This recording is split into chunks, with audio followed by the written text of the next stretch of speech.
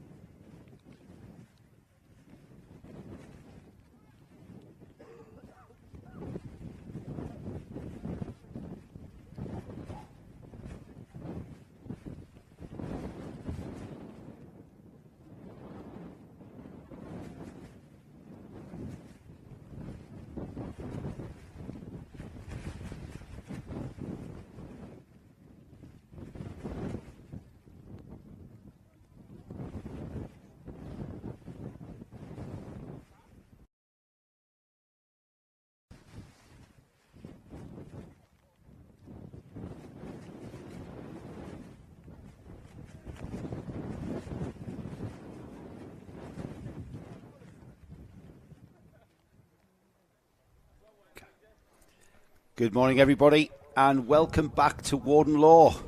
It's round 3 of the Kart Championship here at Warden Law, round 3 of 5 to be precise. If you were with us yesterday, we had some beautiful sunny weather. If you've tuned in today, you might think that we've gone through a time warp and we're already at the Winter Series here in November. Very good. Excellent. It's not. It's still mid-April. However, it's turned into winter pure. It's freezing out there. We've got rain forecast for pretty much the whole day. Right now, we've got a light rain that's continuing to fall. That means we've got very, very wet track conditions. I think it's going to make it an easy choice on tyres. We're with you all day. We've got our super heats coming up before the lunch break, and then we go into the all-important finals after lunch. My name is Joe Bradley. You are looking at Karting Live TV, and alongside me is my ever-able assistant, Nick Damon. Nick, welcome to the north. It's marvellous. I drove past Hull 3 hours ago, and... yeah, I mean, in fairness, yesterday it was lovely and sunny, and I thought, this is it. This is what I came for. And today, well, it's how we expect it to be. In February. Slightly miserable. It's quite interesting, because as I said to you yesterday, we're coming up this track 5 times over the course of the season. First one was the IPKC in February. Here we are for the main CKC season mid-April, which you could have had a chance. And the next time we're here is October for the NKC. Then we've got the autumn meeting in the first week of November. And the second week of November, we're in for the winter series of this. So what we're basically doing is missing all the months when we wouldn't get chilblains. So we know May. You can't come here in May, can't come here in June, can't come here in July or August. Well, as you can see on the screen, just beyond those trees is the North Sea out there, about a couple of miles away. We're just on the coast here. And because we're on one of the highest points in the area, in fact, just outside the main gates, which are just at the top of the screen there, towards the left of the screen, that mound that you see, that tree-lined mound just under the banner, that is a 10,000-year-old monolithic sacred site. Really? There is evidence of human activity there from 10,000 years ago, and it's because it's the highest point in the whole of the Sunderland area. And so did Neolithic people like being cold then? Well, you could argue, why would you settle here on a hill off the North Sea? But what I mean is, people have been coming here to this very point and going, blimey, I'm freezing, to talk about the weather for 10,000 years and take part in whatever activity they were taking part of. With here we are, we're kart racing. We are motor racing, and still activities coming here, bringing humans and mankind here to celebrate and pay homage and worship the world of motorsport. We had yesterday, Nick, some of the finest racing that you could want to see anywhere. I mean, we see a lot of racing from all levels, from karting up to top level sports car racing. And yesterday's racing, I think, was some of the best stuff we've ever seen. Yeah. And you know what? Some things you never see. or very rarely Never seen that. is the clerk of the course, Dan Ashton, came up to Parc Fermé after that final Bambino race that ended the day so well. And he didn't come up to give them their usual riot act, which is why Dan Ashton would normally come to Parc Fermé. He came up here to commend all of those youngsters. And what I did hear Dan say was, I'm going to take that video from that race and use it to show older drivers, adult drivers, that is how you go racing. And it was very apt, actually, because those youngsters really did show the pros how to go on and how to race, how to overtake, how to go for racing moves without even, without touching one another and swapping positions backwards and forwards. We're going to see exactly that again today. Right now, we've got a little bit of the morning warm-up for the parents, Bambinos, who are going to get into a bit of a jog to get down to the grid. Because first out is our mighty Bambinos. The electric carts are out. I think that's a great idea, sending these out so early. The electric carts are completely quiet and will not be waking any of the locality up. So there they are, out on the track. Right, we've just been told we're too loud in the paddock, so we'll try that one. So carts heading round to the grid. Nick, we've got them out there. Yep. You wouldn't know it because you can't hear anything. If you were out there, you'd hear the splosh of the tyres on the track. We're mighty E-ing to start the day, are we? We are indeed. Because that's important. I need to just change something, you see. There we go. It's groups. Oh, we've got rain already on the cameras. Isn't that marvellous? Oh, brilliant. Great. That's the way the day's going to go, viewers. Groups A and B are out for this one. And so it's Ralph Martin on the pole position. He scored 0 points with 2 first places. You score 0 points for a win and onwards and so forth to scoring many points if you come 21st. So front row of the grid, when they line up, we will see Ralph Martin and Oliver Woodall, who we saw race together yesterday. And I've got to say that I have been mightily impressed. See what I did there? Mightily impressed.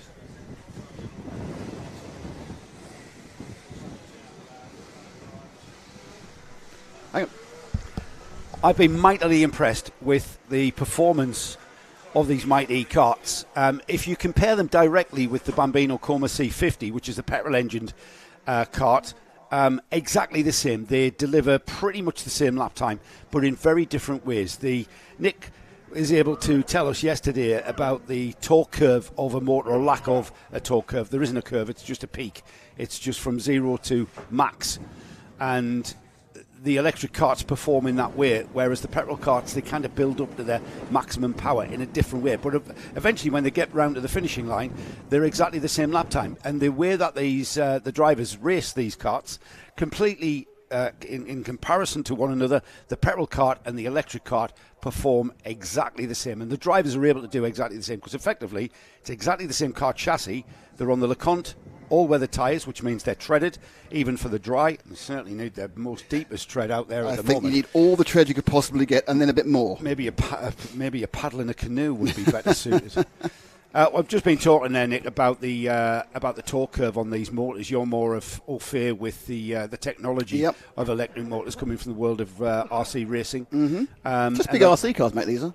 They are effectively, but they're being driven from the cockpit. They're not autonomous. They're not autonomous. Yeah, that went well. For those of you who don't know, that went well. The Autonomous Driving Championship. I don't know how anyone who's interested in motor racing can find any kind of interest from that, other than if you're a computer programmer. Or you've been paid to be the broadcaster. Oh, well, yes, there is that. So you get a few days I'd love it. Yes. I'd love it. It's the best thing I've ever seen. Okay, well, I think we're getting ready to go. So it's got some racing. We're underway. So light-controlled start here. We've got the red lights coming on.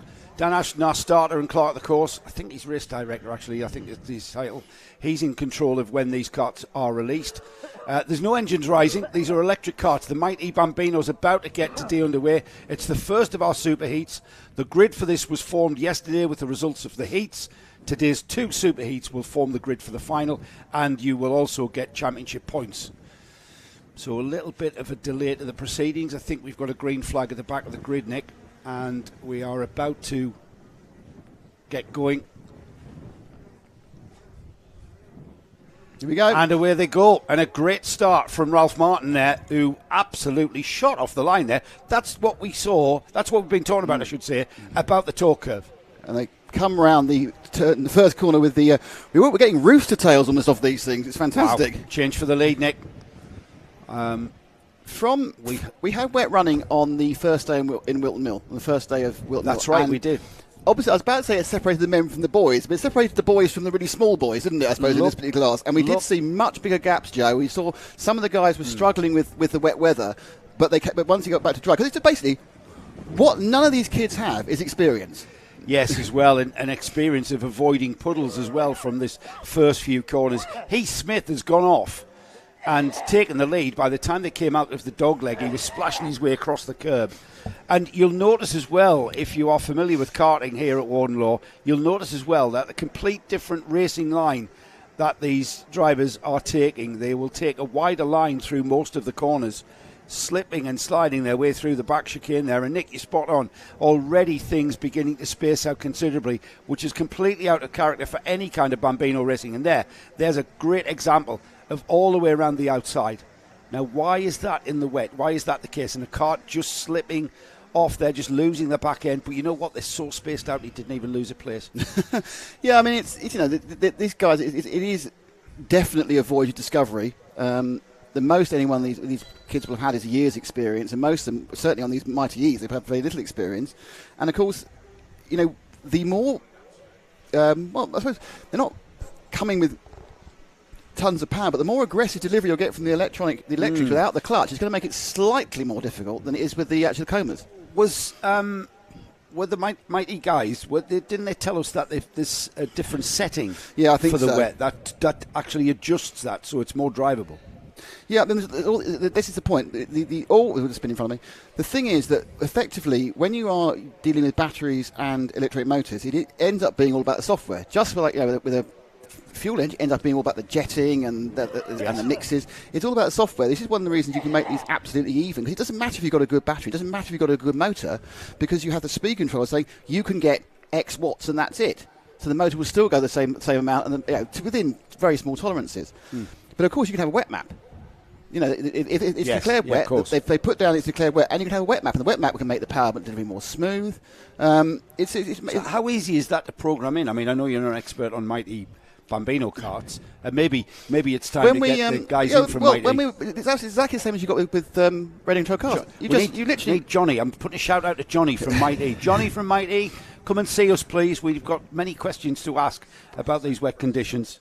But the two leaders now come together. But yeah, just to continue, basically on it's as easy as plugging in a Wi-Fi module and just saying, I want the I see. So it's plug and play. Yeah, right, all you're doing is just changing the way the software delivers the power. Ralph Martin there, who's not on shot. Ralph Martin's in the green cart there with the black suit and helmet. He got right onto the leader's bumper there. The leader there on the black and red cart, the sort of orange stripy helmet there, just going off through Brian's Bend and into the dogleg. I'm not sure whether that was a mistake that allowed Ralph Martin behind him to get on terms. He had a spin. The leader had a spin, I'm being told. Thank you, Frank. And that allowed that gap to disappear. But look at that. In an instant, Nick, he's pulled the gap again. Look at that. But, yeah, I mean, just out of interest, they are running about 22 seconds slower than they were round a lap yesterday. Yes. That is not just the wet. They've been a little bit calmed down, I think, on power delivery. Right. Still need Johnny from Mighty. If you're out there, I know you can hear this. Get yourself up to this commentary box just off beside the scrutineering next to we're actually conjoined with the scrutineering bay. That's where we are. We'd like to ask you lots of questions, and we're not allowed out of our box, I'm afraid, at least until lunchtime. Well, then probably not even then. Not even then, no. So, yeah, if you could make your way up, lots of questions. Meanwhile, out on track, Heath Smith leads, Ralph Martin second, all the way around the outside. Now then, I was about to tell you why they go all the way around the outside. The inside line is ideal in the wet. That's the racing line. Take the shortest trajectory around a curve is what you would do. However, because in the dry, everybody does that. There is a layer of rubber there. And here at Warden Law, it's a very well-used track. As the spin there from Ralph Martin, it doesn't really affect him. Oh, I think we've had a dual spin there. Synchronised spinning. As Heath Smith was not that far away. And Heath Smith recovers a little bit less readily. And are we going to see a change? No, side by side. Oh, it's all about where the grip is to power out of the corner. Yeah. I know that's a very quick corner. But here at Warden Law, Nick, I've just finished this thought. The Karting North East, based here, got a lot of higher kart activity, layering the racing line with rubber of all sorts, and then when it rains, that inside line becomes very slick because of that covering of rubber. Yes. Anyway, so I was going to say something that was ages ago. It doesn't matter. It doesn't matter anymore. So carry No, on. but I've been trying to.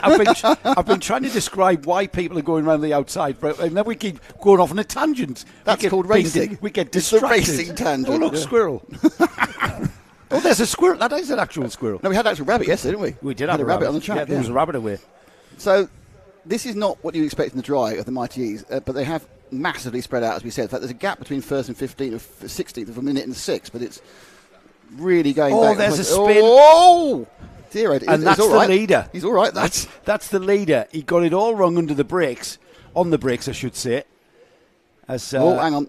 Hang on. That's not what we want, because there's a very good reason for that. Keep going. Talk among yourselves. Talk among yourselves. So we had the leader spinning off there and going backwards into the... and he spun again. He's really struggling on the brakes, is Heath Smith. And we'll see a change of lead for the first time in this race, inside of 2 minutes there. And Ralph Martin takes the lead. Heath Smith, I was about to say, Nick, it gives us an opportunity to look down the field and see where everyone is. So Ralph Martin now leads, Heath Smith second.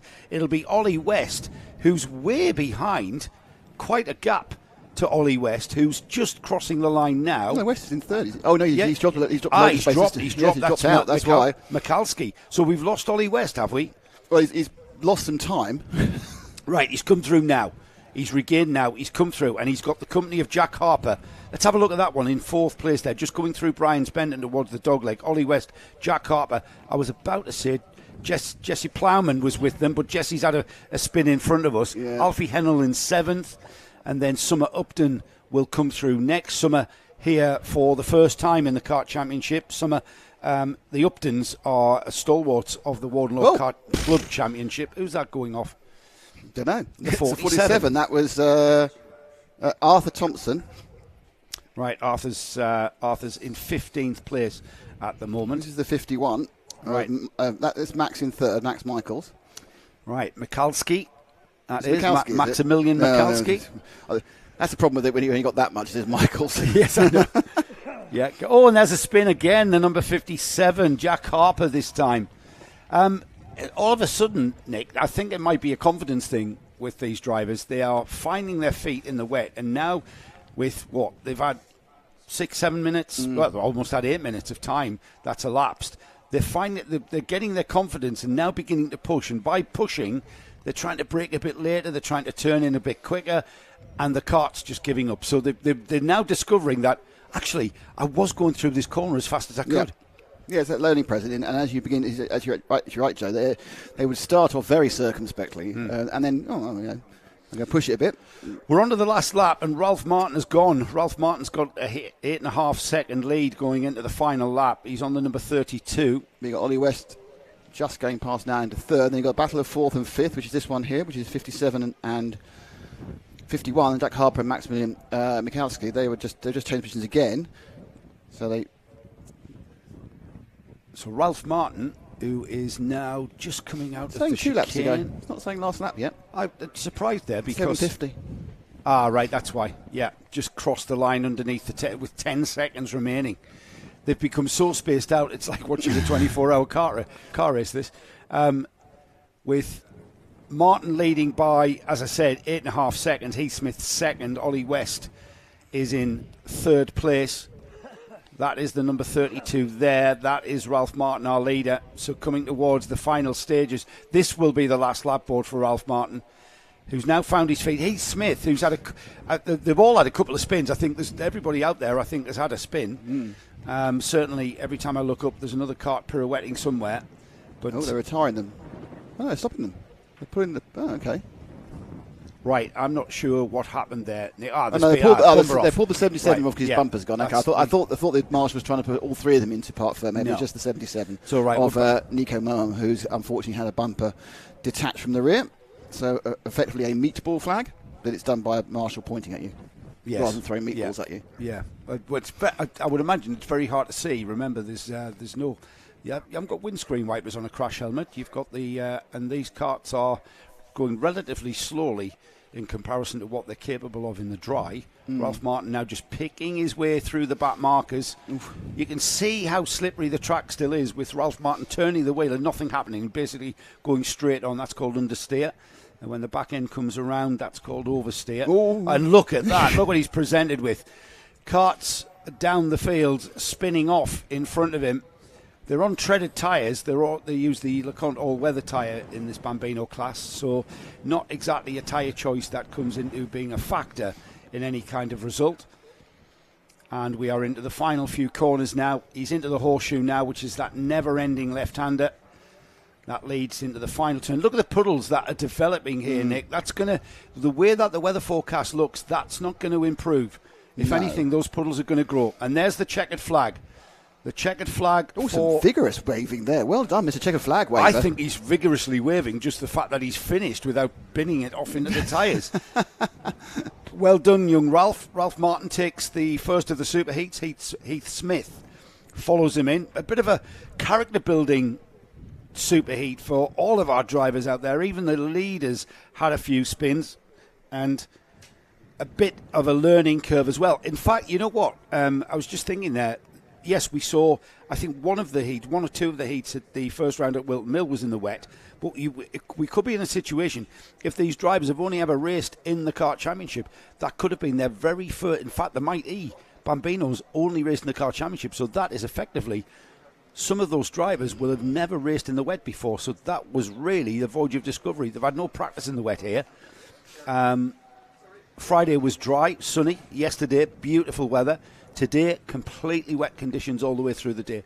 And if anything, the only saving grace from that is that it's going to remain wet all day. Yeah, interesting. Talk about the weather. We have Scott Hunter on the chat. We were happy to please talk to us on either the Karting Live YouTube or the BKC, JKC, CKC YouTube. We're co-streaming. Scott Hunter, strong winds for racing today. John Anderson, looks like a typical English spring day. So basically, they're telling us what we know. The weather's awful. Kim Harris, let's go. John Anderson, there is a special place in Hull for the person who invented autocorrect. Oh, I see. Very good. Because you wrote hell, and it autocorrected to Hull. That's an old Hull gag. That's quite funny, that. And Michael Burke here, this is interesting. Hi all, it's 6:10 p.m, so it's about 7 minutes ago, here in Bathurst, Australia. Excellent, thanks for joining us.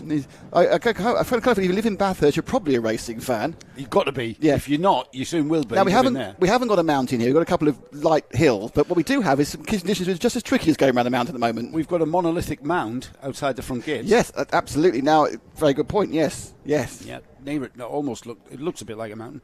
So your top 10 for the first... It looks a bit like a mountain! Well, if you're small. The first Mighty Bambino Superheats, first of their Superheats, I should say. Ralph Martin takes the win, Heath Smith second, Jesse Plowman was third, Jack Harper took fourth, Ollie West fifth, Maximilian Mikalski was sixth, Alfie Hennell seventh.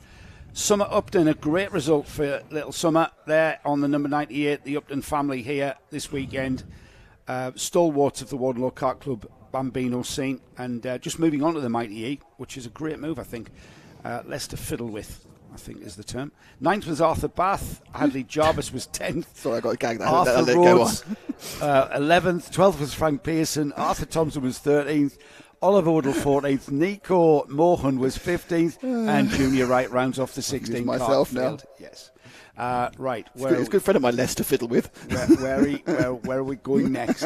We are going to Junior Max. Now then, this has been the property of two drivers. Addison Smith and Kasper Tomilewski were quite dominant. They shared their dominance, though. That's the thing. And they're going to share the front row of the grid. Now, I was looking at this. I'm just going to get the Junior Rotax Superheat grid up. They scored the same amount of points. They both scored 2 points each. And so the grid has been formed with Kasper Tomilewski taking pole position by dint of having the fastest lap, a 50.42 in comparison to a 50.490 for Addison Smith. So Tomilewski for Cato Motorsport, Addison Smith for local team ST Racing, they will share the front row of the grid for the first of the Superheats. Addison Smith's ST Racing teammate Charlie Very starts on row 2 with Andrew Dixon alongside. Row 3, we've got Leon Barlow and Ben Horner, two of the X-Kart drivers there, so an inter-team rivalry there on row 3. Ben Horner, who's a privateer, shares with X-Kart's James Kell. On 7th and 8th is James Kell and Logan Howes, I should say. Row 5 is Ewan House and Marcel Poppercull. And then moving down the order, row 6, Harry Hurst Grover will be sharing that one with Gregor Reed. We've got John J. Buchan and Emily Cooper, 13th and 14th. And then moving down the grid order, Oliver Fabricas, Jack Robinson, Callum Gosh, Braith Murdoch, Jensen Pritchard qualified 19th, Aston Brown 20th, Max Haller, Riven Welsh, Luke Sawyers, Aidan McDonald, Bella Brown, Lewis Holt, Elliot Foster, Conor Doran, Archie Doughty, Calvin Moffat was 30th. And this huge 33 kart field, Molly Pugh, Matt Scott and Sandrine Gomez rounds that massive field off. They've been released from behind us, Nick, so they'll be splashing their way around. And this is the first time they've encountered a wet track. And they've a couple of them have gone round. Now, obviously, we go from the equal slowest class to the fastest class, so be interesting to see what their reduction in pace over a lap is of wet. But certainly there's a few of them here who may have tried slightly too vigorous tyre warming facility. They're now round the wrong way. The final kart gets released from Parc Fermé, and there's a few cars. We've got a kart that's stopped there, the 221. I think it's flooding out, so we got that's a non-run. That's Molly Pugh, unfortunately. So Molly. She's not going to make the start, which I think will probably mean they're going to have to do a roll round. Yeah, we can quickly get that recovered. No, there's several karts not facing the right way. So no one's going to be in the right. There's at least 5 karts not in the right position now. Now, I don't know what the rules are. You can reclaim your place up to what point, Joe, if you spin or go out of position? You're going to have to join on the back now as they're formed up now. You're not going to be allowed to, because you're under yellow now. Right. From the last marshal's post, you're under yellow. We've got a delayed start flag already. Yeah, they're going to run out. around, because they've got 2 or 3 karts off. Molly's kart now is often in a safe position, but can't really see on the screen because of the wet conditions, but that's a green flag with a yellow V, or a green light board with a yellow V. That denotes a delayed start or a false start, as we call it. Now we got a few seconds to talk about wet weather racing. Whatever happened to those whirly visors? You know what? They were kind of sort of drifting away back in the mid-80s, because of the Rain-X product, where you would Rain-X your visor, and the once you got into the airflow. For those who don't know, in the wet weather, you would put in front of you a clear perspex circle going in front of you. It was a disc. A disc, yeah, and it had little kind of grooves in it, which made it like a windmill. It had veins on it, yeah, and it spun in the airflow. And it spun the water off the front of your visor. I tried one. I couldn't see a thing out of it. I used to use it. Did you really? Yeah. Couldn't see a Probably thing. explains why I didn't do very well in the wet. Not my talent, obviously. I used to love the wet, and I'll tell you another thing about the wet. It's not all about your best equipment in the wet. The wet, I always feel, is a good leveler. So it's not all about who's got the best engine, because the best engine is not going to give you any. And you don't want the newest chassis. You want the soft chassis. You want the soft chassis, yeah, absolutely. Because it generates more grip. A stiff chassis generates less grip than a soft chassis. It's just that obviously it's more direct and even and if you've got an absolutely outstanding engine, that's not going to be very drivable if it's going to be punching you out the corners in the same way as it would in the dry. You want a little bit more drivable sort of power curve. Here we go then. Kasper Tomalewski, Addison Smith leading this field of junior Rotax drivers around for their first superheat. Coming towards the line. They'll get underway this time though. Looks quite orderly. I don't see any false start flags, and it's Addison Smith. Oh, we've lost the 215 straight. Oh, that's a bit. He's kept going. That was quite a big one. He's taken out some tyres there, but he's okay. The 215, that was of Addison Smith, our pole man, or the person who led across the line at least, and he's back. He lost about 5 or 6 positions. He just went skating in on the wet conditions and off into the first turn. And they come round again. Look, there wasn't the grip as he turned into the first corner. Moving. So we've got more problems at that first the centres. 3 karts off there. They'll probably get going again. 4 karts off there. 5 karts off there. And now they're moving first lap around. So, interestingly, these junior Rotax guys have not decided to take the circumspect first lap. They've just gone for it straight away.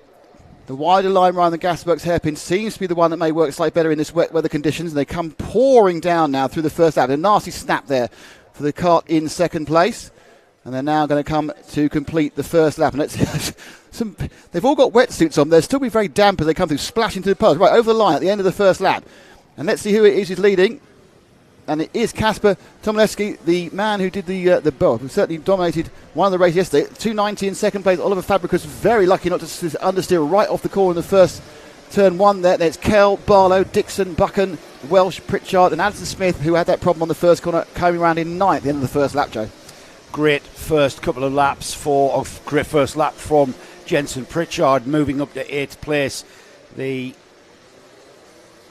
second and third battling out there, and it's heading up the inside. So it's interesting. The 290 of Fabricus is having a little bit of a problem just judging where the understeer kicks in. He managed to get it back into that position again. Did you see that though, Nick? The kart on the inside line didn't get the grip and he just spun his wheels up, whereas Fabricus looked like he's disadvantaged himself by being on the outside, but he had the grip. Someone getting a bath. You need to avoid. You know what? These puddles are going to grow as the day goes on because the rain is continuing to fall.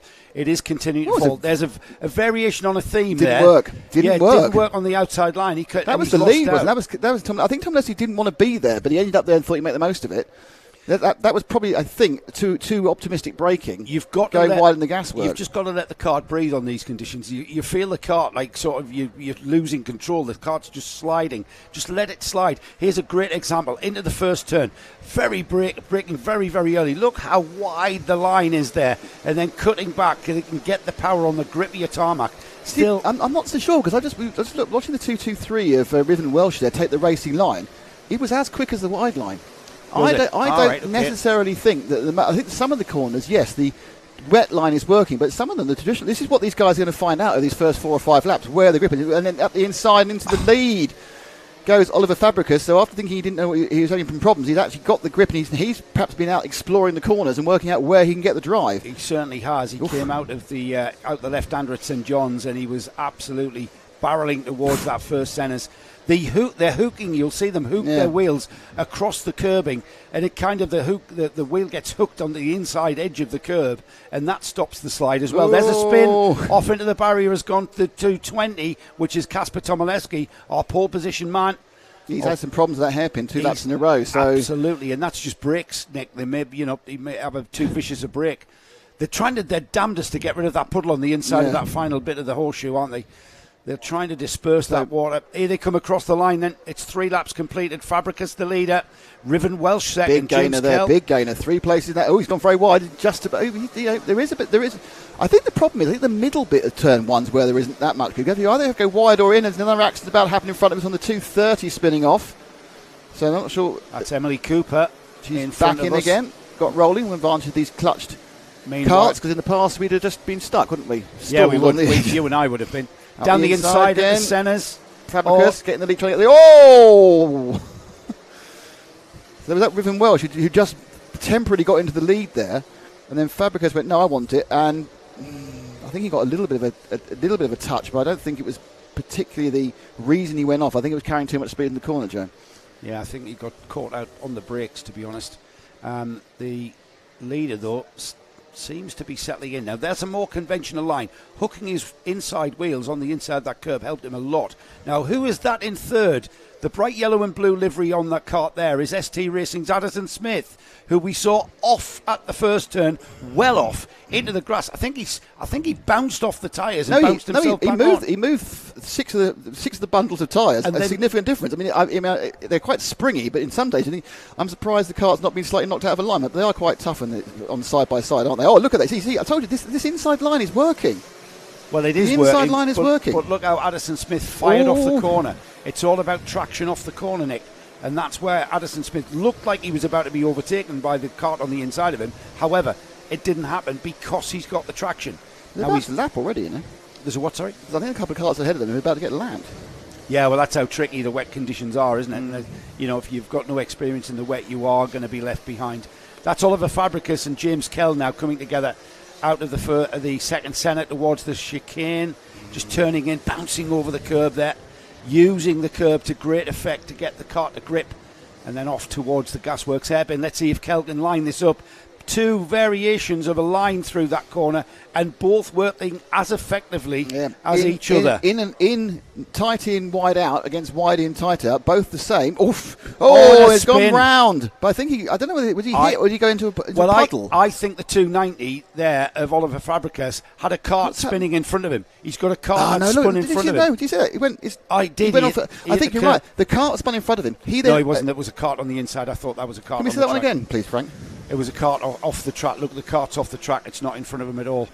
I thought that was it. I think he's hit the curb. It's gone off wide. That slowed him. And then James Kell has hit him up the rear bumper. Addison Smith, would you believe, is now in second place. James Kell, our new leader, after that little bit of an incident. Let the stewards sort that one out. Results are provisional, as we call them at the end of the race. We are towards the final minute then. James Kell, Addison Smith, Oliver Fabricas chasing back down on the number...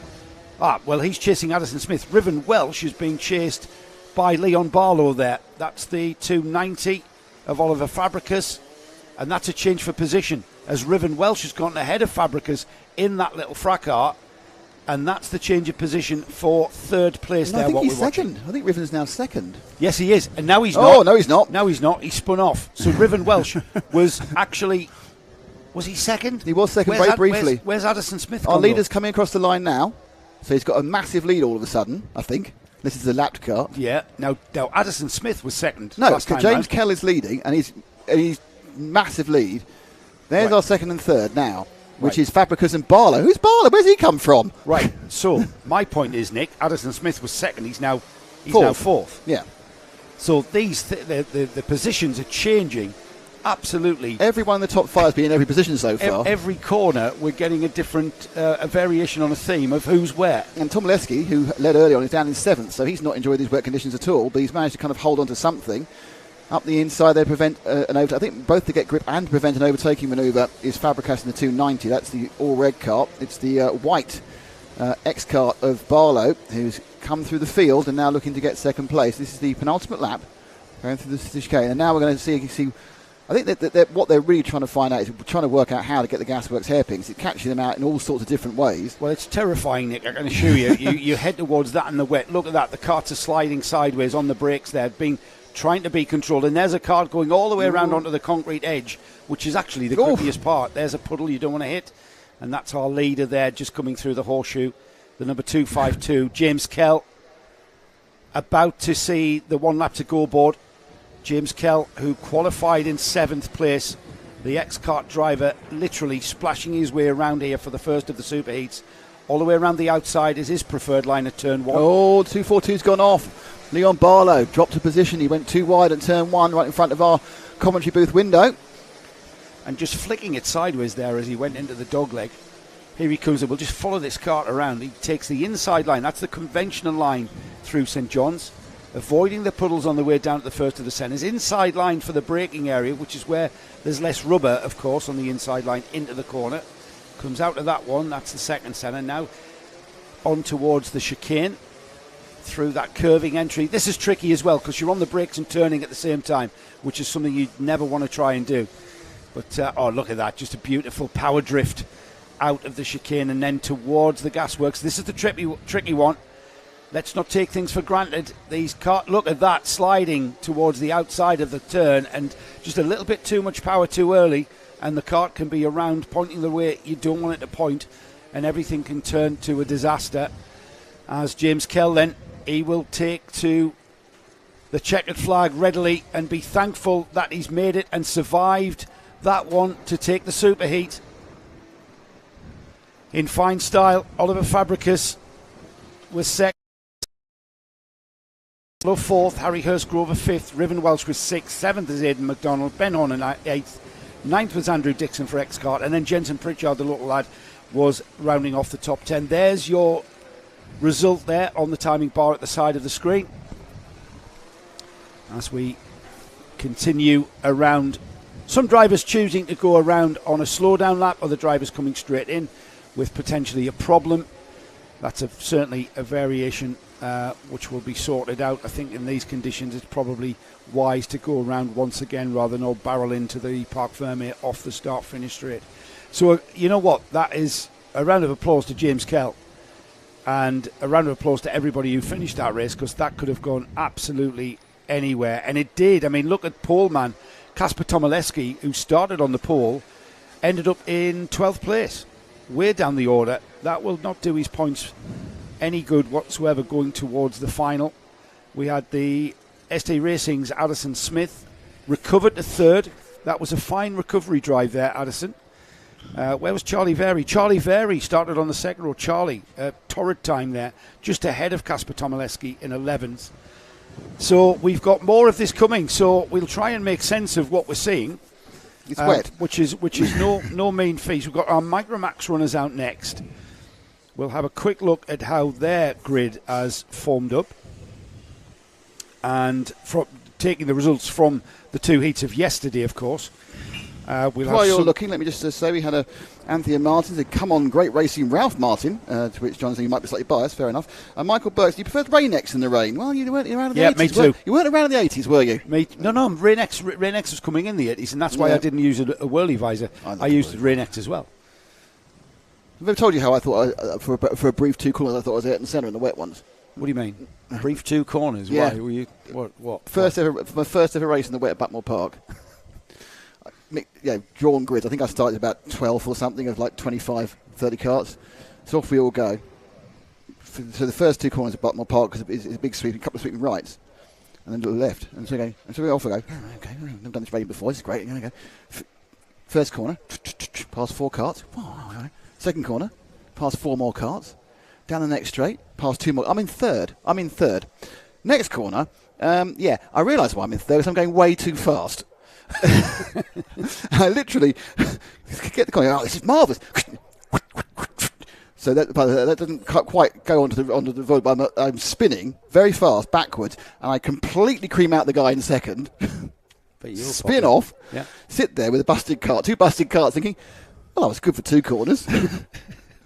But I literally remember in my mind thinking, I am an absolute rainmeister. These idiots, I've never done this before. I'm marvellous. And it came to an end. And he wasn't happy, that bloke. I remember that. He wasn't happy at all. I think he called me words I can't repeat on the radio. I'm still not sure whether I enjoy racing in the wet. Some people love it because, like I say, it's a great leveller.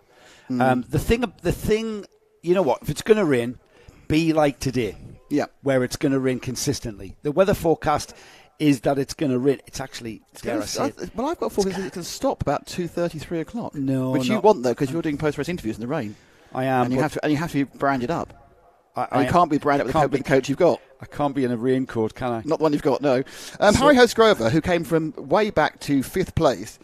Emma says, amazing drive, Harry Host Grover, coming all the way back.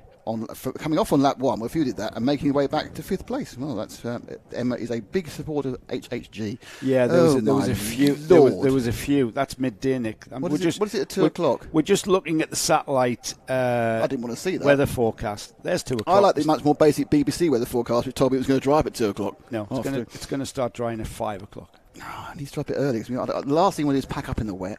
Yeah, sorry. As I was about to say, you're apologising for your local weather now, are you?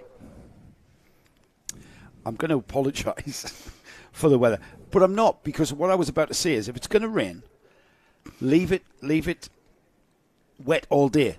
Yeah. There's one thing I used to hate, and everybody hates in the paddock, when it's wet, dry, wet, dry, wet, dry. Mind you can go from 0 to hero in those conditions. Or in my case, 0 to 0. That's right, 0 to 0. And if you make the right tyre choice, if it's an open, if it's right, we've got a declared wet meeting here, which means you've got to go out on wets. If it starts to dry, which I doubt very much it's going to be today, you would then go to an open meeting, which means the tyre choice is yours depending on the track conditions. And sometimes slick tyres, when the track's just transitioning back to dry, you see people chancing slicks, you see people chancing wets. And sometimes it works, sometimes it doesn't. Meanwhile, I can tell you for sure that Just giving you a rain shot there, so you can see it is actually raining the whole time. It is raining horrifically. We've got the Micromax runners out, and I can assure you, That's everybody's quite hard, isn't it? on the tread. What's that? The Sorry? rain's quite heavy. Yes, it is. Because our our commentary booth window is just wet now, so you can't really tell when it gets wetter or not. No. And I haven't got any convenient place puddles I can get the actual volume. But we're on some slopes. It drains quite well in front of our window. Yeah, that's on the towards Brian's Bend out of the fastest part of this course. That's good. If you slide too wide into the everyone's puddle. getting a free bath night, aren't they? Absolutely. Alfie Mayer puts it on pole position for the Superheat with Logan Rolfe alongside that Zip Kart factory team against the Synergy factory team on the front row. Benedictus Masiokis is second with local lad Austin Oman alongside. Alfie Garrett and Elijah West are on row 3. Row 4 is Buddy Hugo and Lewis Kokori. George Swire and Freddie Blackshaw are on row 5. Row 6 is Xavier Ramsey and LBJ Stubbs. Chloe McGill and Matthew Lilly are on row 7. Row 8 is Sebastian Crawford with a very fine 5th place, but then a retirement in the second heat. That's put Seb down the grid order. Look out for him. He's alongside Lewis Herbertson. Then we've got Jack Mellon and Victor Poppercool, Jamie Walsh and Carter Jackson, and then Travis Giddings, Ronnie Faulkner and Ruben Sagu is the driver that rounds off the order. I think the 27 That's Victor Poppercool. has had a problem. He just came ground to a halt at the exit of Senna 1. They're going round again because it was no way were they anywhere near ready to get the kart going with a few problems that other karts had. I think 3 or 4 of them I saw spin, so I'm not sure how many got their positions back, but I suppose you're going to spin the warm-up lap and work out where the grip is. It's not a bad idea, actually, to send the drivers round again just for another sighting lap for them to see. Remember, this is their first superheat of the day. This is the first time all weekend. I mean, we've been practicing all day Friday. We were practicing and racing and qualifying yesterday, and it was perfectly dry conditions. So these drivers have not necessarily seen this track before in the wet. And it's all about local knowledge. It's having driven a track before, knowing where the grip is, knowing where the puddles lie. That is all beneficial to how you go about driving around a racetrack. And so two sighting laps is not a bad idea. And also, Nick, even though they are running in the wet on wet tyres, the wet tyre does heat up to an operating temperature. Now someone's fallen off in the second lap. Someone's fallen off in the second lap as well over there. I think it might be the 13. Might have gone either as the 13 or the 18. Might be an 18 actually of Chloe McGill, but he's got rolling again. I must admit, the luxury of having a clutch in these wet weathers is just fantastic, isn't it? The amount of times I just sat by the side of the track watching things going. So they have got themselves into some form of order there, as you can see, they're just appearing out of the static image on the left-hand side of the screen. There are a few catching up. There's a few stragglers. I'm not sure they'll wait again for another lap for the stragglers. Yeah, they've been great job by Alfie Mayer and Logan Rolfe. Alfie Mayer, the pole driver, he's in control of the pace, and that's a lovely walking pace. The stragglers will get an opportunity to catch up onto the back of the grid, I think, by the time they come out. Now, this is where they need to. The Dan Ashton does not like acceleration from the final got a corner. spin in the front line. Yeah, spinner there, but we are away and we are racing, and it's Logan Rolfe for Synergy off into the lead, all the way around the outside for the Micromax lot.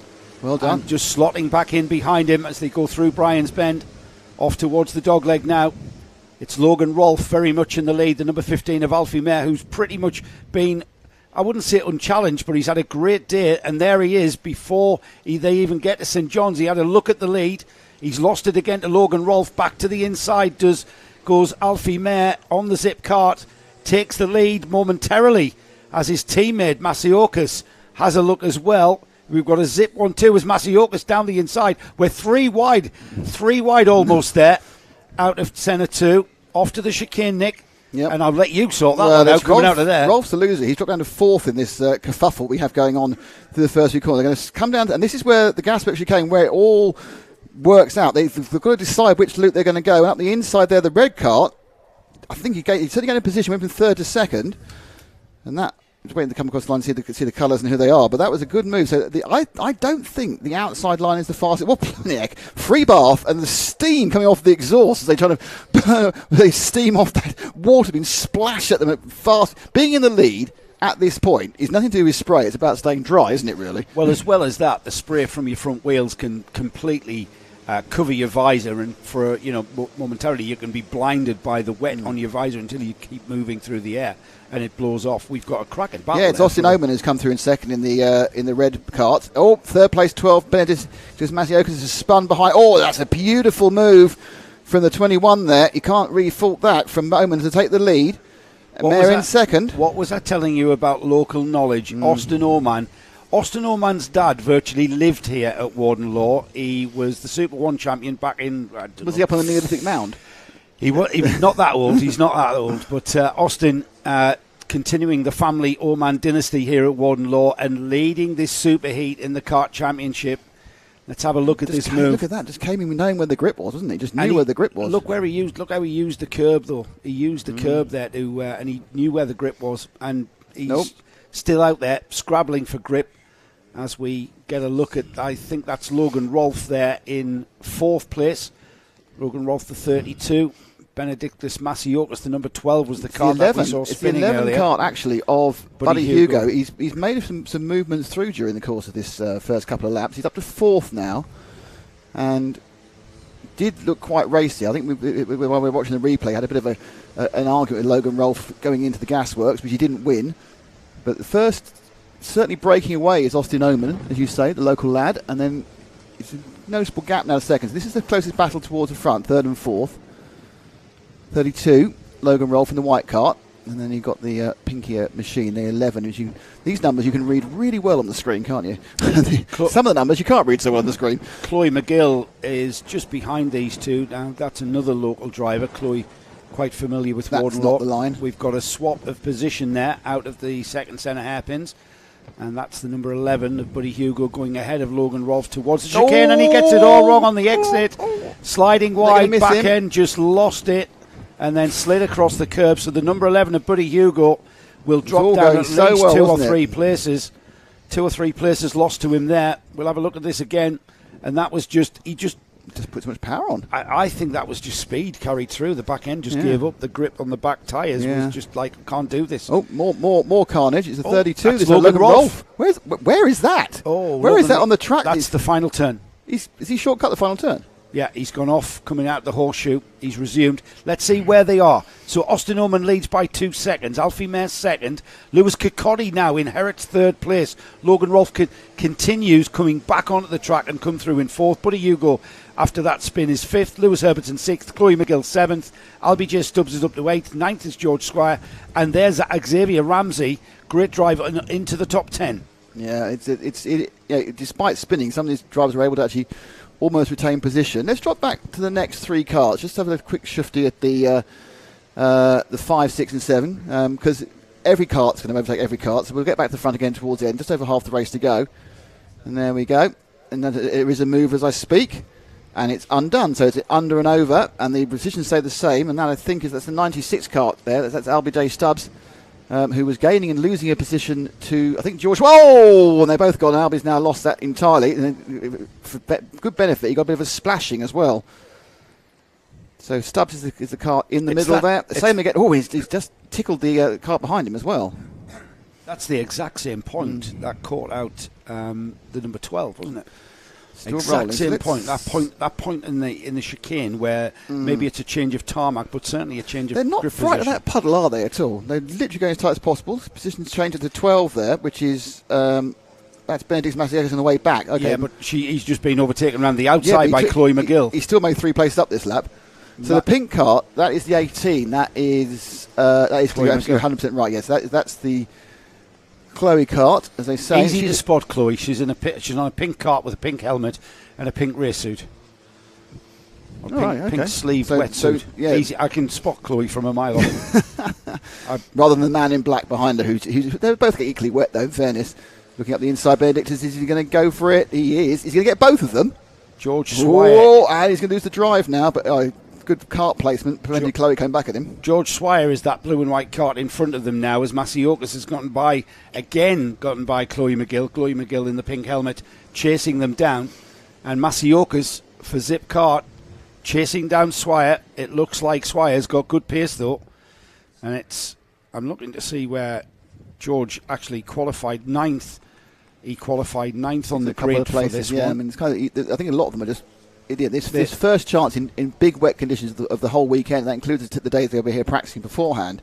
It is, this is, as we said, a voyage of discovery, and they've all probably had multiple moments the first couple of laps, and now they're beginning to get in some form of rhythm. Now, just at the front, Austin Oman is using his local mileage to be 6 seconds ahead of Alfie Mayer, but Alfie Mayer isn't doing badly because Alfie's a further 8 seconds ahead of Buddy Hugo in third. So the top two have got away, and that's the 82 of George Schweier making up more positions. So good spot there. His movement forward there from Joe.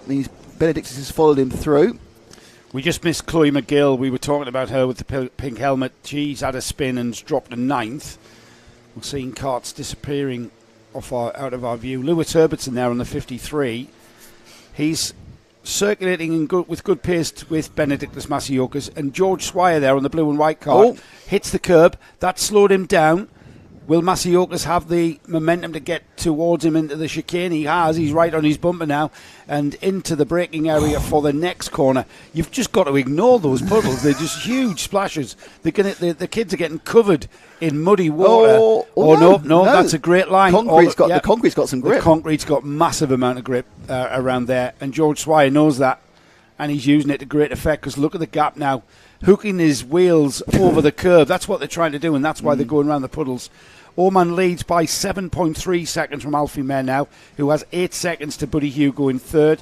Still Kirkcaldy in fourth, Logan Rolfe fifth. George Swire is the kart we're looking at there. He's in sixth. Masiokas chasing him down in seventh. We've lost Lewis Herbertson. He was right on the tail of the number 12 now, and Herbertson just disappearing. Matthew Lilly ninth. Chloe McGill is the kart with the pink helmet rounding off the top 10. We are on the penultimate lap here, Nick. It'll be the 1 lap to go, Bod, when the leader, Austin Oman, so we should really pick young Austin up to take this super heat Austin win. must be getting very close to completing the lap, actually. So he's 20 I think so. So it's the... Yes, he is. Is he just coming through the horseshoe, I think? Yeah, that's it. Thank you. Pick up Martin there. Is that him? 90... Is that 21? Is that different? That could be someone who's struggling, actually. That's Elijah West who's having a struggle. Here we go. Right, let's see if we can pick up the 21. Number 21. Well, it's good to get a little bit of a view of some of the other karts, in fairness. Well, that's Sebastian Crawford, who had a great Austin Oman. And you've got 13 behind him. They're together. That's here he comes. There's our leader. So Austin Oman, I was talking to his dad on Friday, and he said, every time you mention Austin, you mention me. And, hard not to hear at Warden Law especially. But Tristan Oman is now known as Austin Oman's dad. So, that's how old we are, I'm afraid, Tris. Austin Oman showing everybody the way around Warden Law in the wet here, and a masterclass avoiding the spinning carts as he does so.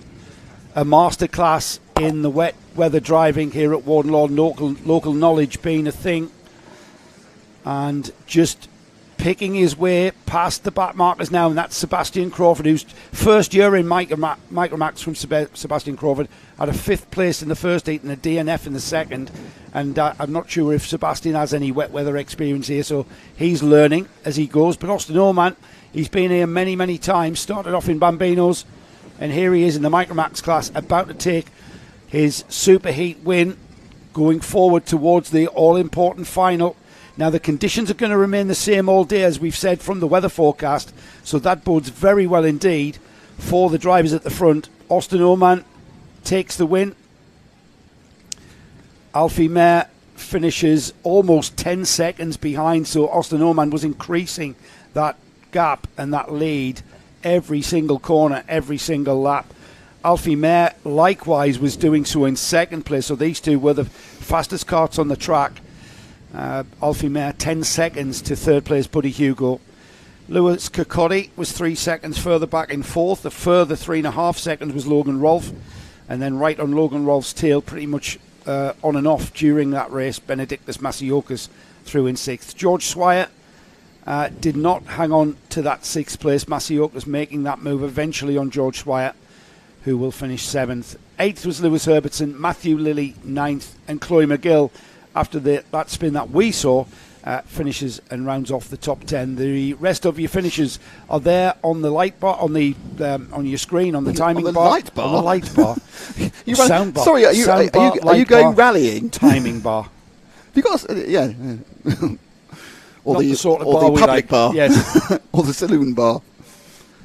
So that was the first superheat concluded for Micromax. We've got, if you think that was quite exciting, I know they were spaced out. What's there was next? Plenty of battles. Guess what's next? Comas? Honda Cadets. Honda Cadets. Martin's giving my range shot that I like. This is but can I just say, I'd like just to say thank you very much to Martin and Ash, who are our camera people, because it's not nice out there.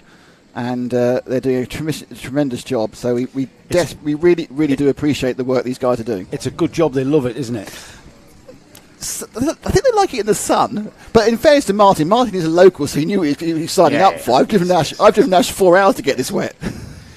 So we've got the Honda Cadet parents race, Martin, if you'd like to show us. They're not racing in the rain, are they? Choice of brolly here being the order of the day. But again, it's very dark. Again, they're very dark dress, and they're very dark brollied as well. Why is it that the Honda Cadet parents field, they prefer black clothing? I know. There's a couple of orange and red in there. Oh, someone's going for it. No, we need to get the front of the field. There's a bit of running going on there, Ash. Come on.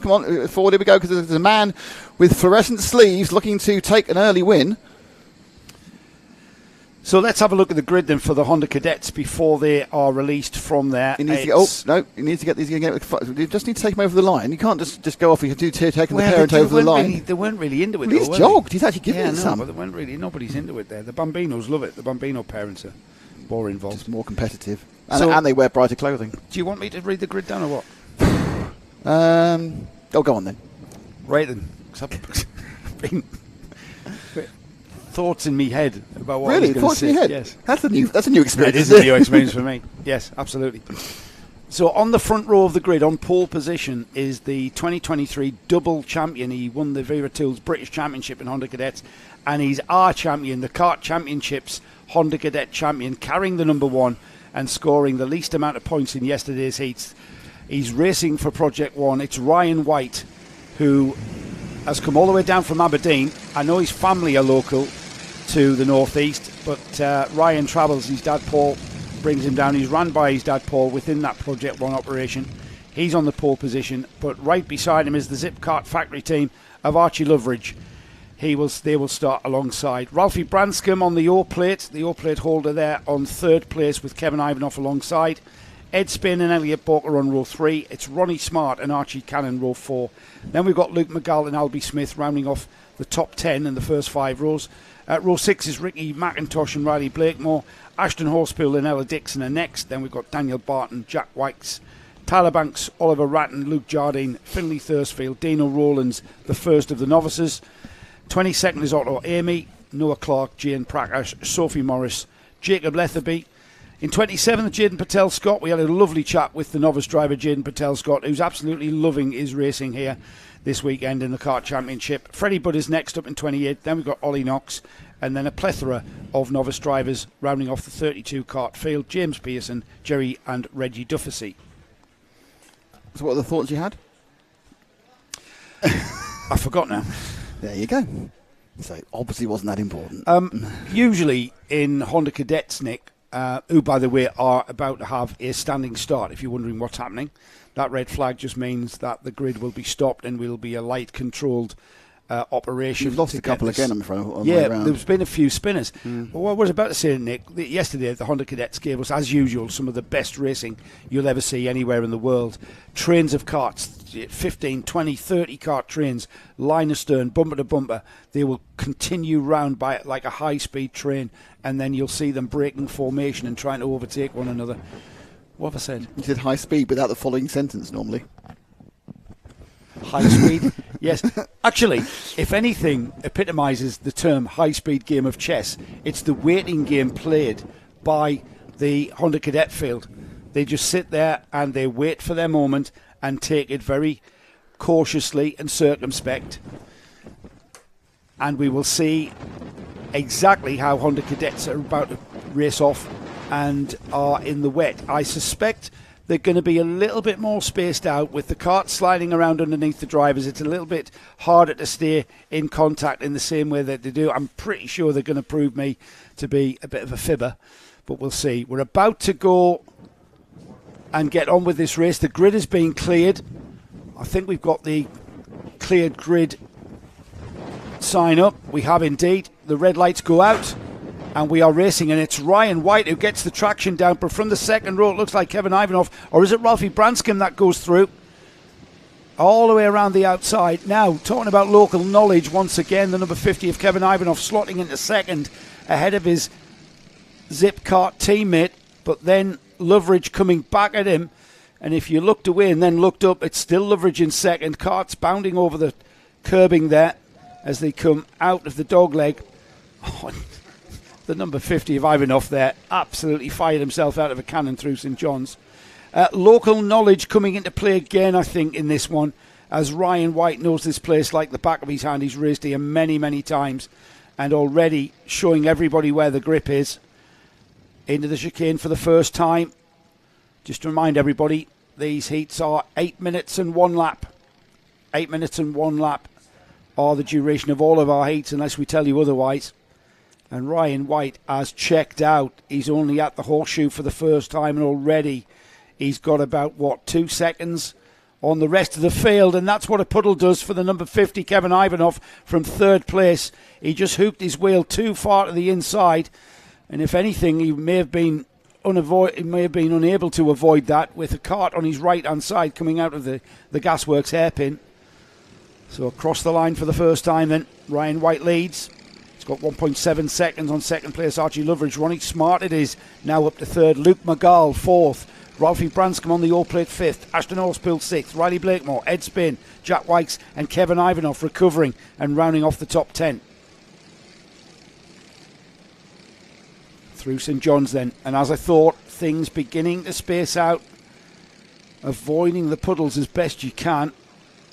Carts slipping and sliding. See the drivers. What you don't see in the dry is the amount of steering wheel movement as we do in the wet. The drivers applying the steering left and right, just feeling the grip from those front tyres. That's Ryan White in the foreground. And that's how heavy the rain is. Our lens beginning to maybe have to have somebody have a trip out there and give that a wipe later on, Nick, when it gets really bad. But we'll see how it goes for now. Rooster tails of water coming from the track surface, just showing us how wet this is. Loveridge through in second. That's Ronnie Smart catching him a little bit there. Maybe lulling us into a bit of a sense of security there. Ronnie Smart, who's with Project One, chasing down the Zip Factory driver. Project One, of course, leading the race in the form of Ryan White as well. So the Project One team sharing information regarding setup, no question, because these carts are very, very quick out there. However, Zip Cart know what they're doing. And right now, Archie Loveridge is their lead driver in this Honda Cadet race so far, and he's in second place. Yep. Coming through now. The white and multicoloured cart. Oh, got a red flag, Nick. Oh, red flag. We've got a red flag. Then? What's caused the red flag? We've got a red flag situation. We've got the carts being directed into the Parc Fermé. Not quite sure what the stoppage is about, but there's a car off on the top left. When we get some information, we were just presuming that is the situation that necessitates calling a halt to that. So with I think we're just underneath 3 minutes of racing there, exactly on 3 minutes when the clock was stopped. 2 minutes 57 to be totally precise. So whether or not we will rerun this superheat, Nick, I'm not sure. Only 3 minutes done, not sure. And they are running quite a tight... Well, no, they say it's a tight schedule. I think they're trying to get away, so they probably will drift it a little bit towards the end. So next out will be the C50 Comas, but we've got a bit of a... Well, we've got a bit of time. So there's something we need to talk about, which we actually do need to talk about and refresh also on the Mighty E's. We have misspoken about the Mighty E's. The Mighties. Mighties. And Johnny Stinson's been in contact with us because I think we took what was a conversation we had about what could potentially happen and confused it with what actually happened. Right, okay. Because we said that in the wet you could change the power delivery. Well, I was just wondering if that's what you do. Unfortunately, some people have thought we said that's what had happened. All right, no. And Johnny wanted to say, no. The units have been set and locked since they left Northern Ireland, and they've not been changed because of wet weather or anything else or track conditions. They've been nailed down. So I apologise for any confusion we may have caused anyone listening. It was us thinking about it. And we did have a conversation about, well, you could do that, couldn't you? And, of course, you could do that, but you don't do that. So, well, yeah, that was a question I was asking. Yeah, that's fine. Can you change the setup for the wet and reduce the amount of power going to the back wheels. And which you could, is something but they don't. But they don't, right? And that's why I was shouting out to Johnny, who's answered those questions. He has, but unfortunately, apparently, a couple of the parents have got a little bit irate, thinking they've had their engines turned down, but they haven't. They're all the same. All right. So everybody in the Might E camp, you're all the same. You're all the same, and the same as you were yesterday morning, and Friday morning, and Thursday morning. I understand why these things. It just shows, Nick, you should never listen to what the commentators are saying. We're just speculating on rumour and literally, speculation. We've got hours to fill. Yeah. So who else can we upset? We will repeat that actually. That message also for the next Mighty E heap. I just thought it's probably easy to get it out now. Let's be honest, it's not the first time we've been taken to task. Can Ash hear us, by the way? Can Ash hear us? Yes, he's on the camera, isn't he? I know, yeah. All right, I just need to know his lunch order. So right. Can you put it on the group? Yeah, please? can you put your lunch order? Can Ash, you put your lunch order onto the WhatsApp chat? That's a little bit of an in-house catering going on there. Good luck to Brady Aitken, says Dan ST32 from Passion Karting. Right, I'm going to move on to comas now, Nick, and Right. talk about that. Before we do, though, this lull in the proceedings gives us an opportunity to talk about the calendar. So we're here at Warden Law, just on the south edge of Sunderland City, on the site of the 10,000-year-old monolithic sacred mound just outside the front gates. People have been racing here for 10,000 years. I've heard that, yes. Started off with, what we read? Mammoths, I suppose? Mammoth racing? Possibly. Running away from saber-toothed tigers. So seals, penguins. It's quite cold up here. It wasn't the Ice Age. So we've had, round one took place at Wilton Mill. Round two, we went off to North Wales and Glanigor. Here we are at round three. Round four, we have to wait a little bit for, towards the end of June, at Rowra in Cumbria. We basically go from the northeast coast across to the west and on the edge of the Lake District. It's a great drive up to Rowra from anywhere, wherever you're coming from. Rowra, just on the edge of the Lake District.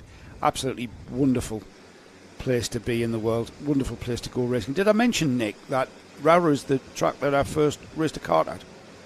No, really? Yeah. No, it's amazing. Yeah. Just a bit of update. The driver who's being looked at and caused the red flag is absolutely fine, thankfully. I think a lot of time they just if the guys had a little bit of knock, they say stay in the cart, let's have a look, let's make sure both the cart and the driver are fine. So that's excellent news. Now I assume they're either going to rerun that now, though actually all the carts are leaving Park Fermers. I think that's it. I think that's going to be called after 2 minutes. That'll be called after 2.5 minutes, almost 3 minutes.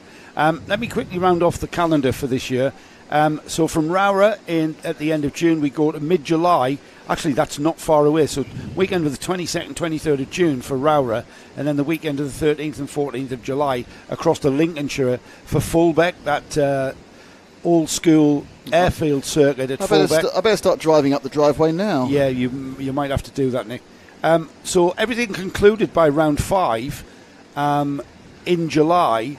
That's not racing over for the Kart Championship, though, because in September we kick off the Kart Championship Winter Series.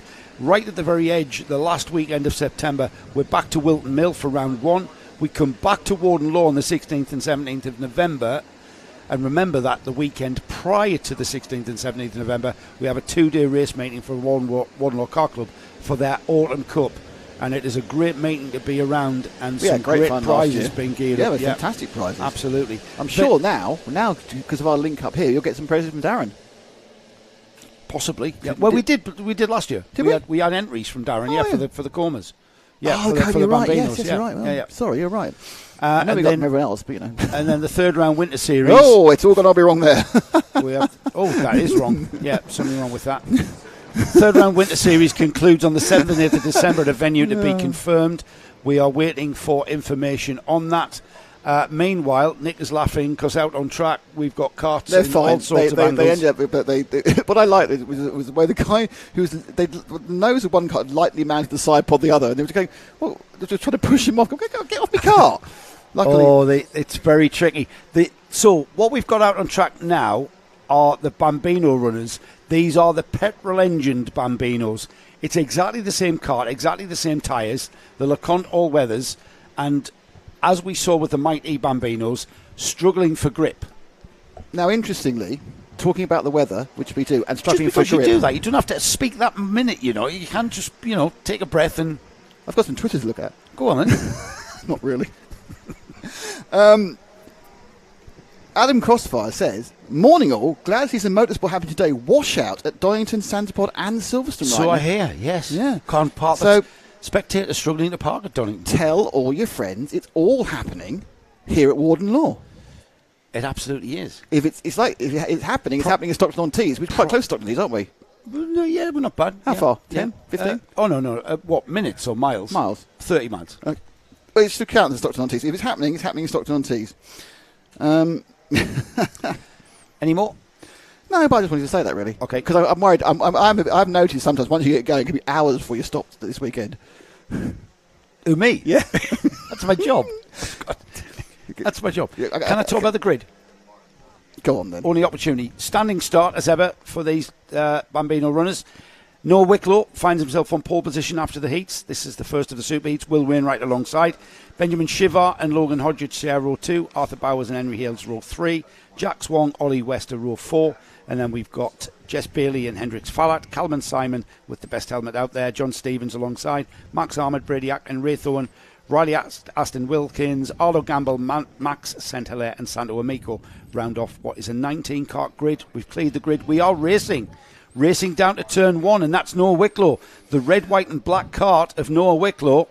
Now, I know Noah has been here before, and we splash our way through turn 1, and a cart off. That's Wainwright off, one of the front runners, off towards the right there, and that was just unfortunate there. The track got a bit crowded, and Will found himself being run out of that was unfortunate. He got nudged around. It wasn't deliberate. Well, that was rear wheel to front wheel, so it wasn't really. I think that was Benjamin Shivar. Yeah, also having a tricky start was the 57 of Henry Hales. I saw him off on the grass, but I think he got round. He probably only lost a couple of positions, but he was really sitting there. I imagine in his helmet, he was going, and then he got it back.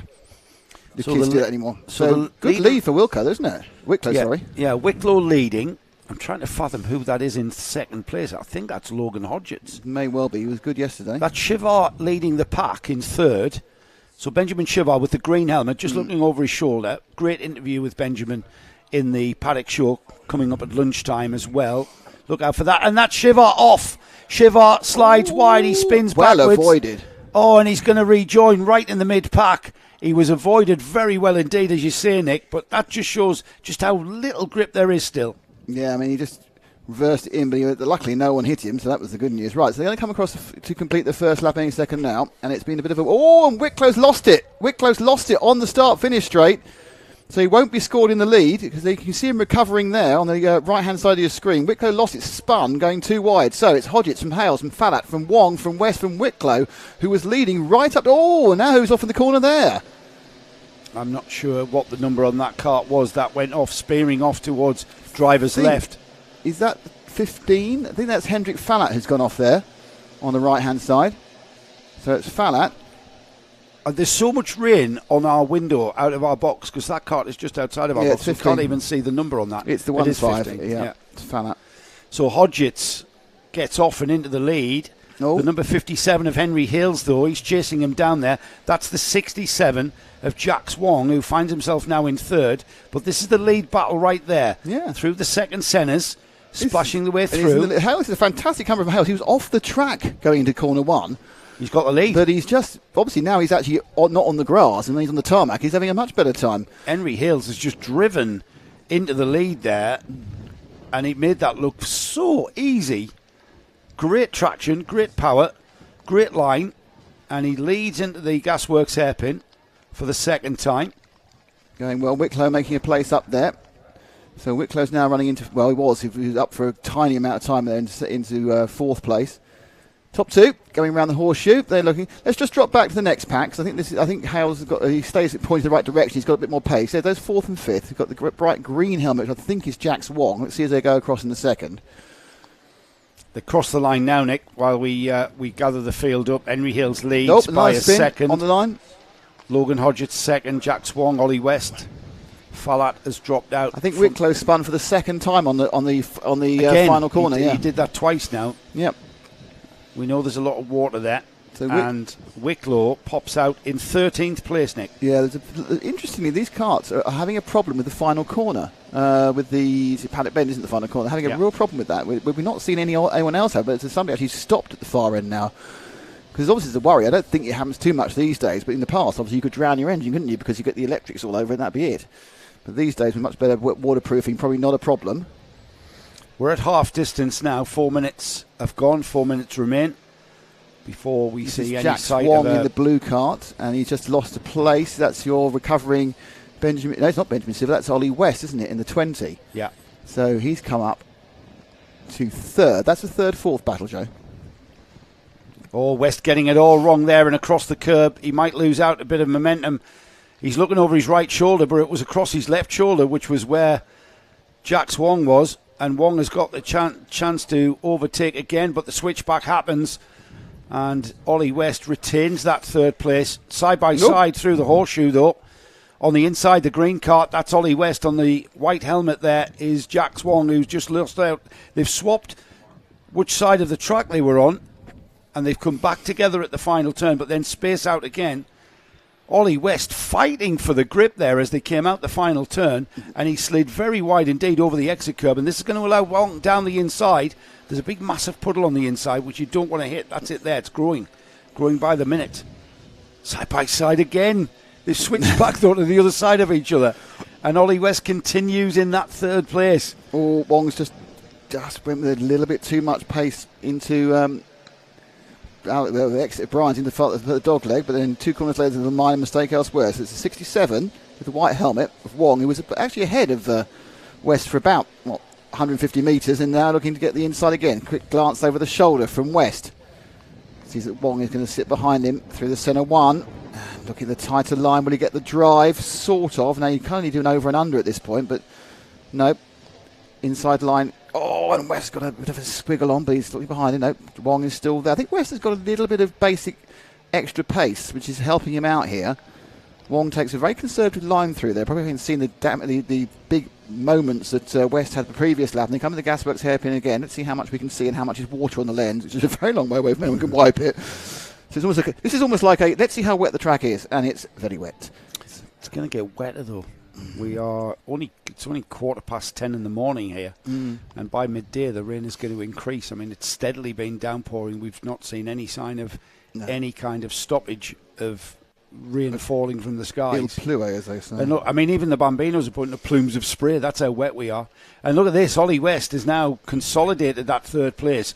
He's basically joined up a few corners where he hasn't been bashing over the curbs, and he's raced smoothly there and pulled a gap to Jack Wong.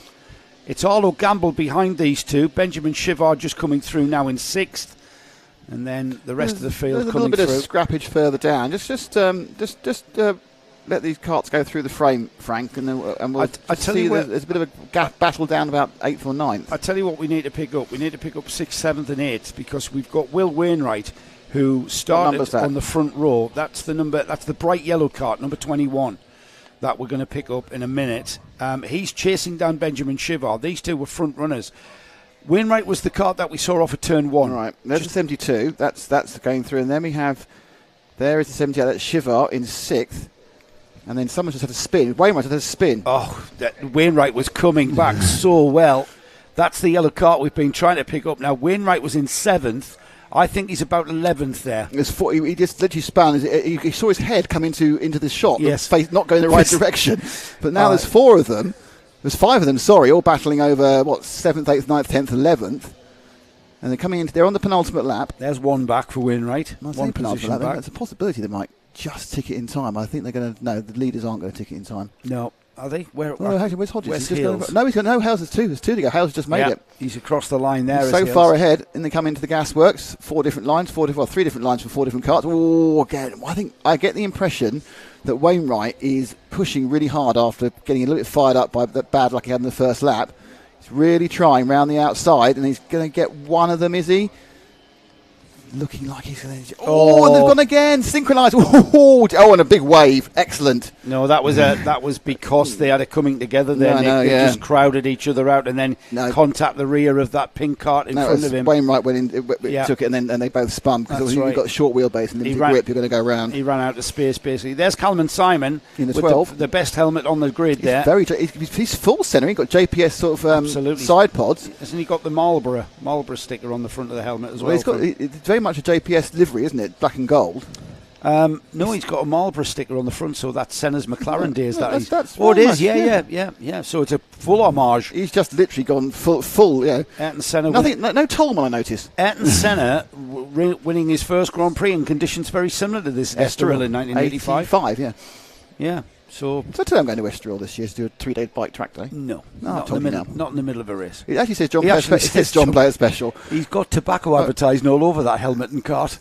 Officially, we shouldn't show that. A 7-year-old. You do realise we shouldn't show that. And actually, given the one of the things you have to say when you talk about a stream is whether it's got anything that's offensive or anybody else, But I don't think we'll have to say smoking images for that somehow. It's just a 7-year-old homage to a driver who passed away probably 23 years before he was born. Yeah. It's the 30th anniversary on the 1st of May. How can you not know that? I did know that. Henry Hales has taken the last lap board, Nick, and he starts his last lap in fine style. It's been a great drive. He's just about to come through St John's now, the left-hander. Yeah, there's plenty of time. Let's pick him up now as he makes his way around that last lap, heading towards the first of the centre hairpins while we continue watching that. On the 57, is he now? Is he going through the first one? Right, so he's going through centre 2 now. No, that's the 72. That is Arlo Gamble. That's right. And it really has been a just going underneath. Yeah, this is a 57. Just going underneath Ash's camera right now, and then moving out towards the chicane. I think that's the right one. It's been a bit of a masterclass, hasn't it? There we go. I think that's 57. Yeah, there he is. Henry Hales. He got off into the front of the field and he just basically left everybody. Yeah. Logan Hodgetts has had an equally good drive in second. Both of these drivers, they've got 9.7 seconds the gap from Hales to Hodgetts and 5 seconds from Hodgetts to Ollie West. And the rain's got harder, by the way. It's just suddenly started pushing. It just suddenly started giving it a bit more. It was forecast. So checkered flag will fly any moment now for Henry Hales, who comes out of the final turn. Heads down between the banners, the Kart Championship banners there flying. That just shows what sort of day it is. Great win. The first superheat for the Coma C50 Bambinos then. Henry Hales takes the victory. Logan Hodgetts, an equally fine second place. And then we wait a few seconds. There's Ollie West on the green helmet and green overalls. Jack Swan chasing him down. That's third and fourth. Arlo Gamble on the 72 will be happy with that. Arlo qualifying quite down the order, actually, Nick. Arlo Gamble was started 17th. And there's Arlo Gamble, who knows his way around here at Warden Law. He came 5th. Calvin Simon, a big fan of his, as he is a fan of Ayrton Senna. He finished 6th. Will Wainwright finally got going again and came through all of those drivers that he lost out to with that spin, including Benjamin Chivard. So Will Wainwright will finish 7th. Benjamin Chivard recovering to 8th. No Wicklow, the early leader, finished 9th, and then Raythorne 10th. How do you know you're in Britain? Because we've had about 3 or 4 seasons in 2 days. Because the coming of the rain brings the comments. We love talking about the weather. So Adam Crossfire says, blimey, looks really tricky out there. Puddles pretty bad for guys and girls. Dave Nichols, racing start delayed down the road at Teesside. So we're about the only event racing here today. Dino Rowlands Racing went out there in the Honda Cadet, so wet and cold I wanted to go straight back in the tent. Don't blame you. It's pretty nasty, isn't it? And it's like, and I'm sorry, a message from the other player is good luck, Fred Budd. I don't know I think Fred may have been out, but thank you for that. We just we can read all your messages on the YouTube. We can. The interactivity is great, and we're glad you're watching your favoured racers who are battling not just their engines, their tyres, their setup, their talent. They're battling that unceasing enemy, the elements. That's the challenge, isn't it? All sorts of conditions. These karts will be on wet tyres. Our next group of karters out will be the Rotax Junior Primo class. Now then, round 1 saw maximum points in heats, super heats and finals from Daniel Hartley. Round 2 at Glanigor saw again Daniel Hartley, maximum point score in the heats, super heats and the finals. Here we are, not so much maximum, but we have got Daniel Hartley on the pole for the Junior Primos. And we do currently have, I kind of think that they're going to have the karts going in 2x2 to rain that hard. Into the arc. And we go, Edward Pickering is a long-term fan of our various channels, said hello from Japan. Hello, Emma. No, Edward. Edward, sorry. He's been watching the RC channels and the karting channels for at least 15 years, to my knowledge. Oh, quality. And he's in Japan. What time is it in Japan then? It's about 6 o'clock. Yeah. And good luck from, go on, Ben, watching from Sydney, says Shamroy Kid. Tremendous. So, from Sydney. So basically, we are an international sporting event when everyone else is hiding in the rain. Yeah, well, I hope you like the pictures from Warden Law here. It's typical English spring weather, raining. Daniel Hartley on the pole position, as I say. He had a bit of a character building day yesterday, having to follow people around for the first time in this championship. He's still on pole position, though, with the point score. Taylor Dixon alongside. I got my Bellas mixed up. Bella Fairclough does not drive here regularly, I was told. And thanks for the information about Bella and bringing us up to date. Last time he was 2 years ago in a cadet kart. So well done. That's from Bella's dad. Too many Bellas. There is a lot of Bellas in karting. Interesting that you, one of the things you can do when you get to do karting is, obviously you've got juniors who are about 16 or 17. Most seniors are under the age of 30. Because then they go 177, don't they? And then we've got the various age groups here, and you can get to see the kind of the metamorphosis of name changes, can't you? Evolution of name changes. Yeah, because you've got some. There's a lot of Alfies, and then there's a lot of this, and you're going, oh, right, okay, and you can almost see where they are from the. And there are a lot of Bellas around the age of 11, 12, 13. There is, yes. Now I don't know whether that they get Bella as a shortened from Annabelle or Twilight.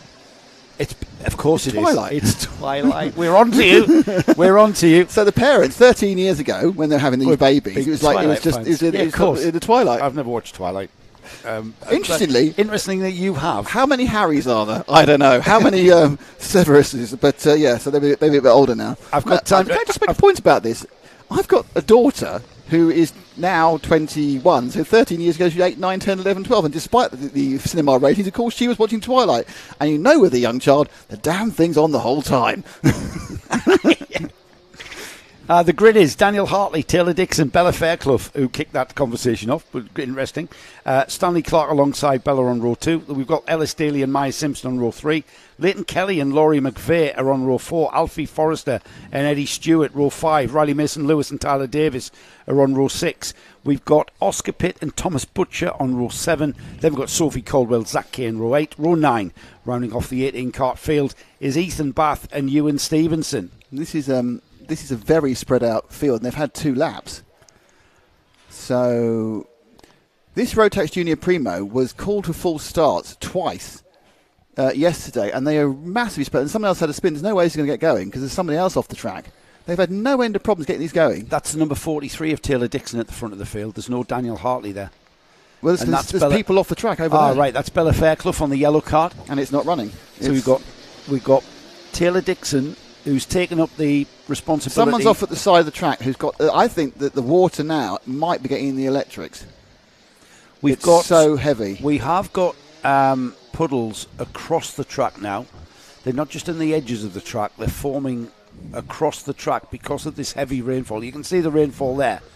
That's how heavy the rain is coming down. These youngsters are still out there plodging their way around. We've got people who have gone off, one of which is Daniel Hartley, the pole position driver. Lost the 83 as well of Tyler Davis, who's looking at his engine like it won't start. And the thing is, there are electrics involved in these karts, and they are well protected. But at some point, they get drowned. Is that his engine running? Has he got it? He's got it going. He's got it going. Yeah. Was he didn't have any grip? He's been pushed off. He was trying to get it going there. There was a bit of exhaust. I saw the exhaust, yeah. Exhaust gas. He's going to be pushed out of harm's way. Meanwhile, the field are just forming up towards the gasworks, so plenty of time for Anth to get him out of the way. That's Anth, worker here at Karting North East. This has been a difficult one. There's a lot of spinach going on. There's 3 karts not joining in at the moment because they've spun off. I'm not quite sure. They're just tippy-toeing their way around, just hopefully being able to drive round the track and get out of and get onto the back of the field. We've got Tyler Davis out the way, well out of harm's way now. It's a bit unfortunate for the youngster. They're going to try and get this one off. Yeah, I think so. So we've got a different front row. Bella Fairclough and Taylor Dixon now forming the front row. Bella Dixon on the bright yellow cart, Taylor Dixon on the purple and red. We're going to get things underway. We are started across that river forming, causing tricky conditions under braking, and Dixon all the way around the outside. Bella Fairclough slotting in behind him through Brian's Bend, splashing their way through Brian's Bend and onto the dog leg. Taylor Dixon hanging onto the lead. Bella Fairclough, she'll want to get by. Look how racy she's looking. Oh, and she stops herself, literally like hitting a brick wall, hitting that puddle, wasn't it? I mean, I think, and I'm going to say this now, I think we might be getting to the point where this is going to be difficult to continue. Don't say that. No, I'm not. I'm just saying. I mean, it's not. It's tricky, isn't it? It's very, very tricky. And I think people are going to have to start thinking about, the middle of the tarmac actually might be the best place to be. Yes, on the crest of the... and look at that, crown, Bella, all the way across the curb there. That's the way to go. It looks spectacular with the muddy splash, but it's quite effective. Taylor Dixon has found his way around and leads into the gasworks, leads out of the gasworks. Bella Fairclough settling in behind him there, and all sorts of stuff happening behind these two who have just left and checked out. Yeah, some great driving by these two youngsters. They've and up the inside, beautiful there by Bella Fairclough to take the lead. She's got a slightly wobbly exhaust. I mean, that might be a problem. I don't think she's lost the mounting. I think it was a very heavy hit, and it gave its full amount of springing it could do. 1 and 2 come down towards us. Bright yellow Fairclough up the inside. I think the inside line is better than they think it is. No, but then Bella's got the traction on that grippy outside I think that's line. More because Dixon didn't decide to force the issue. It's not about that, Nick. It's about the lack of traction on the inside. He just can't get the power down. They're both going flat. The spin, and that's where you see Bella just shooting off. It's very disconcerting, isn't it? Because you think, he's got the move, and then looking from over there like I normally do, I just see that happen. He's in the lead. Oh no, he's not. And that's the same thing there. How much opposite lock did Bella have on for how long? Then he was like, I'm on the button stops, keeping this thing in position. It's like rally driving out there. So basically, this is now rally cross. We should get Murray Walker and go to the he's gone. No, Taylor Dixon. Just as we were saying how tricky the conditions were, turning into a rallycross event. Taylor Dixon. Too much curb. The ditch hook didn't work there. The ditch hook took him out. He didn't get it far enough across. Yeah. It was on the curb rather than over the curb. Oh, Taylor has left Bella Fairclough in the lead of this Junior Primo race. By quite a way. Well, I'm going to tell you exactly how much she's in the lead when she crosses the line, which she's about to do, because that's the final turn she's on. All sorts of things happening in the background, which we'll pick up in a moment. Yeah. At any moment, anybody can make a mistake and lose the lead. Bella Fairclough crosses the line in the lead. 1 minute 16.5 is the fastest lap of the race. We haven't had the second place car through.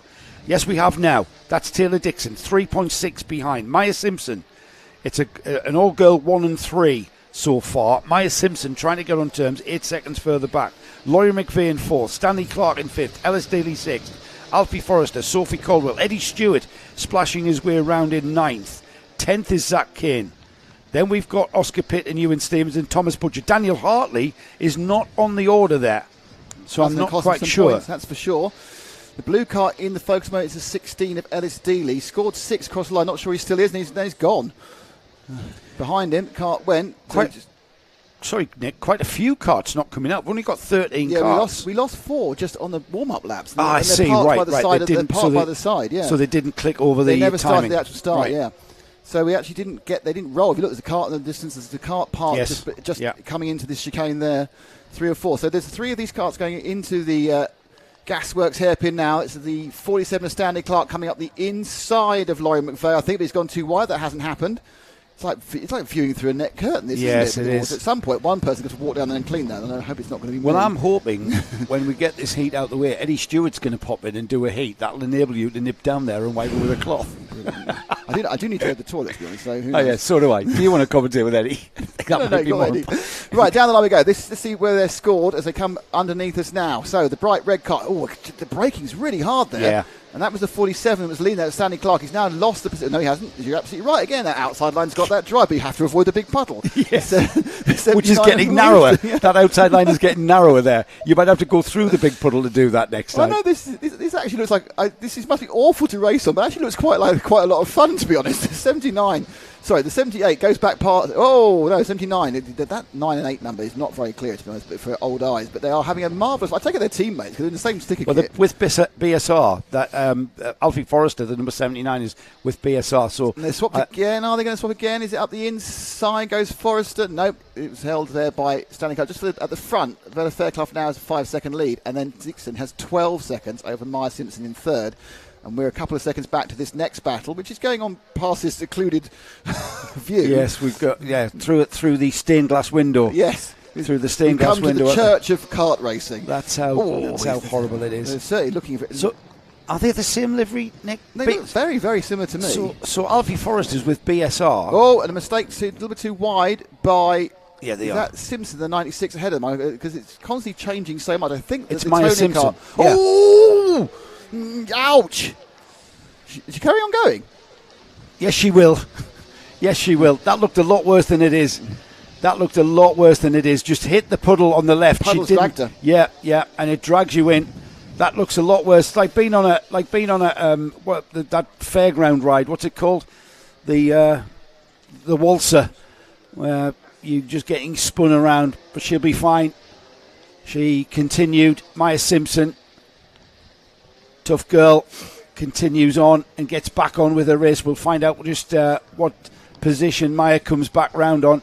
But it's that puddle on the outside, Nick, that's causing the problem. To the left, yeah. I mean, it's so deep. It's like hitting a brake, effectively. Well, the puddles are coming from the left and right as you get towards turn one. That's right in the braking area as well. We might be able to. There's that puddle again for the number 15, Bella Fairclough, just coming through. So there's the 47. He's in fourth. Stanley Clark. Fourth. Everyone's now kind of spread out a little bit. So Clark goes across the line now. Let's just drop back one to the car that's following him, which I think is Forrester again, isn't it? There we go. It's Forrester now. He comes down the main straight. Let's see. There's now a move to it. They were following Myers. They're now definitely avoiding that bit of puddleage. Yes, I think they saw what happened there when they got that one wrong. And you know what, Nick? You're only talking about a couple of centimetres. Oh, gosh, yeah. And there's Maya through, just in front of us, so I can report that she's absolutely fine and well. 6th place. Must have been a shock when you're trying to turn, go straight or at least turn slightly right, and it just gets pulled left. It is quite a shock because all of a sudden you're turning 90 degrees left at speed, and then spinning and pirouetting out of control. So I think we're going to get two more. Bella Fairclough is about to complete the lap. Oh, she spun. I can see her in front. So just we pick up a leader who's coming down the straight now, and straight start finish now. Bright yellow. This is bright yellow kart. That's our leader. Across the line, she literally spun on the entry into Paddock Bend, but she's got such a lead, it's probably not going to affect things. So the lead, which was 8.5 seconds, despite spinning, is now 9 seconds. So I think everyone's having a bit of a moment at this particular point. This is Bella leading away. She's showing everybody the way around here, isn't it? And considering I got me Bella's wrong, and Bella Fairclough there last time here on a Honda Cadet, a completely different beast, that junior Primo. It's exactly the same kart as the junior Rotax class. However, the junior Primo is all about the 12 to 14-year-olds. You are in the junior Primo class just purely by your age group. Nothing different on the kart. Same engine, same chassis, same tyres, same everything, same power. It just stops the younger kids getting racing with the big kids. So, now we've got a spinner in front of Bella there. And she takes avoiding action in great style. And that was the Tony kart. I don't know whether that may well have been. Is that Oscar? Was it? No, Oscar's. No, that might have been Maya Simpson. If it was a Tony kart, I think it's two out there. There's two out there. Here's the last lap board then for Bella Fairclough, who has shown everybody how to drive a junior Rotax Primo around Warden Law in the wet. She avoids that horrible puddle on the left-hand side, and then continues through Brian's Bend there. Avoids that puddle as well. Into the dog leg for the final time. She'd be delighted to see the checkered flag at the end of this lap. However, still a lot of jeopardy out there. takes the outside line through St John's, avoids the puddles on the run down to the first of the centre hairpins. It's an off-camber hairpin that. The road seems to drop away from you on the outside. Just controls the slide into the second centre, not quite a hairpin, and then accelerating through that curved entry towards the chicane. Bouncing off the curbs there, taking it gently through and accelerating gently out onto the curb, say gently, flicking the back end out on the power, and then into the braking area. Braking area all the way around the outside of the Gasworks hairpin there, and just correcting the slide in beautiful style. This is where she was caught out a couple of laps ago, and she'll come out of the horseshoe now. That never-ending horseshoe, very wet indeed, and into the paddock turn on the right way around the outside. And it's a checkered flag for the first Junior Rotax Primo Superheat for Bella Fairclough, who chooses to come straight into the paddock, and I don't blame her. Get out of these terrible conditions. Second place driver Taylor Dixon crosses the line 12.5 seconds behind. And then we've got Stanley Clark about to take the checkered flag there being waved. And you can just see how difficult the wind is, just picking up that checkered flag and twirling it, and tricky. There it is, just getting wrapped up on the flagpole. So Bella Fairclough takes that very fine superheat win. Taylor Dixon in second place. Stanley Clark takes third. Alfie Forrester fourth. Laurie McVeigh fifth. Maya Simpson finishes sixth there, crossing the line. Behind Maya with the bright orange helmet was Ellis Daly, then Zach Kane. Then we've got Eddie Stewart. Eddie on the number 45, sporting his new white side pods and nose cone, just to save a bit of weight. Oscar Pitt will finish in 10th place. Thomas Butcher 11th, Ewan Stevenson and Sophie Caldwell. We lost a lot of drivers there, didn't we, before we started this one, in these very, very tricky conditions. So we, as ever, move swiftly on. It's the Intermax class next, the fastest of the cadet categories. It's the 950 chassis with the same tyres as we've seen on. They're on a Mojo tyre, same size, same dimensions as the Micromax class. Same engines, just with a little bit less restriction on the engine breathing. It reduces the power at the top end. A little bit more restriction than a Micromax, so as you move up the age groups, you move on to a little bit quicker kart, but the Intermax is slower than the Junior Max, and but is quicker than the Micromax. As we get older, we get onto the faster karts. A big hello to Andrew Wilson, our official Warden Law Kart Club commentary team of Andrew and Helen. They're listening in the warmth of a log fire, I would imagine. I've just got this vision, Andrew, that you're there sitting with your feet up with a bowl of snacks, feet up, log fire burning, dog at your side. I don't even know if you've got a dog, but dog at your side, absolutely pouring down a rain. And there is Daniel Hartley's kart. Snap chin for Daniel. That's put him on the back foot for the rest of the day. He and his dad wheeling his car disconsolately into the Parc Fermé in front of us, and hopefully Daniel's head won't drop too much. He knows what the job entails now. He's going to have to go out and win the second superheat with a DNF because of a snap chain there. Unfortunate. Happens to the best of us. Happened to me a lot.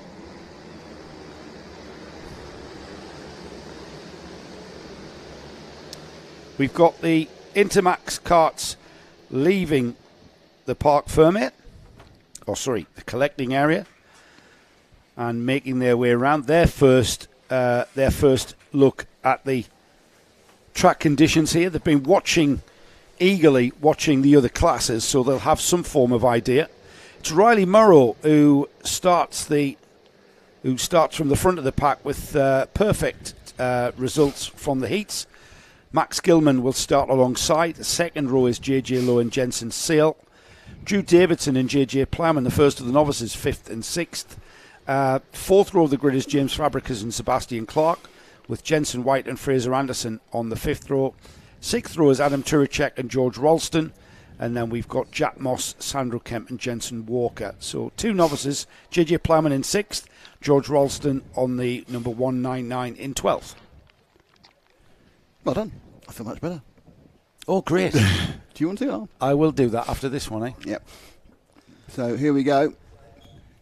Looking to... It's interesting that the junior primo has been the one who had the most... Do you want me to nip down there and do the... Can do, but...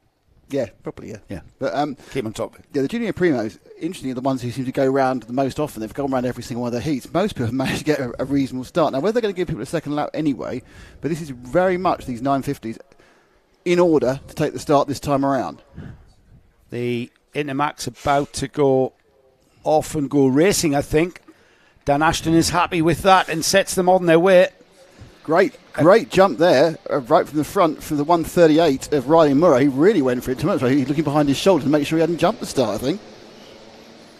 Splashing way through Brian's Bend and into the dog leg for the first time. Then two carts already beginning to break a bit of a gap.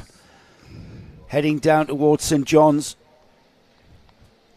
It's the number 138 of pole position driver Riley Murrow with Max Gilman going with him. We expected, it's the 191, is it? James Fabricus. Yep. So he was the one who shot from the cannon. No, and he's now taking the lead. Row. Look at that.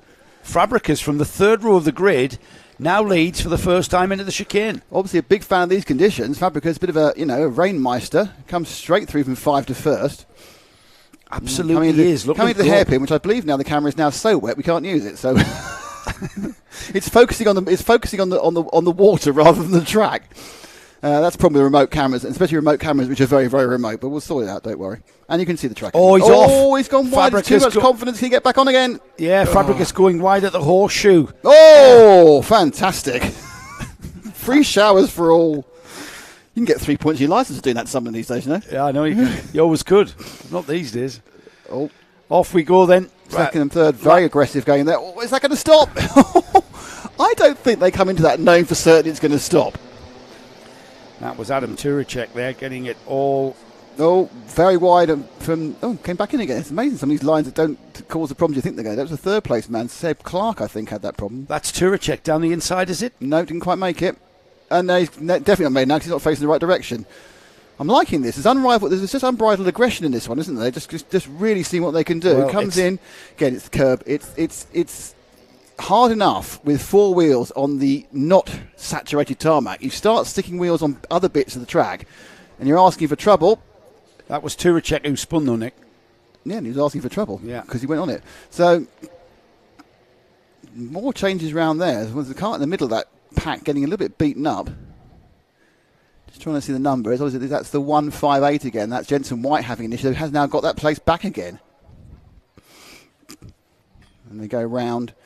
Rooster tails coming from all the wet tyres here in this junior primo class. And now another change of position. I mean, it's just non-stop change of position. A lot of them because they're taking different lines. So suddenly Kart A will go up tight and get in, and then Kart B will go wide, and the change won't take. They've got four mainly orange karts at the front, which is always fun.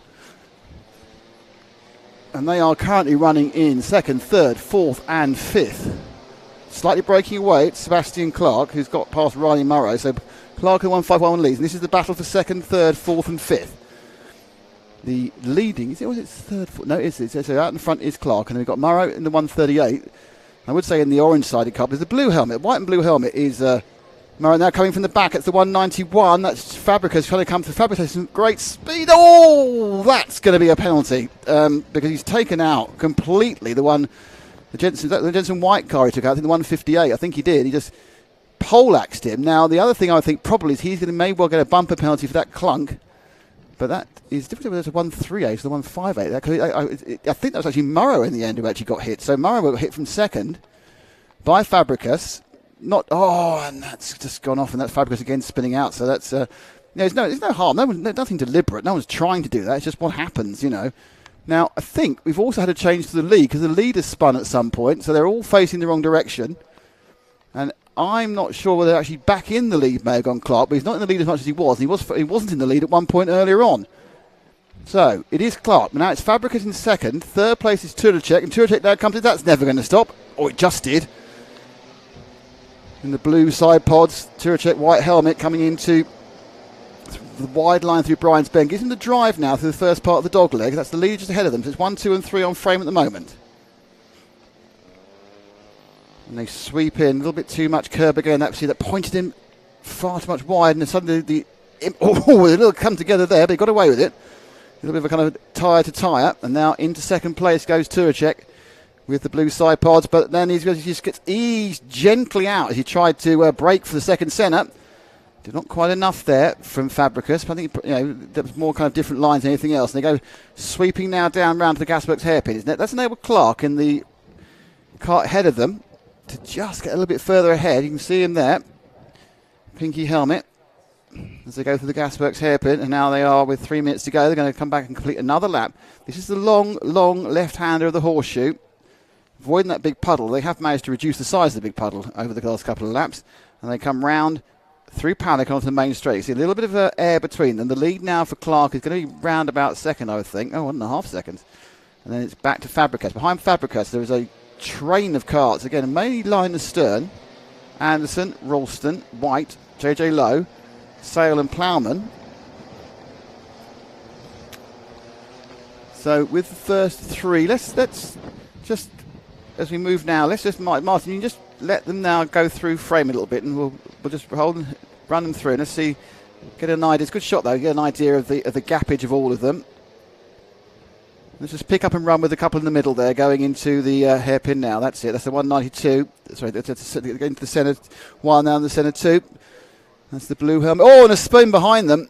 That's how tricky it is. So there's the 140 with, this is JJ Lowe, who I don't think currently is in 7th, but we'll find out now. And the 148 behind him is, so JJ Lowe is 148, and ahead of him was the 199 of Benson. Not at all bothered about the dampness. And he came in there, he just gave it absolutely full lock, right hand down, and eventually it turned. It's you kind of ease enough speed down, and you get that friction circle to say, right, I can now stop going forward, I can start turning. And side by side as they come through Paddock Bend, completing their 6th lap of the Intermax 950 Superheat, and there's a little bit of a gainage there. And he comes sweeping round in front of us, and it's going to get a pop out and see if we can get the inside line. But no, so that's still the 169 and the 138. So that is Gilman and Murrow. So we're actually down at 9th and 10th now. Don't forget, Murrow was in the lead till he got poleaxed a couple of laps ago. He's dropped down to 10th. Behind Murrow is JJ Ploughman in the blue and yellow. I get the impression the way that Murrow's going backwards, he may have a little bit of damage off that coming together. And so the 171 pure white helmet just going in the inside with 49 seconds to go. So we'll get 2 more laps. As they battle away, Murrow is probably pretty upset about everything that's happened during this particular race. As he goes into boards the hairpin again, watching the rest of the field, honestly, they have done that. You can see him there sort of spreading out generally. So let's try and move slightly forward through the field and just pick up and move forward the next 2 forward. So they're just kind of a gentle way of doing it. They'll go down the straight now, that's fine. With these 3, they're okay. This is the, I think the battle for 3rd, I think it is. It's the 191, yeah, it's 4th. Fabricus in 4th, and behind him you've got White, and behind him you've got Sale as they go up and around Brian's Bend. Very different lines. That wide line getting more and more popular as they use it. But Fabricus has been in several different positions during this race, and currently it's in 4th. It kind of looks more like a boat going around that corner. You need a tiller or a rudder rather than a steering wheel sometimes. A little bit of curb there, raise the nose very slightly off the ground. I can tell you now, the rain has just kicked up a bit. When it rains normally, it's like you can't hear it, but it just puts a bit of acceleration onto the precipitation. You can hear it in the comms booth, which won't do too many problems. Oh, look, it's been cleaned. You can see again. I don't know how that will last. Thanks to Joe for that.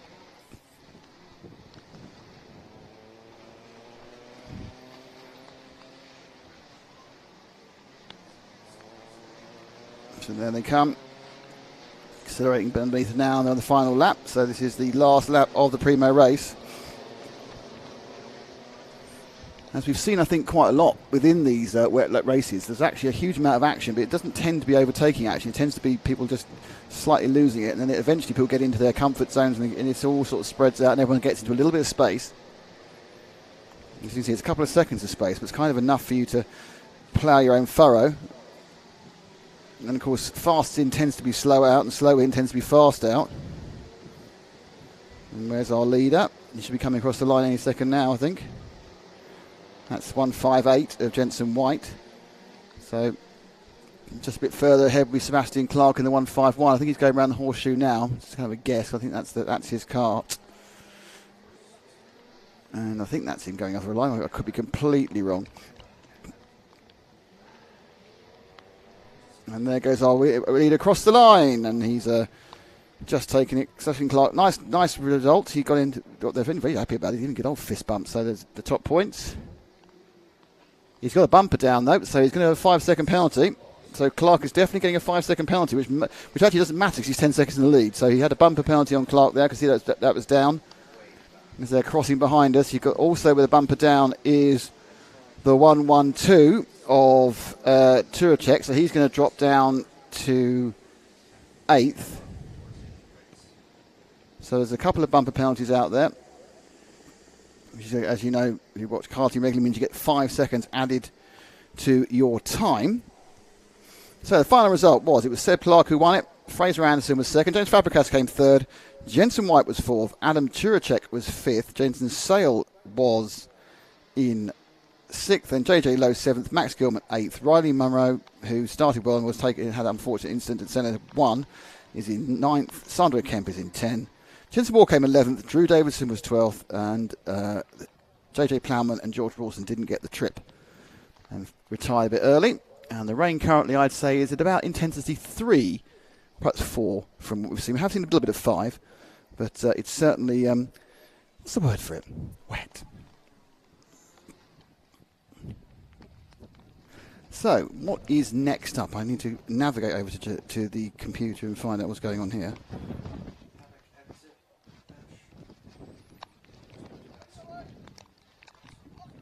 So it's Superheat 1.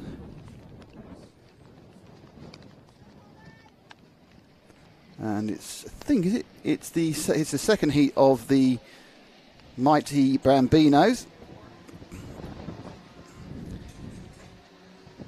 So this is the end of the first round of super heats. We're only about 15 minutes behind, which is pretty good going actually, considering the appalling weather. And there we go, and they're ready to run. And so oh, look at this! It's fluorescent umbrella. He's leading. We're going for absolute full whack speed there. No, it's people, not carts. Ash, it's the people race we're after. The carts. So a good result there for the man with the umbrella with the S on it. So well done, sir. You get 2 bonus points, which you can't use because they're just from me. And they aren't actually. Well, I couldn't find, by the way, where your various grids were. It's just open things. So computer-wise, Mr. Bradley, who's done an excellent job of cleaning the lens and cleaning himself. Still a few drops though. Look how wet I am. Yeah, no, it was clean. It was genuinely clean for about 4 seconds. Was it really? Yeah. I tell you what, it's not just wet out there though. It is freezing cold, and you kind of become a bit disconnected. Those youngsters have been subjected to some horrendous conditions of racing. Not just from a competitive competitions point of view, but from 2 seconds, from a point of dealing with the elements and the cold. I mean, kids coming off absolutely in tears with the coldness on their hands. But that's what the sport's all about. I remember. Having the similar conditions. It was the middle of June, actually, a race in Felton I was doing. And I was absolutely in pain from frostbite, I think I got up in Northumberland. We're a little bit further south here at Warden Law, though, and conditions that prevail are pretty much in for the day, I'm afraid. The forecast is for this kind of rain to continue all the way to tea time before we see any sort of lightening off, I think, as the last forecast that I saw. We'll continue checking the forecast, seeing if there's going to be any kind of improvement. Right now, though, we're about to go ahead with our it's our second Mighty Bambino heat. This time it's Groups B and C that are out for this one. It's a light-controlled start. And here we go. We're about to go underway and get racing, and there they go.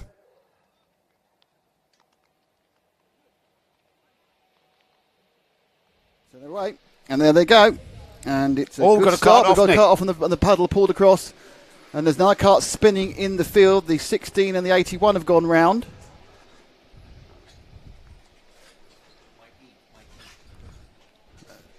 And they're now rolling again, and back they go. So back to the front of the grid, and it looks like an early lead. Yeah, we've got the 49's gone ahead.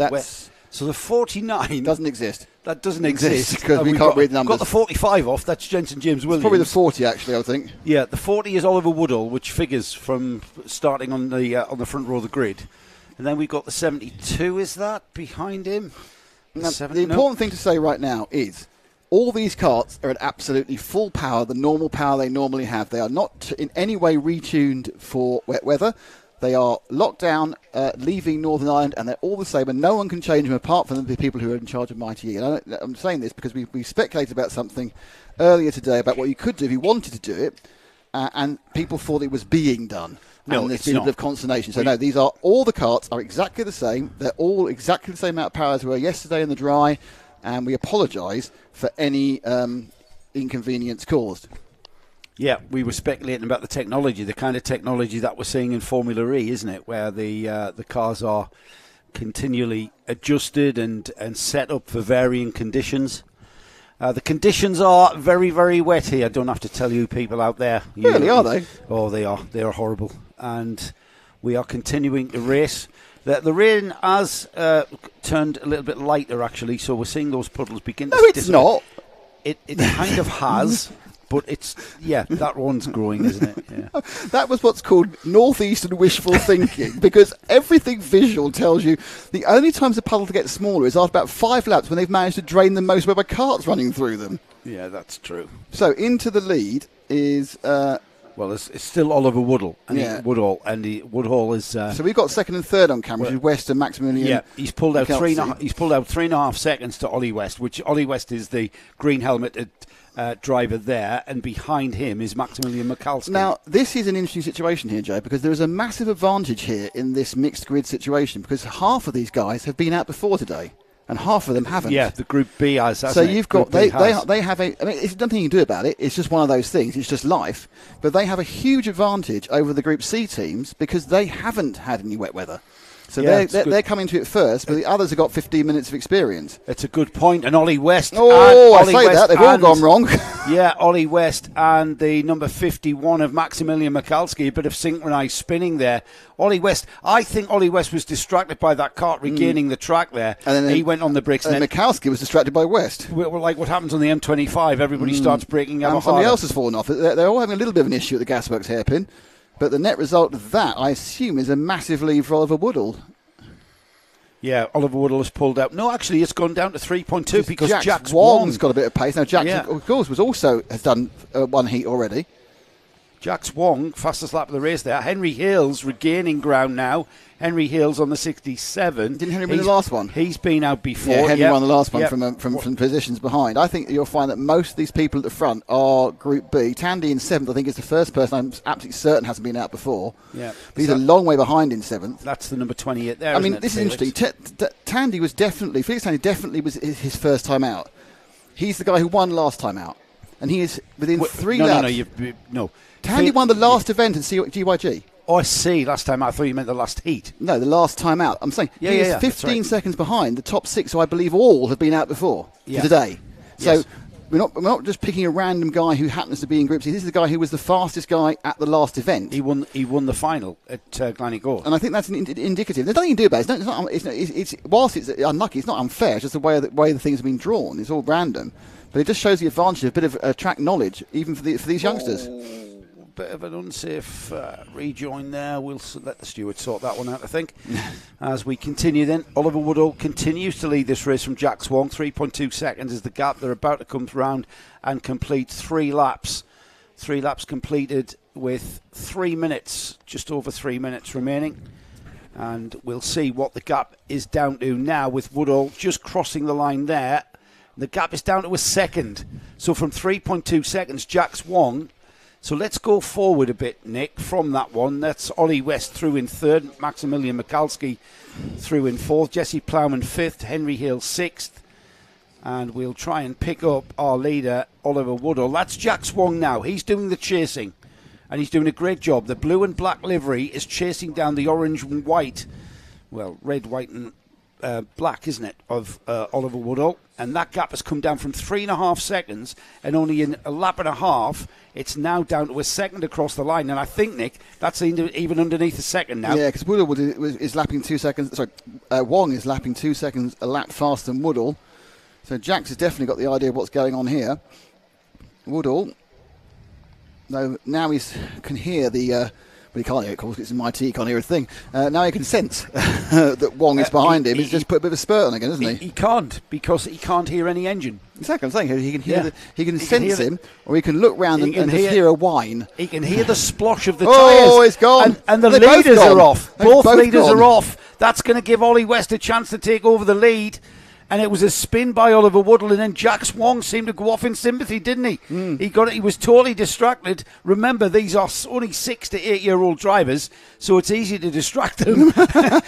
And that's allowed Ollie West to chase down Oliver Woodall. Oliver Woodall, though, has hung on to the lead, and he's got a lead. Let's have a look. Yep. So he crosses the line now.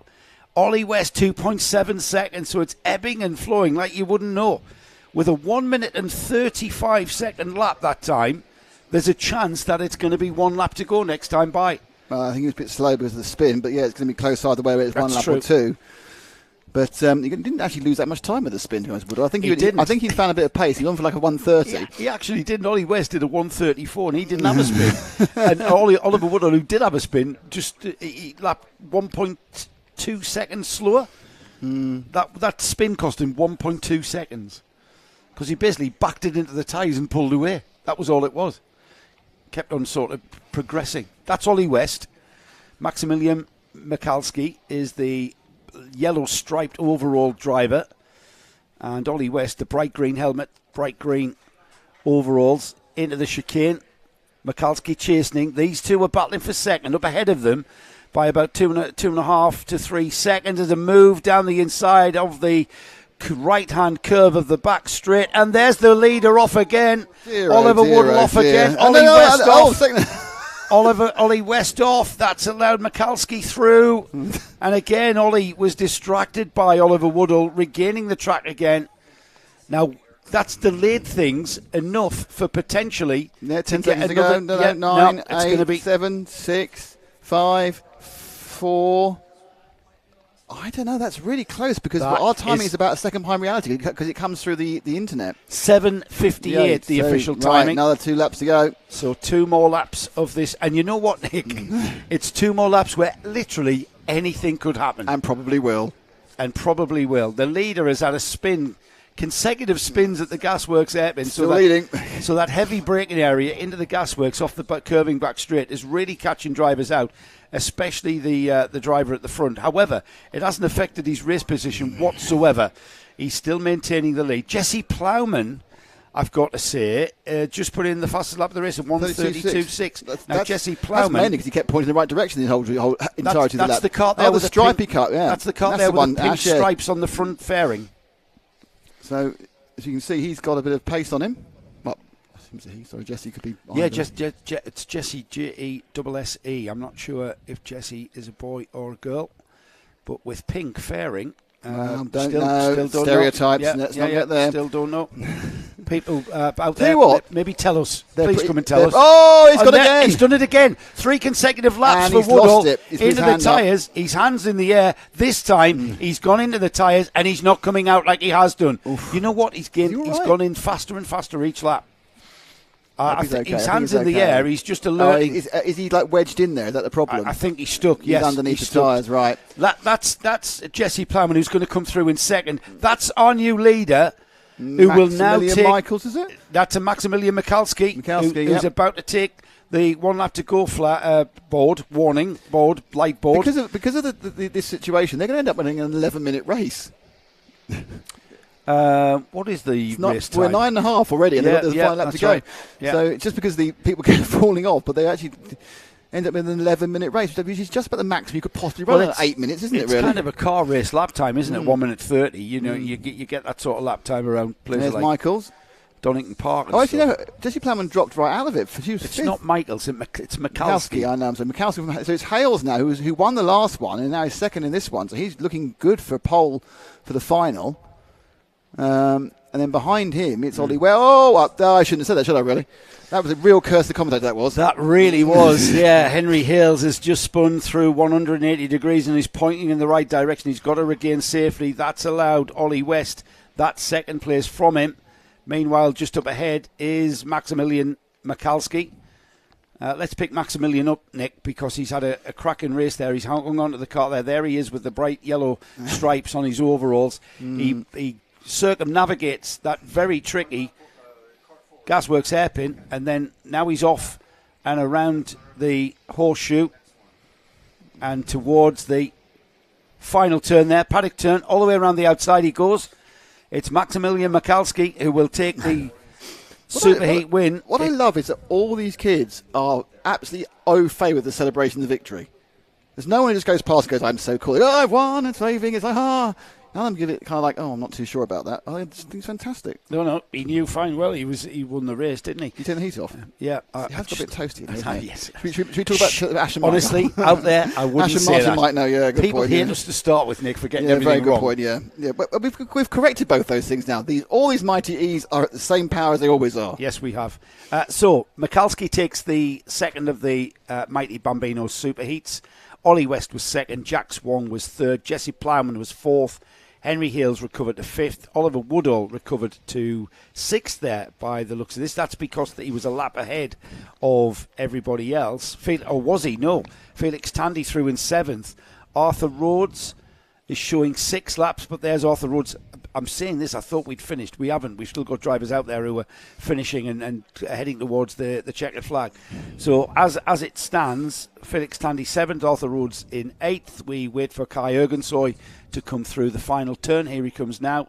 And then we'll see the Uptons, Ollie and Summer finishing in 10th and 11th. Nico Mohan finishes 12th. Jensen James Williams in next. And then Arthur Thompson, Eva Garrett and Christian Doshi. They've done a 13-minute final, effectively. Yeah, they have almost 13 minutes to complete that one. I can tell you, everybody, that we have concluded the first round of superheats.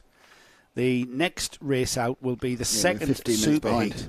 Yeah, we are incredible, only being 15 minutes behind schedule. So that means we're going to go forward with the superheats. We're not being told anything else other than we're going to go through our superheats, the second of our superheats now, and then go for a lunch break before the finals. We'll let you know how long the lunch break is going to take. But for now, we get ready for the next Junior Max race. This is the Junior Rotax Class 125cc engines. We have some comments before then. Oh, excellent, yeah. Mr. Gaz Bury has commented. He says they need powerboats, not carts. I think he's not wrong on that one. No, he's not wrong at all. Adam Crossfire, where's the meow guy from Kota when you need him for the Multi-E's? Which is a little bit unnecessary.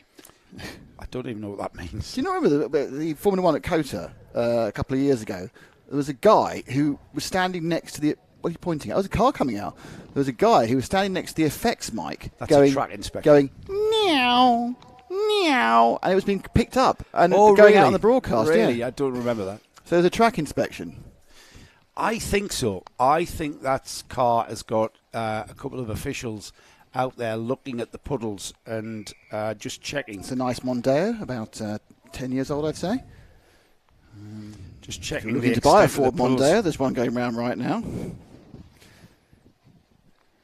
Did we get... I'm just going to check. Go on. Be interesting to see what the drivability of e-carts are like in the rain compared to engine braking. Well, I think they've all been, as we've just seen them go out there, they were having equally the same number of issues with the same part of the track as the Comas were. So I think the idea of making the electrics very, very similar to the ICE has worked quite well. Oh, hang on. Right, there's now a conversation going on. There's a conversation going on. Right, we are having an inspection. So as the track inspection continues, shall we find out what the track's like actually out there? What you mean? What do you mean? Well, we can talk to a driver. You haven't looked behind you for a while, have you? Is Eddie here? Eddie's here. Eddie's here. Let's get Eddie in. So we are having a track inspection with the officials out there. We've got a bit of a conversation going on there, but we can talk to a driver. So Eddie, I popped to the toilet a little while ago and I was absolutely freezing, mate. Tell us, how bad is it? How good is it? How great is it out there? It's bad. It's very slippery. It's you got to get on every single curb to just try and make it around the circuit, and all the puddles they just drag you in or into a spin. You just got to try and find the exact right line, and if you're just a bit off of it, you're going to be in the wall or in the grass. Just going to remind everybody who you are, Eddie. Eddie is the number 45 in the junior primo class here, and has just been out for his first superheat. And we saw a lot of action, Ed. Did you have any spins? Yeah, I had like... Honestly, mate, don't be afraid to tell us, because everybody had many spins. So how many did you have? 2 or 3. 2 or 3, yeah. They're all in the same place, though. As the Where's puddle. that then?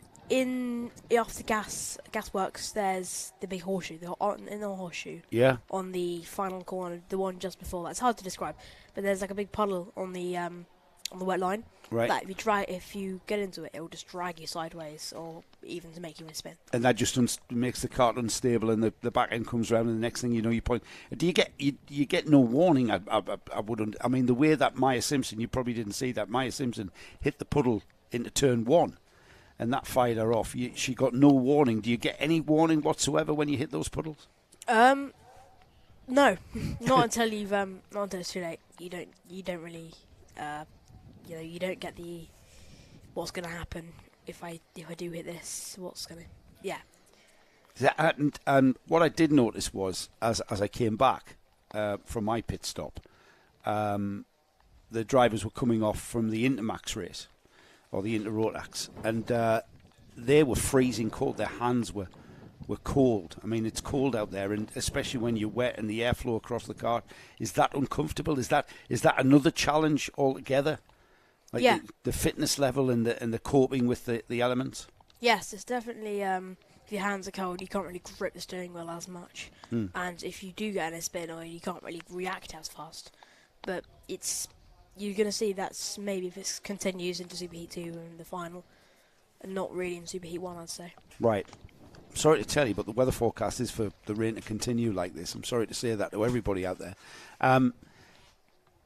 Is it it's a completely different challenge in the wet from the dry, though, isn't it? It's a completely different way of driving your kart in the wet. And is that what's that process of just switching it on? And thinking, right, I've got to forget what I did yesterday. I've got to do something completely different now. Is that kind of the situation? Yeah, because the wet line is very different to the dry line, because the rubber on the circuit is the dry line, obviously. So the water is going to be sitting on the rubber. So you've got to do everything you can to avoid the dry line. If you see the dry line on turn 2. There's a big puddle there. If you hit that, your car's straight in the grass. Yeah. No way out. And we see people driving around the outside, which is quite kind of quite stark, actually. It's like, wow, what they're doing all the way out there. But like you say, is that because the inside line is so slippery you just slide? Yeah, the inside line is... In turn 1, it's not so bad. There is quite a lot of grip in turn 1, no matter where you go. But on a few corners, gas monkeys in particular... the outside is definitely a lot more grippy. Did you just say gas monkeys, by the way? Gas monkeys. No, it's Gasworks. Brilliant. You know what? You may have just renamed the Gasworks hairpin. I think I prefer gas monkeys hairpin. We all know why. In fact, we're going to contact gas monkeys and say we're going to, sponsorship business here, sponsorship deal at Warden Law, renaming that. Eddie Stewart reckons gas monkeys, and it worked really well. I like that. Do you think it's a good? I think I've always thought, Ed, that the wet, going out in the wet, is a good leveler. It's not about having the best engine. It's not about having the best kart. If anything, an older kart is probably better. Is that still the case with modern day Rotax Max karts? You know, the softer chassis is better for the wet. Yeah, that's definitely the case. If you've got a stronger engine, you're going to be better on the drive than you're on the wet. And it levels out all the karts, and it makes you probably the same speed as front runners.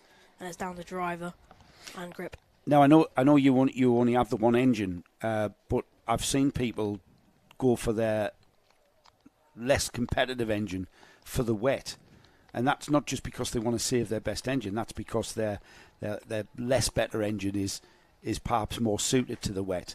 I mean, are these Rotax Max karts so powerful that if you in these conditions, do you have to be delicate on the throttle pretty much everywhere, like you come out the corners? I mean, you know, we're talking about like driving a Formula 1 car, aren't we, about being delicate on the throttle and stuff, but is that the case in a Rotax Max Junior?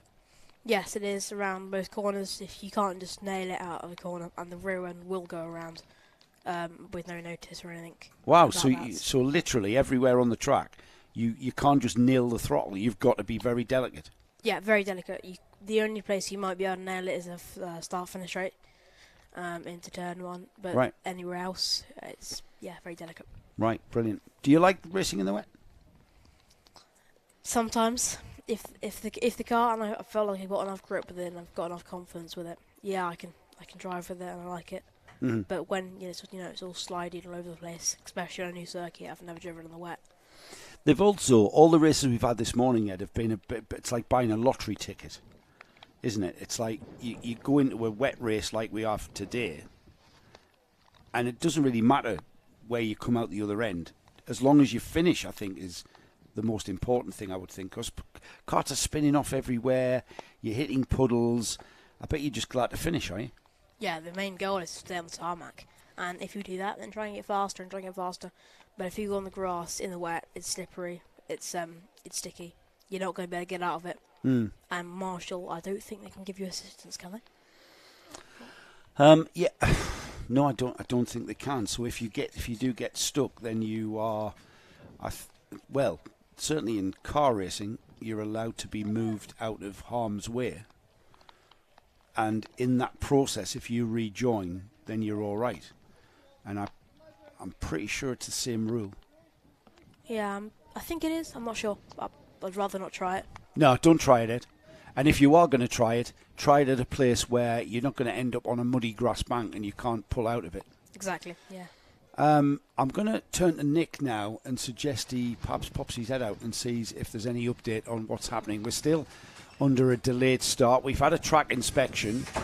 I can see the marshals are still on their posts.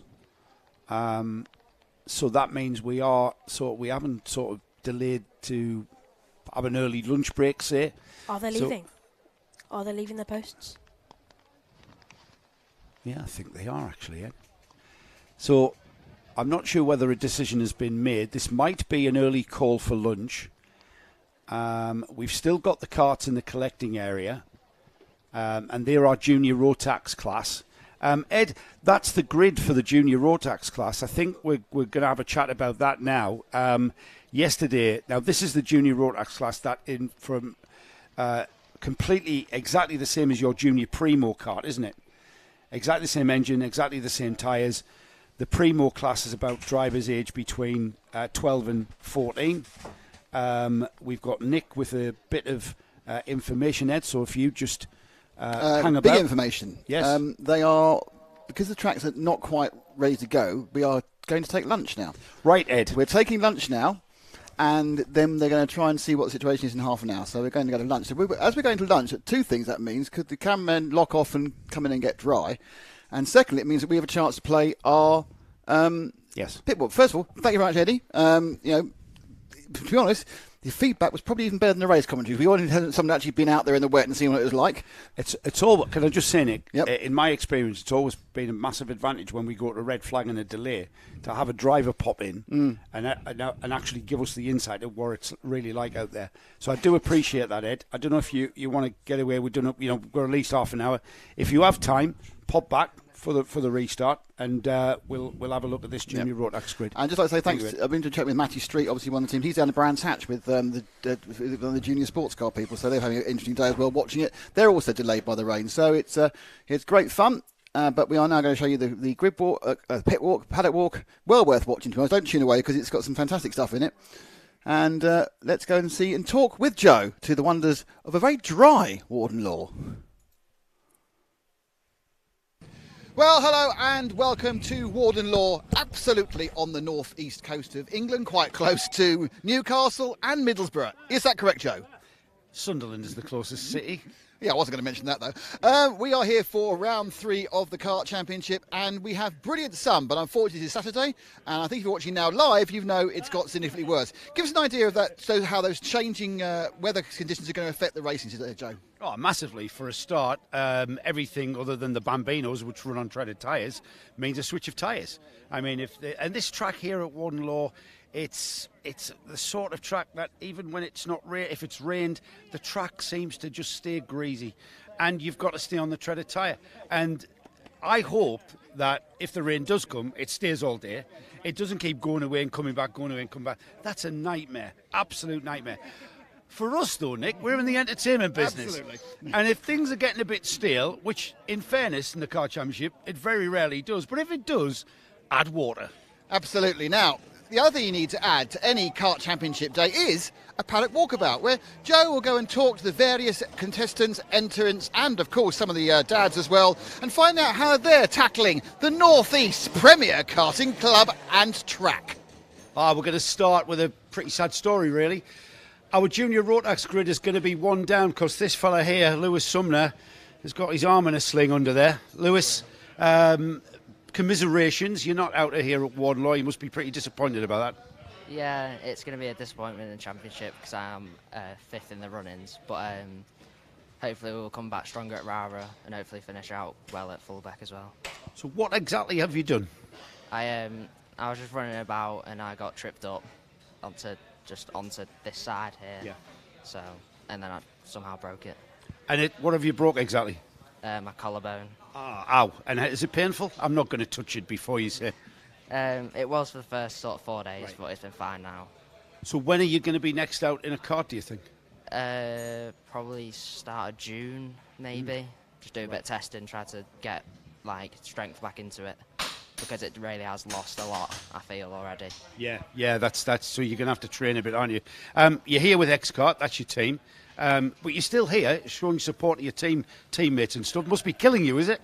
Yeah, it's a shame to not be out, but it's good to always come and support. So are you, you're familiar with Warden Law, I know that. You've been here a few times, yeah? We actually only did 1 test day. Oh, 5 right, sessions okay. I've done, so... Right. Are you able to sort of lend a hand and assist with the younger drivers? Yeah, I've sort of been looking over the data and the GoPro footage from Friday and sort of giving my feedback in. But we've got some very good driver coaches here. Yeah. In the X-Kart team. So, stupid question time, everybody. Do you kind of like this role, sort of semi-driver coach, or would you prefer to be behind the wheel? I like to be behind the wheel, but I also do mechanic. I can't do that with one hand. Right. But I do like to mechanic as well. But I can also driver coach. Yeah. Which is quite different. Are you right-handed? Yes. So he can polish, guys. He can still polish and clean as long as somebody sprays the clay. That's an idea, isn't it? Keep you busy.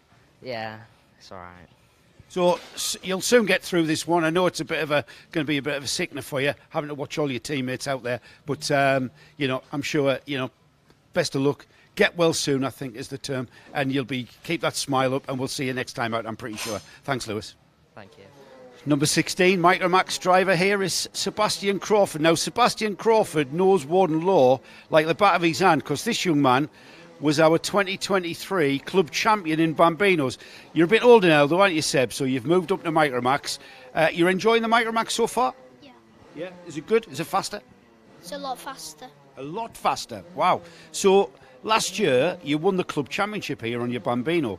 Tell us, how did that feel? It felt really good because on the start I dropped down to 5th and then I got down to 6th and then I ended up winning and it felt really good. You made some great television for us because that was in our Autumn Cup coverage, wasn't it? That was great to watch. Did it feel great when you actually realised that you were actually the champion? Yeah. Yeah, really good. You want to do that again, I bet. Yeah, I had to watch it about 1 million times. Yeah, that's great. Now, Micromax, like you say, a little bit different, isn't it? So, what's it like round Warden Law? You said it's faster. Warden Law's a really quick track, isn't it? Yeah, because like when you're going around the corner, it's a lot different because you're carrying more speed through the corners, and like it's harder to control. Is it harder to control? Yeah, now you're on a different tyre and everything. Hey, look at these brand new slick tyres here, Ash. Seb's going to go out of these in time qualifying in this afternoon. So, in comparison to your Bambino, which was on the treaded tyre, what's it like through turn 1 here? It's massively quick there, isn't it? Since you need to get the tyres warm, and like with the Bambino tyres, since they're treaded, you don't really need to get them as warm. All right. But like you still gotta get them warm to have more grip. But like you need to, like especially with the new set, you need to scrub these in a lot. So what do you mean? How do you get those tyres warm enough and hot enough? I would stamp on the brakes to rotate the car, and it would slide my tyres. And obviously, when you slide in your tyres, it gets them really warm. Right. And do you do that deliberately? Right, like when we see you guys go out at the green flag, is that what you're doing? Yeah. So what normally happens is when I've got scrub tyres in and I'm doing it normally, I don't normally stamp on the brakes. Like I'm not like sliding my tyres, but like that's what I do to get them warm.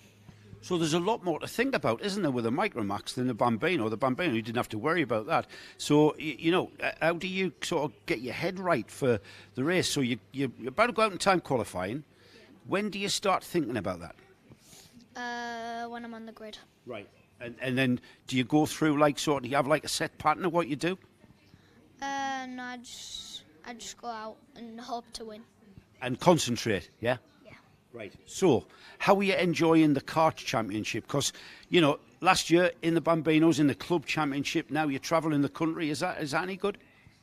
Yeah, feels good because you're in more competitive events. Right. And are you learning more because you're in with quicker lads and lasses? Yeah. Yeah.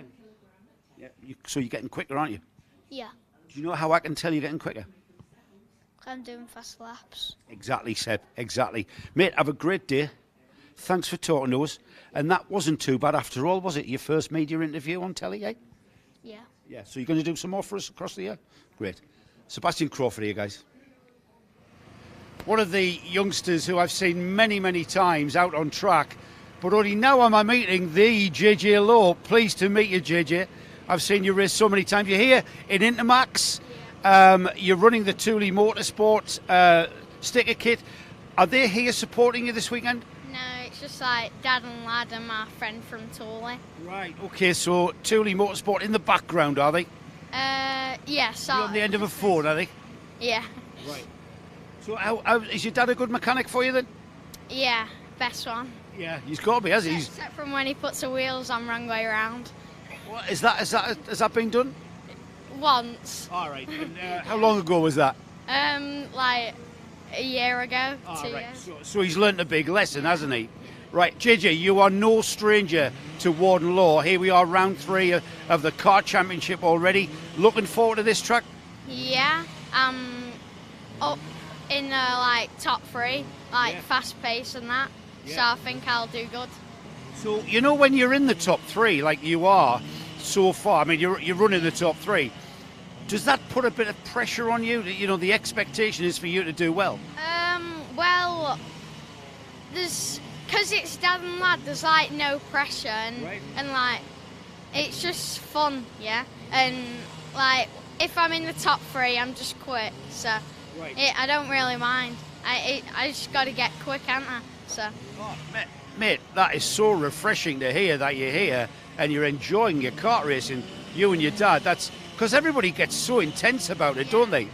So that's why this weekend we're just doing, Dad and Lad. Yeah, brilliant. And I'm glad to hear that it's all about, firstly, having fun. What do you think of the track here then? How do you think, where's Warden Law up there on the scale of 1 to 10 in enjoyment? Probably 3. Oh, so you're not keen on this place then? Oh, I thought you meant 1 to 10. Yeah, right. So 10 being the best, 1 being the worst. Oh, 7 then. All right, 7. Because, like, we don't come often here with teams, like, and I'm quick here, and I just enjoy it. Right. So what is it about the tracks? I mean, I've talked to drivers, and they've said it's physical. It's, you know, there's parts that are really hard on your neck and stuff. Is that what you find, JJ? Yeah, because, like, when you see it, it looks like a bit easy, but like when you actually race, it's like so bendy, and you've like got to like put some effort into it, really. Right. So it's quite. You've got to use your strength, yeah. Yeah. Where is your weakest part on this track? Where do you think? Is there? Have you even got a weakest part on this track? Where do you think I could do better? Taking too much curb coming out the chicane. Right. And like it costs me a bit, but everywhere else I'm fine. So when you hit that curb too hard or too far across the right, does that cost you time down that curving back straight, as we call it? Because once I make a mistake, like people just get on the back of me, and like I lose time.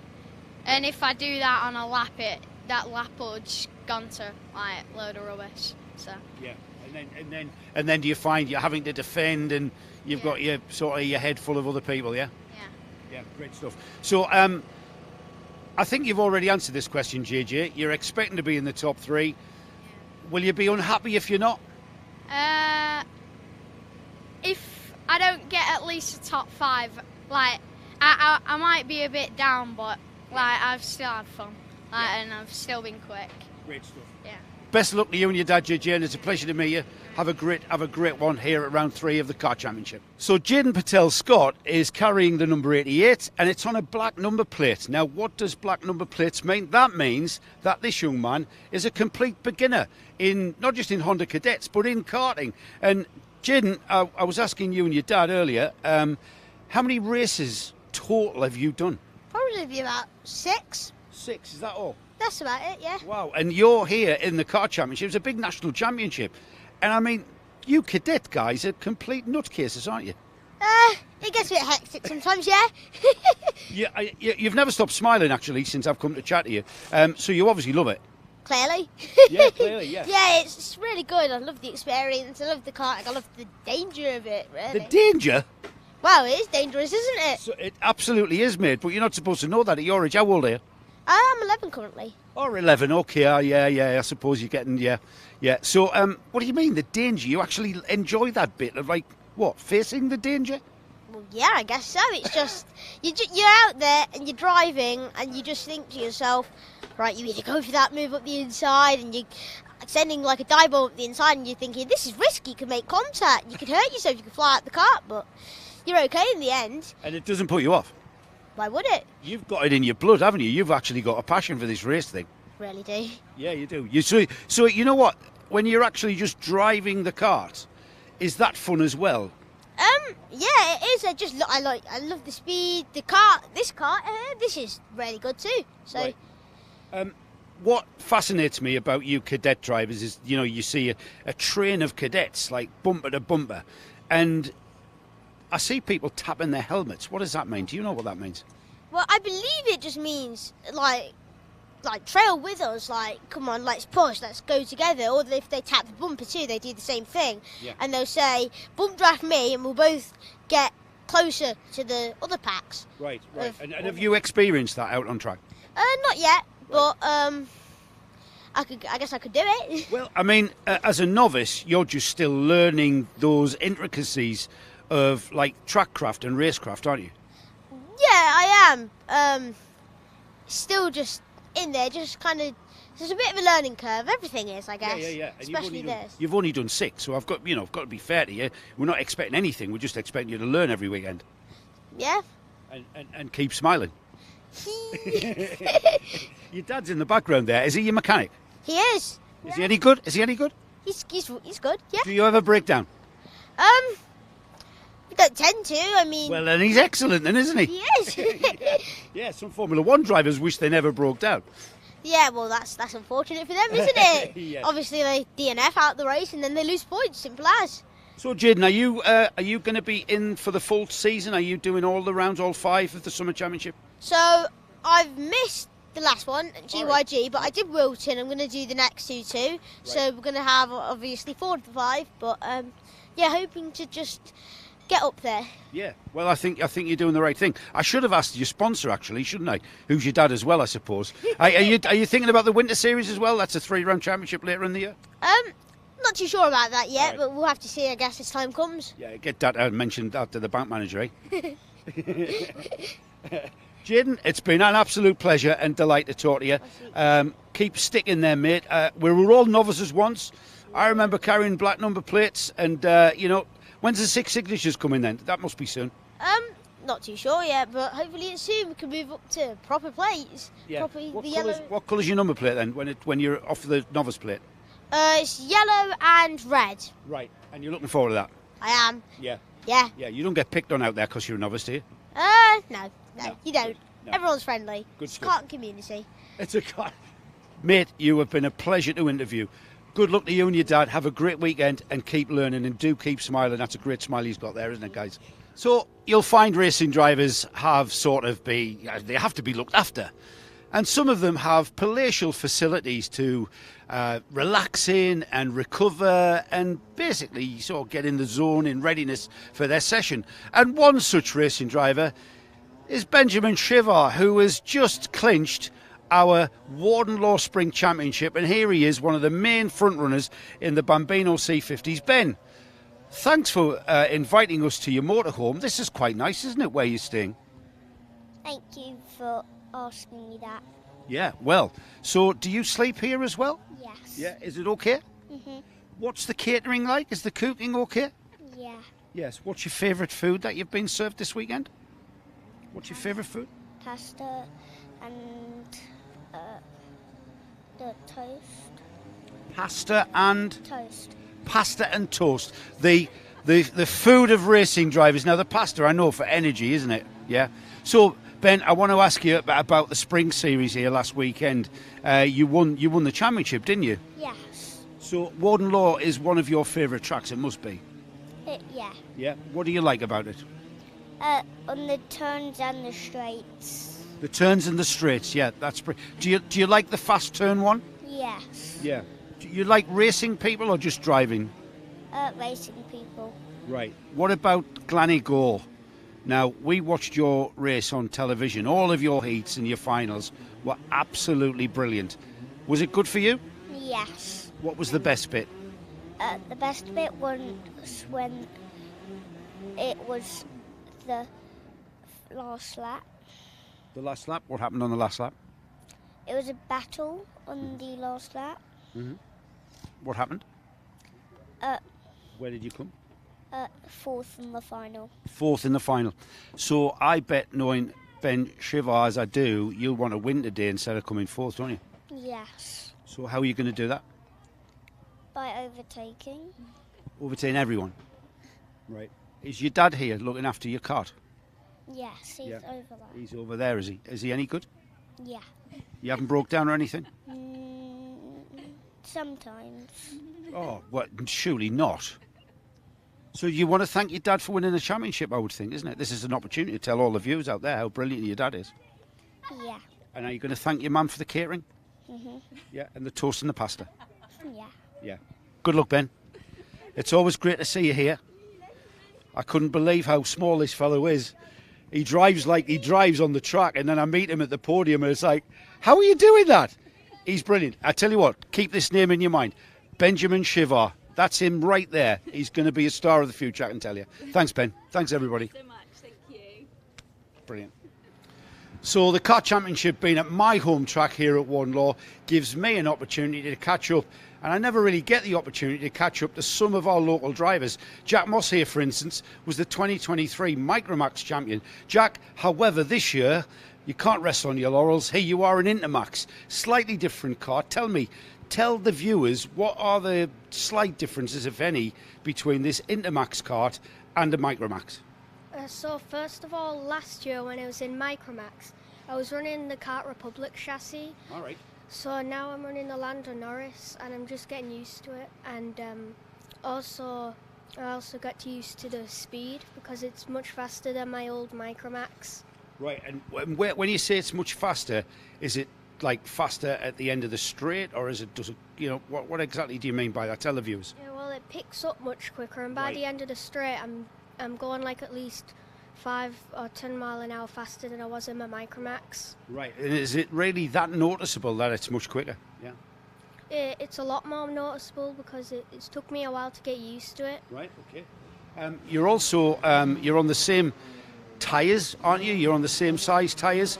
However, this meeting here is the first time we've been on the Vega tyre. Now, have you practiced on Vegas yet?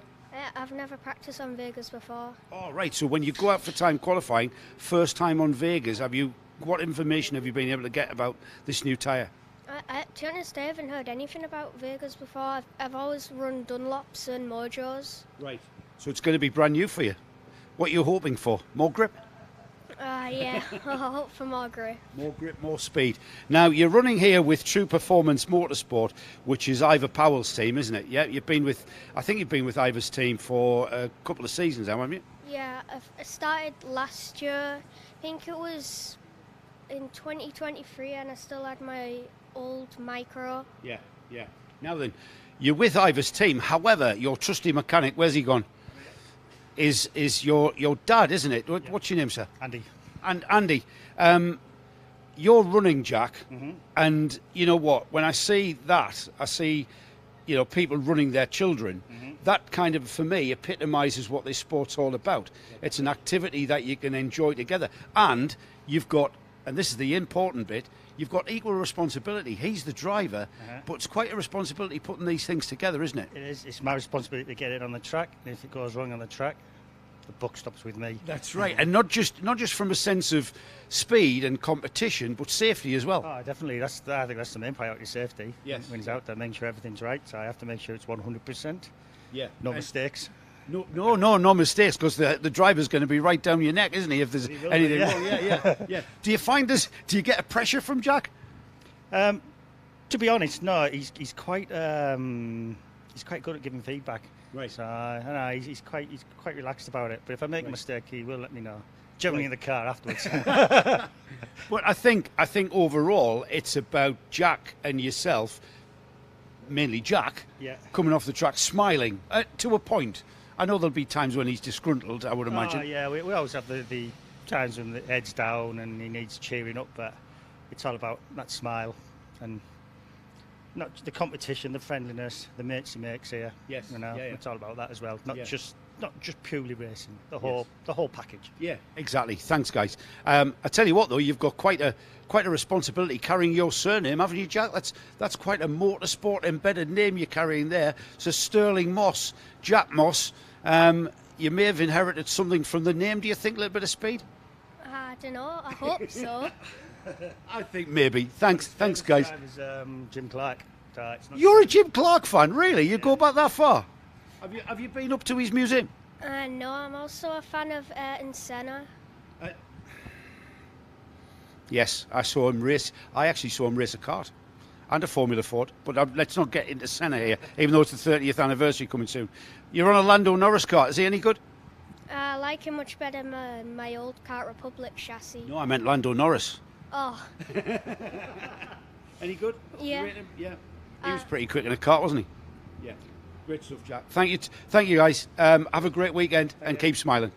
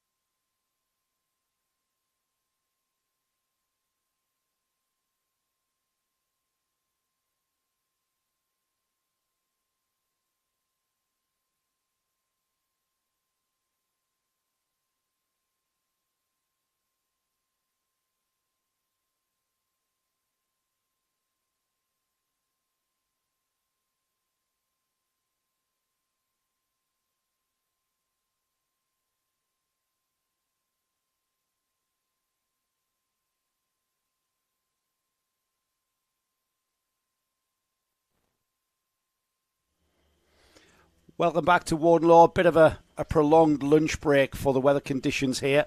Weather conditions pretty much everywhere in the UK if you're a motorsport fan. Problems at Donington with British touring cars, problems at Teesside's karting club. Brands Hatch, that's pretty much everywhere up and down the country been affected by the rainfall. Well, we're about to get things back underway, and it's the second of the superheats for our junior Rotax field. We have got rain forecast to start reducing, so we've had a go and great work from the staff here at Karting North East to reduce some of the puddle sizes and get some drainage off the track. The rain has been coming down so hard, it's been like King Canute pushing the surf back at the seashore. But we have had an effect, and there are less puddle, or the sizes of the puddles have reduced, and that's going to continue, because the rain is going to lighten up towards tea time. So we have got rain still falling, but it's falling in a much lighter fashion. Kasper Tomilewski and Addison Smith are leading the field round. It's going to be a single lane start, so single file start under Battenberg flag conditions, which are showing now out on track. The drivers have been sent out for a couple of sighting laps just to find out where those puddles are and have disappeared to, if at all. Some of them have disappeared, and some of them think there's not much you can do about it.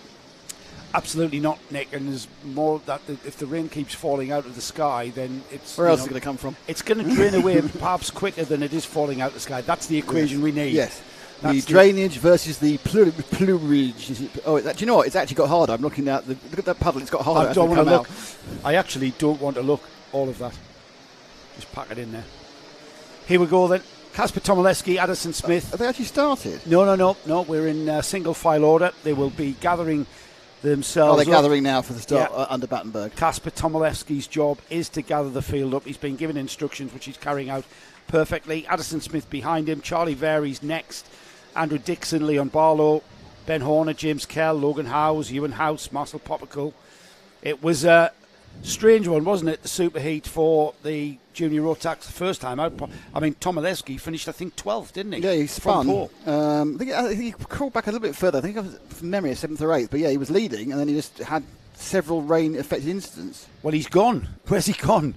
He's gone. He's not at the front. That's Addison Smith. He's off someone's off the side of the track halfway through the horseshoe. Oh my goodness! He had a bit of a floodage situation on the engine. Right, they are now officially going, I believe. No, we're still under Battenberg. Yeah, but the clock should be counting. Right, the clock isn't. We're still under Battenberg. We've lost Kasper Tomilewski. I don't know what happened to Kasper Tomilewski, but those two yellow and blue carts, that's ST Racing colours. The 242's died as well in the water. That's Liam Barlow. So still, all right. We've tried to stem the flow a little bit of quite literally the tide, but that does not mean the conditions are any better than we've seen earlier on. Also, Joe, these carts have been outside the whole time. That's right. They've been undercover and they've had sort of cover, but they've not been sitting in the awnings keeping dry. They've been sitting under an umbrella. So it doesn't massively surprise me. We've now got 3 or 4 carts that have succumbed, I would say, to the weather, just not running. And beneath us, the 242. Liam Barlow has been wheeled off the circuit. There's another cart that's been pulled back into what will be the pro kart collecting area. As the rain is coming down harder than it has been recently, but it's not really the issue. The issue is to keep the water clear. As you can see, they splash through the various puddles. It's looking. Some of there's been a lot of work on the worst parts of the track. Somebody else succumbs to electrical issues coming into the centres. You can see there the puddles at the chicane, Nick, rain still falling steadily. I think the idea of the track work was really to reduce the rivers. Yeah, it was. Which they have successfully done, barring the one at the exit of turn 1 going up towards Brian's. Yeah, that's still there. However, it has been massively reduced. One of the light bars stopped working. No, Battenberg lights are out, which means it's not there. Oh, right, it is there. Yes. So some of them have stopped working, some of them haven't. So we've gone green. We are racing. Here we go. Addison Smith leads the field towards turn 1 in single file order, and already a move down the inside, and that's Andrew Dixon on the 225, who moved in front of Charlie Vary and into second place. Everybody through turn 1, Brian's Bend and into the horseshoe. Charlie Vary comes back at him, and second place Andrew Dixon finds himself in 5th place now. Just couldn't find any grip at all coming out that horseshoe, Nick. Tomaszewski is at the back of the field with engine problems. He's just got rolling in 29th place. He's not up to speed yet. He's trying to complete some laps, but it's not been his day today in these wet weather. Some of it down to exuberance earlier on, but now he's at the back. Anyway, up into the hairpin, the 252 of James Kell, I think, now moves into 2nd place. Yeah. And behind him, the 237, it's Vary. Did we mention that the duration of this heat has been reduced to 7? We didn't. We have now. Right. So 7 minutes and 1 lap now are our super heats. Tomaszewski has ground to a halt. Coming out of centre. Whoa, that is still very wet. That's an absolute tragedy. And up the inside. That's James Kell having a look down the inside of Addison Smith. And that was purely, Nick, off plodging through that puddle and then finding himself with nowhere to go into the final turn. There's not a lot of subtleties in some of the steering inputs, are there? No, you've got to be really harsh. Yeah, yeah, get maximum lock to just get that grip working, get the tyre to grip, and then you can wind the lock off. Nigel Horner, engine supplier for ST Racing, the HRS engine, well known here in the northeast and at Warden Law. In fact, this is the birthplace of HRS, if I'm not right, Nigel. Interesting, they've all gone for that very tight line through centre one. That's close to 5 seconds. He gave him a right old punt at the backside there, didn't he? That wasn't deliberate. That was just different speeds. But that's what you've got to be careful of. James Kell, what Nick's talking about is a potential bumper penalty. If you hit hard enough, the front bumper drops off. And that's there to penalise if you come in. 5-second penalty is administered. Apparently, there's a new penalty. If you hit another car really hard, you get a Lance Stroll penalty. What's that? Your dad has to pay everyone £1 billion. Addison Smith, nice one. Just slides wide work again. I just want to be in and out. No, he just got it. Just dived up the inside. James Kell, Addison Smith sliding wide like he did. However, he powers down the main straight. He's got the outside line to James Kell, who slides wide. Will he come back on that drier? I say drier, grippier, let's say. And he did. See that again, Nick? Yeah. You've proven your point now on 7 occasions. 7 at least. James Kell leads the race. Addison Smith and Charlie Vary, 2nd and 3rd. James Kell splashing his way through St John's. Looks over his shoulder, and Addison Smith isn't really there. There's about, two carts lengths there? I mean, that inner line now is absolutely where they're going through centre one. I think he was going to, obviously knew Veer over the left to take. He wanted to check that Smith wasn't there, and he's well lost. So I think these two are teammates. I know there's some very similar sticker kits out there, but I think the 215 and the 237 are teammates. ST Racing teammates. Smith, now behind them is a big gap. As we see someone go off, we get the intake of breath from Sam Bradley. She's now doing sound effects for the entire show. Yeah, she's over my shoulder. That's why that came out. Why I man? Oh, Addison Smith loses nothing from Sam there. Didn't get anything from her, and it actually happened. Let's have a look and see what happened. I think his rear end just gave up on him there. It's as he comes through. But he comes into our picture. He's already pointing the wrong way. It's always awful when your rear end gets up on you. When your rear end gets up on you, it's never a good day. He's just pushing, isn't he? Addison was just pushing round the horseshoe to get back on terms with James Kell, and the grip on the rear end of that car just gave up. That's Charlie Vary, who's got a bit of a lonely 2nd place now, losing the company of Addison Smith. There's James Kell disappearing, the ex-kart driver off towards centre 1. There's Charlie Vary. Let's wait for Addison Smith, who's recovering. He's a lonely 3rd. There's the battle for 4th. It's Harry Hurst Grover, who's lost out to Oliver Fabricas, Nick. Oliver Fabricas through. Has Grover always been in a playing cart? Has he put new bodywork on? I'm pretty sure that's the first time we've seen him in the all black livery, Yeah, all black livery on that cart, just going into the chicane, and then on towards a little bit down the order is the 229 of Aidan McDonald. There's a spinner at the chicane, still splashing their way through that first apex. That's Addison Smith. He's recovering, trying to catch Charlie Vary now out of the final turn. There's that battle for 4th. Now then, if anything, Oliver Fabricas has pulled a bit of a gap. Maximum speed optimised down the straight, even in these conditions. Fabricas has had some good wet weather pace, actually. He hasn't always managed to keep the kart pointing in the right direction and not hitting other karts, but actually in a bit of clear air, this man here, the 290, is looking one of the fastest machines. But has he got bump penalty? He's just had a basic attack angle that's quite low. It looks quite low. I'd say he may well have one. the way they're clattering across the inside of the curves, they're just hooking their wheels. But he's really moved away from Harryhurst Grover almost immediately. And he comes round that hairpin. Grover now is going to be... We just dropped back one more to the black cart. That's Harryhurst Grover. And I don't think he's pulling away from Ben Horner behind him. I think Horner's in the 272s coming towards him. So he's got no sticker kit, so he'll be a kilogram lighter than some of the others. Yeah, absolutely. It does count. And carrying the number 2, he's the vice champion from 2023 in the junior Rotax class in the Kart Championship. So we know he knows how to do well. And right now, maybe he's... you can see how tall he is, actually. So that sticker kit has gone. Almost a kilogram, like you say, Nick, as he continues now. And the leader's beginning to get spaced out. Or... I think Charlie Very... I think the whole pack's quite Charlie good. Very's... Charlie Very's caught the leader. Yeah, let's move back to first and second. They're just about to go round St John's. So the left-hander at St John's just picking them up now. There they are, heading towards the centres.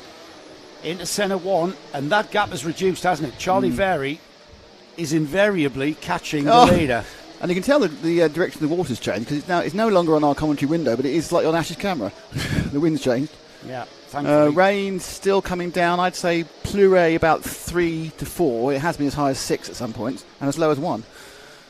But the Rooster Tails very much in evidence as they go around the Gasworks chicane.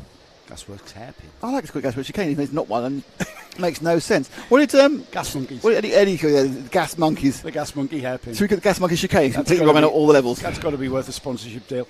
It's going to be. Is it the last lap board? Yes. Yes, it is. Wow, that's gone fast, hasn't it? 7 minutes in the way. Ooh, but he's not. No, it looks like he's always missed his apex. No, he's just going for the outside line. And Charlie Very there on the yellow and blue livery of SD Racing. It was catching him. He was catching him. Now James Kell's responded. The rest of the field streaming through, beginning to get a little bit strung out the whole field. There are little bits of battles going on down the order, but right now the leader, James Kell. And we take it for granted that he's going to stay on the track. And in these conditions, we cannot take that for granted. No, I mean, we've seen a number of last lap swaps of position. Towards the Gasworks hairpin then, for the final time. Turning in on that very wide line, just sliding the cart across the middle and then off towards the horseshoe. Be the final time he has to go there. And next time out, we'll see these carts in their final, the all-important final, maximum points of 100 to be scored in that one. Right now, though, James Kell finishes in first, Charlie Very second, Addison Smith chasing his teammate in third, Oliver Fabregas fourth, and the black cart, the old black cart of Harryhurst Grover, there in fifth. Ben Horner not that far behind him, was he? No. And then the next cart's coming through now. And side-by-side action across the line for Gregor Reed and Logan Howes. They had a great battle there. Callum Gosh 9th, 10th is Ewan House, and then the rest of the field driving through. Andrew Dixon, I noticed on the 225, a recovery drive to 13th. We look down the order to see where Kasper Tomalewski is, and there he is right at the bottom because he did not get that cart going. He's had a nightmare day, hasn't he? Yeah. He came off yesterday so well on the pole position for the superheats. He had a nightmare in the first superheat. He's had an equal nightmare in the second one. So we'll see how the grid looks after the two superheats for junior Rotax. We'll have information on that very soon. Right now, we get going with our second Micromax superheat. The Micromax class have already been out for their first one, and starting on the pole position. We do chats now, and then we go to the next heat. It's like you finish the first that race, and I go chat, and then you go to the next one. All right, is that what you do? That's what we've been trying to do. Yes. Oh, you do? Yes. Because there's quite long gaps. Usually, you just butt in. Huh. Well, the reason being, obviously, you rarely stop. Anyway, Ian McCarthy has a question. Go ahead. Thank you. Do these carts deposit much by the way of slippery fluids to add to the standing water? Sorry, I was giving Sam an instruction. I knew exactly that. I knew 100% you weren't listening. Sorry, I was giving Sam an instruction about Ian, the who's PA. Ian? I thought that was the Ian McCarthy. Oh, I thought you were saying sorry to the man who asked the question. Yeah. Oh, okay. I know you're Nick.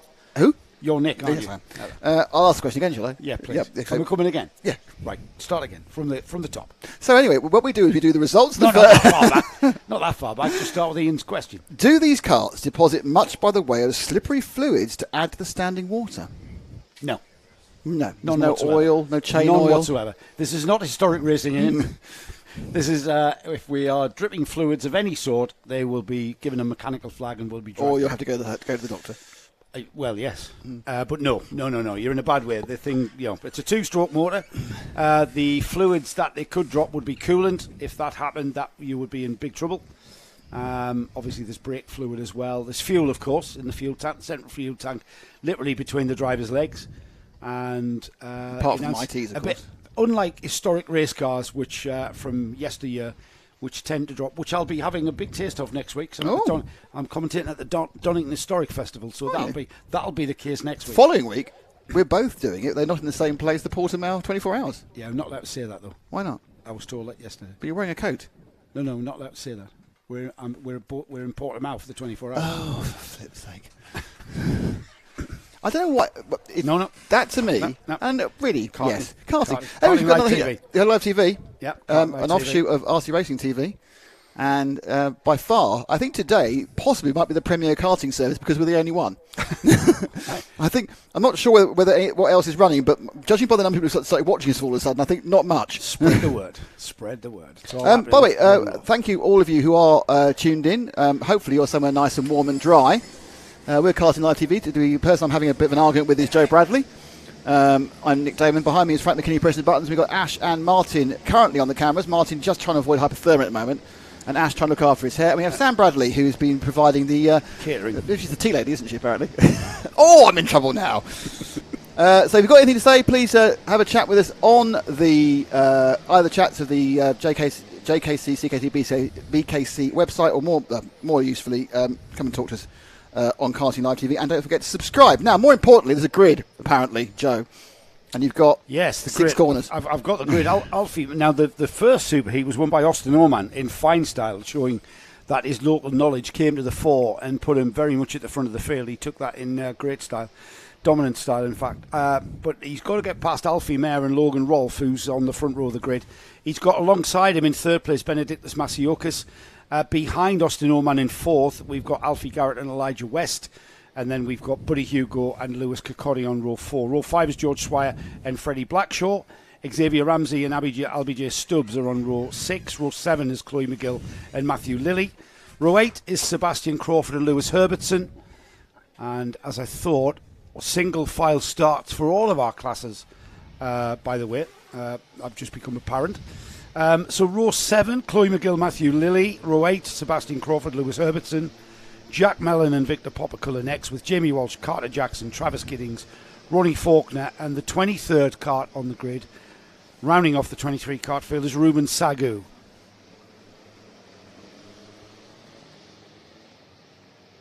So we've got single file racing again to start things off. That's safety being the utmost here at the Kart Championship, and the race stewards showing that good thinking, in fact, commendable good thinking to who we got? Hello, mate. So commendable. Is that the race steward behind me? Yeah. I didn't know he was behind me, and I'm saying commendable for the race stewards to have this single, and I didn't know he was there. I did not say that because you were there, sir. What's your name, by the way? Who's our steward today? Rod Taylor. Rod Taylor. Rod Taylor's decision. I take it, Rod. That's your decision. Yeah, we'll give Rod the credit. I think it's a great decision in these conditions, which are treacherous for all of our classes. Commendable decision from Rod, who stood behind me when I said that. That we are single file starting. I call you a crawler, but it's just how you are. I am now that he's there. Yeah, absolutely. What did you say earlier about Albert? Yeah. So it's a great approach, actually, and it's down to Alfie Mayer now to bring the carts round in the proper pace to take the start. It'll sort things out into the final turn and have less chance of any kind of incident. We will have them racing very soon, though. A couple of stragglers just tagging onto the back end, and we have got a green flag and a green light, which means we're racing. Start from the inside there by the white car. I have no idea what happened to Alfie Mayer there, who Number finds 32. himself now in fifth.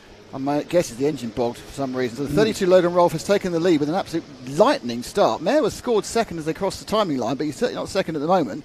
That's Austin Omans. This could be a bit of a between Oman and Rolfe. The third place is the 12 of... where's the 12 come from? The 12's come right up the order, hasn't Can't it? be the 12. Oh, yes, that's why. It's Benedictus Maciocas. Yeah, Oh, someone's off at the back there. We've lost someone entirely at that point. Off at the centre one. They're facing the wrong way. They're going to try to pull themselves out of the barriers. Look at that, Nick. The 21, the winner of the first superheat, is into the lead already. We're only half a lap in, and Austin Orman has just worked his way steadily to the front. The number 21 there, the pink livery. Great time. It's kind of pink on our screens. It's a combination of talent and local knowledge, isn't it, really? It absolutely is, yeah. He's no slouches, young Austin. We're following in his dad's footsteps here at Warden Law, and already pulling out 3 or 4 kart lengths to Benedictus Maciocas. Comes out to the final turn and will cross the line to lead across the line with 1 lap underway. We are 7 minutes and 1 lap. Remember, duration, we're just inside of 6 minutes now. It's Logan Rolfe, the kart, in third. Buddy Hugo, Coddy, George Swire, Stubbs, Ramsey, Blackshaw, Lilly rounding off the top 10. Yeah, second, third. Again, we saw the one going wide, one going tight, going through turn 1, and as it seems to happen every single... Oh, that's too much curb. Way too much curb for Benedictus. Slowed him down, didn't it? Benedictus, in fairness to him, he's been quick the whole time. He hasn't always been, I suppose, circumspect, you'd have to say, wouldn't he? We've seen he's had a few spins, but he has got the down-level pace for the conditions, but he just needs to put it together over 7 or 8 minutes and plus a lap. Well, remember the first superheat for the Micromax class, they were literally dropping back and coming back towards the front, and all this while where they're tripping over curbs and splashing their way around. Austin Orman, who knows where the best grip is here because he's driven here so often. Well, that camera needs a wipe again, doesn't it? That's a long walk. Yeah. Fancy that, and it'll get wet again. Oh yes, that's what our lovely tea lady can do. Yeah, we've got Sammy for that. If I wasn't there, I'd get so slapped. You would. The leader, Austin Orman, has kind of disappeared now. He had 0.8 of a second, Nick, from lap 1. Let's see what the gap is now. It's going to be a lot more. 2.2. Wow. Also, I just thought that Benedictus got a little bit into his mind about the second half of the lap, and he seemed a bit clearer. But interestingly, also Logan Rolfe did the better second half of the lap. So they're both picking back. Let's just drop back to the next group. Yeah, it doesn't look like at any moment Logan Rolfe's in a position to challenge Maciocas. It's 2 pairs. Yeah, There's 2 pairs, and they've already swapped for us. Well, it is wet, so things going 2 by 2 is how it should be, isn't it, really? So the number 11 on your screen is Buddy Hugo, the number 19 is Lewis Kokori, and Kokori goes down the inside, side by side round the second centre, out of the first centre, I should say, into the second centre, and it's already back to where it was. Buddy Hugo back up to fourth with Kokori now in fifth again. Lewis is no relation to Andrew. I don't know. I actually don't know. He was a bit of a He is a relation. himself. Well, he is a relation. Oh, yes. He is a relation. There we are. Is he Andrew's nephew or something? Yeah, Andrew's nephew. We need him in more often, to be honest. Yeah, Rod, you're welcome anytime. Keep us right. That's right. So Andrew Kokori, of course, was a renowned big karter from Scotland, and ended up in sports cars. British GT champion, I think. And he runs a team. Didn't he run a McLaren team for a long time? He won Chris What's-His-Face, the Greek guy. He run his team for a long time, didn't he? Anyway, whilst we're being vague, we will know him very well. Yeah. Oh, getting caught out by that big puddle. It's still there. It's still there for the taking. And the number 11, Buddy Hugo, it needs to tread very carefully on the left-hand side. It's the ideal line into the braking area, of course. And that's what's drawing the drivers in. Sebastian Crawford, I've noticed, is pulling onto the rear bumper of Chloe McGill. And Crawford's had a difficult couple of days, actually, in fairness. That's quite a little battle there for 11th, 12th and 13th. So the top, just ahead of this, the top 3 have all spaced themselves out. This is the over and under again. There's the 19 of Kirkcuddy, attempts to get past the yellow helmeted 11 of Hugo. Now, there's another pair behind them. Let's just drop back to the pair that's behind them. That's George Swire and Albie Stubbs. Yep, so Albie Stubbs, again, he got involved in some action we saw in the first heat as well, but unfortunately he was going backwards action. Here looks like he's going forwards action. He tries to try the inner line through the hairpin. It's funny how they've kind of paired off, isn't it? Yeah. They've paired. Usually get. Perhaps I think they're going to a dance rather than to a race. Well, they are. It is kind of a dance choreograph, as we have the leaders have already gone across the line.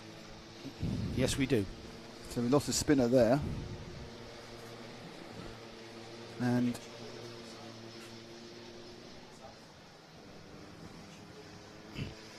down they go as we give him some instructions. The 96 there is in the background.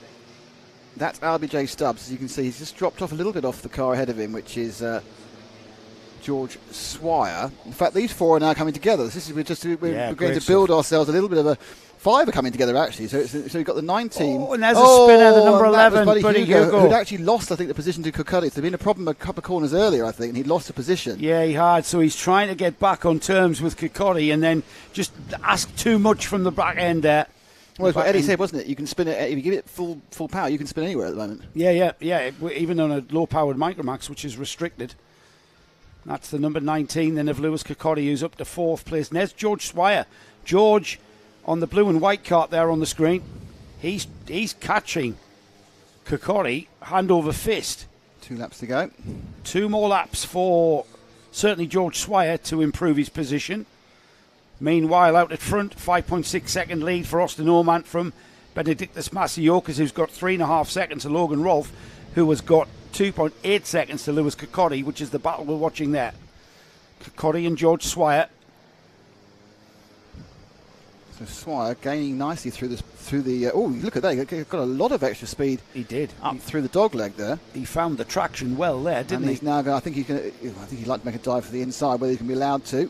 Well, they've both gone for the outside loom. That's interesting. It's quite quick, especially in these conditions. Just kind of wondering whether actually different karts are finding different lines work better, because we've had the junior Rotax, they were all going as tight as they could through centre one, weren't they? Yeah, exactly. Yeah, the different classes, different. I mean, it's completely different. It's all right. It's the Rotax 125cc engine, however, heavily restricted for Micromax, so it'll give you a different use characteristic. It's not as powerful to punch you out the corner, so it's a different approach. It's all about momentum.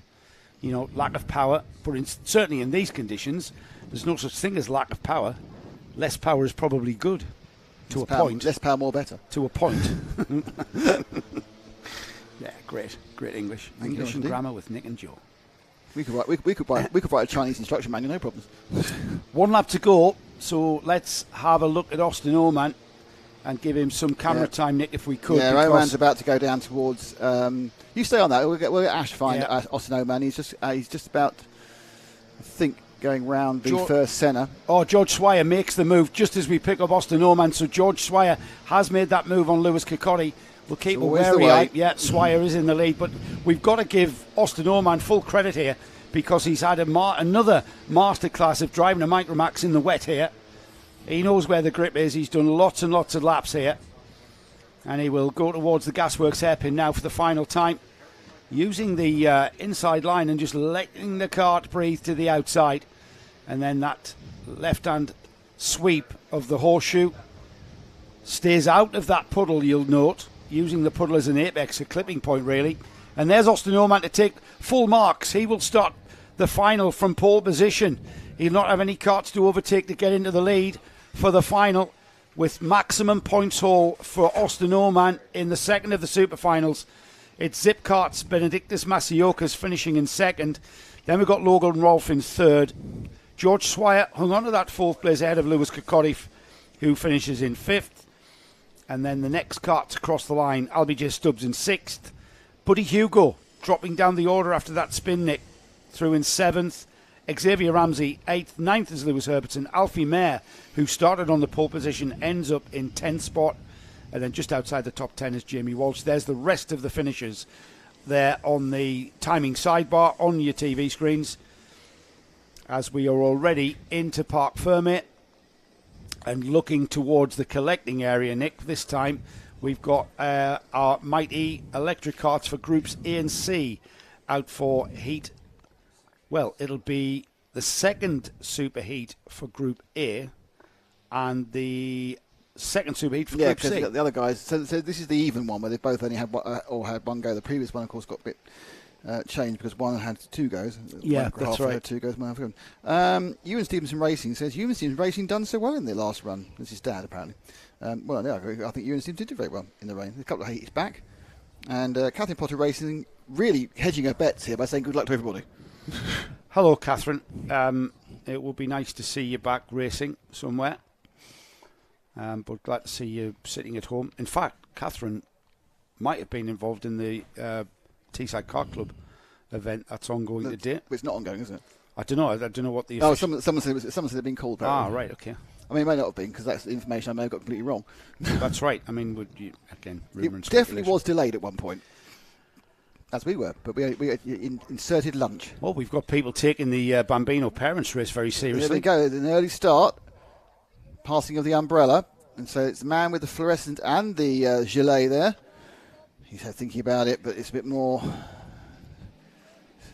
There's no real action. There's some umbrella-based action there. Man with blue umbrella looking to get forward. I'm just wondering now whether they're actually running to keep warm more than anything else, rather than entertain us. Absolutely, probably. Yeah, we like to maintain the competition. More importantly, we like to keep warm at the moment because, as you can see by the flags, there is a quite steady and quite intensive wind. Rain's still coming down. I'd say it's down to a 3 now.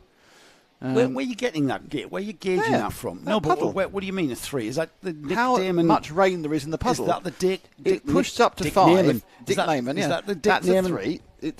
He's back. Just 5 what? What do you mean? Is that well, on 5? your? If you go, it's 5. It's like oh my god, I can't see. Yeah, the but other is side that of the track. just in your head? Are you giving it a 5? No, it's the official Nick Damon weather rain. That's what I mean. It's the official Nick Damon one. What scale of actual kind of SI would I be using then? I don't know. That's what I thought. I thought you might have an app for No, it what or I'm something. trying to do is people can see the pictures, and I'm saying it's currently a 3. So they go, okay, it's still raining, and it's still raining kind of that consistent level that means it's not going to get any better. If it went down to a 1, like it was likely spitting, the track was still dry slightly, wouldn't it? But if it's a 5, we're all going to drown. What about a 10?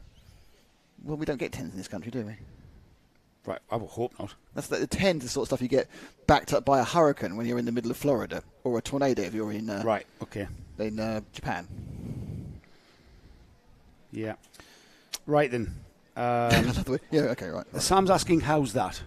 How's that? How's 3 looking? No, it's still got water all over it still. Still got water all over it. I'll tell her that. Surely she can. In fact, I think the wind's blowing in that direction, so it's a bit of a futile. We're talking about our Yeah, third she's camera. just said that. Best I could do, but rain blowing at it straight at it. So the Gasworks hairpin camera is right in the teeth of the direct wind. firing line for the rainfall. We've got Ralph Martin and Henry Hales sharing the front row. It's a standing start for the Bambinos, and it looks like a 2x2 grid as what will be the normal situation. Heath Smith and Junior Wright are on the second row. Jensen James Williams and Jack Harper are next. And then we've got Ava Garrett, Alfie Hennell sharing row 4. Row 5 is Felix Tandy, winner of round 2 at GYG, with Frank Pearson alongside. Christian Doshi and Arthur Bath are on row 6. Row 7 is Hadley Jarvis and Ollie Upton. And then we round off 15 carts with Kai Ergensoy. Catherine Potter's watching both events from home. Oh, well and done. Teesside have finally got underway. Yeah, so they super are running. fan. The Teesside have got underway, so they were delayed by. All right, but so obviously it's clearing from the west, perhaps. So super fan. Ralph Here we Martin, go. of course, the winner of Wilton Mill, and he's been dropped at the start, hasn't he? Who's that? That's gotten into the. It's the 32 that's leading. Oh, it is the 32. It's Ralph. It is Ralph Martin. From the 18 of Heath Smith into second. Oh, the number 18, Heath Smith, tries down and tries to find a gap as the leader spins off at the dog leg. Ralph Martin just turned in, and that back end just went away from him. Look at that, the cart on the left there turns in, and his back end, very short wheelbase, aren't they? Very short wheelbase, these Bambinos. And just to remind everybody that the mighty Bambino cart is electric powered. Now, I need to say something right now. Go ahead. The man who won, the son of the man who won the Petit Le Mans in the rain, has got himself to second place. Felix Tandy showing it's all in the genes. It's all in the genes. Oh, and there's a spinner there, the 67. Taken 2 out, and that's taken out. Henry Hills. Was the 67 taken out by the other one? Yes, he got hit. So Henry Hills gets hit By the from 15, behind by the or 15. Is it 45 or 15? I don't know. 45, I think. I think it is. It's got his number number plate scuffed. Yeah. So Jensen James Williams takes out Henry Hills. Meanwhile, at the front of the field, we've got Ralph Martin and Felix Tandy. Oh, it's kind of like it's framing it now with the water. Felix Tandy being overtaken round the outside, No, finding he's not. himself squeezed into the puddle. It's the number. Is that the number 11? Yep. Yeah, it is. That's Number Junior 11, Wright. Junior Wright. Junior Wright finding he had to take avoiding action for a puddle there, which put him on the line. But Felix getting his head down now. He knows he's under pressure from Junior. As he crosses the line, Heath Smith leads still. Felix Tandy second. Junior Wright third. Henry Hales now fourth. Jack Harper, Jensen James Williams, Alfie Ennell, Ollie Upton, Frank Beeson and Kai Ergensoy. That's your top 10. Is he catching him, Nick? I think the Tandy-Smith gap's about the same, but certainly Junior Wright looking very racy behind Felix. Felix, who won the GYG round, and I know we mentioned him a lot, but he is second generation.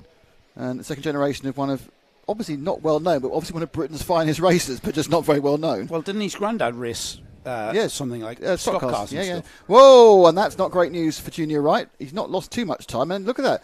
Well, Henry Hales, who was facing the wrong way, having punted by someone, is right back in there again. Hales was quick in the wet, and I think there's a good chance that Hales may work his way through as far as second in the remaining 4 minutes and 28 seconds. Yeah, he's got plenty of time, hasn't he, to rejoin and regain. Oh, and Tandy's the wrong way. Felix Tandy spinning at the chicane there, regaining though very quickly.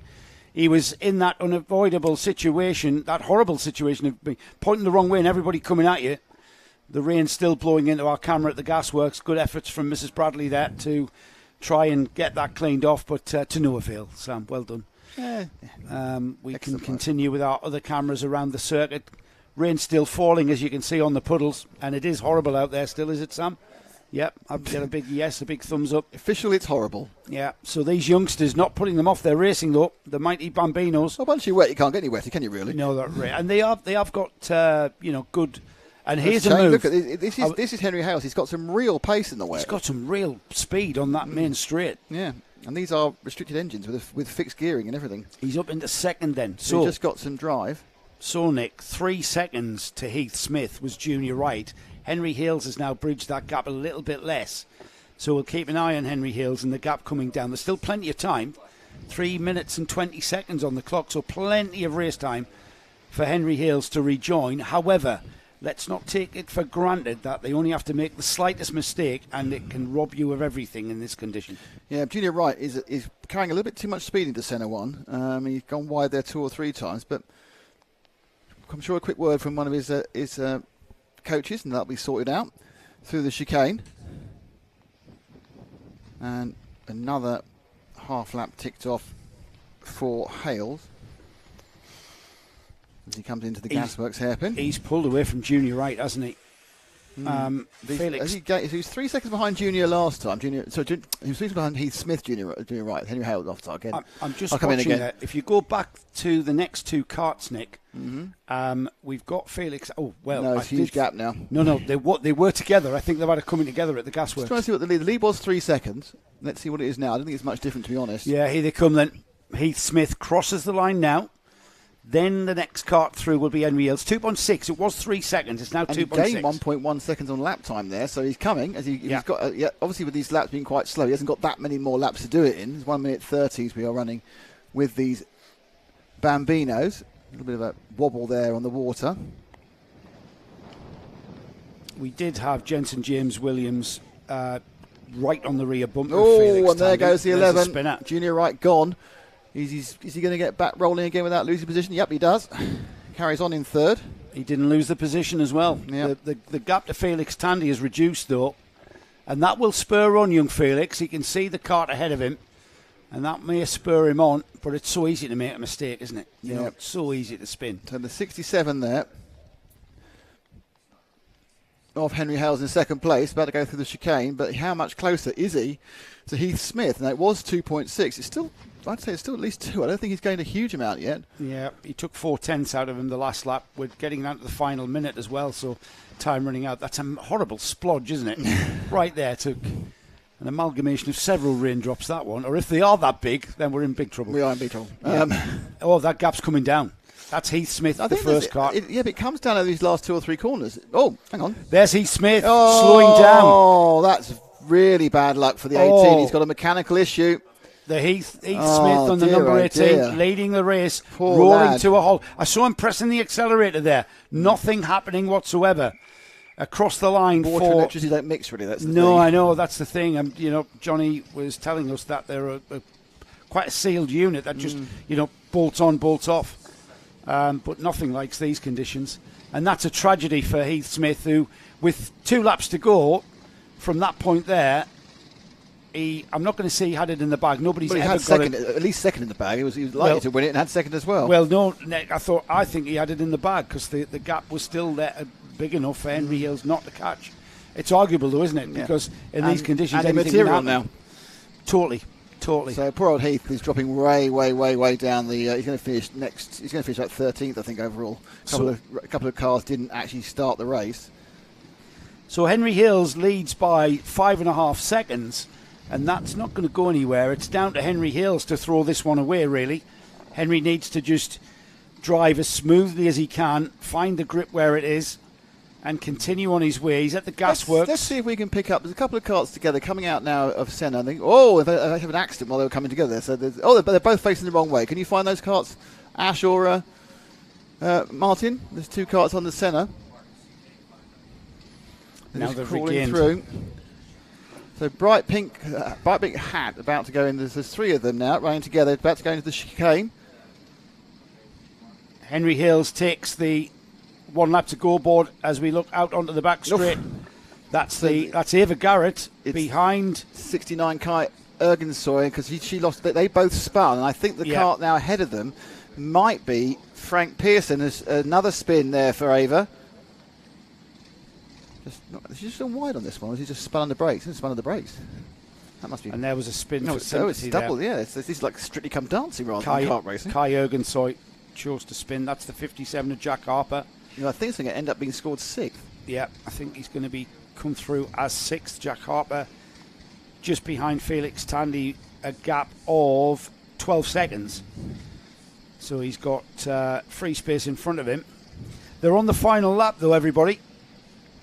And it'll be Henry Hills who has steadied his pace. The gap's come down from 5.6 to 5.4, so he is taking it easy. Down.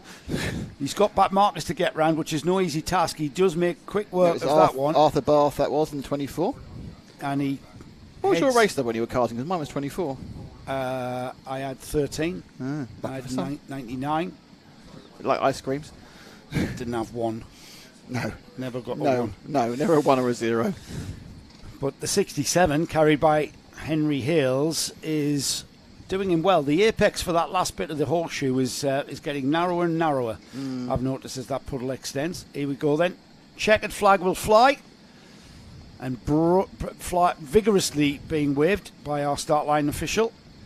And Henry Hills will be delighted to take the 2nd superheat for himself. Junior Wright was 2nd, 4.6 seconds behind. Jensen James Williams then 3rd.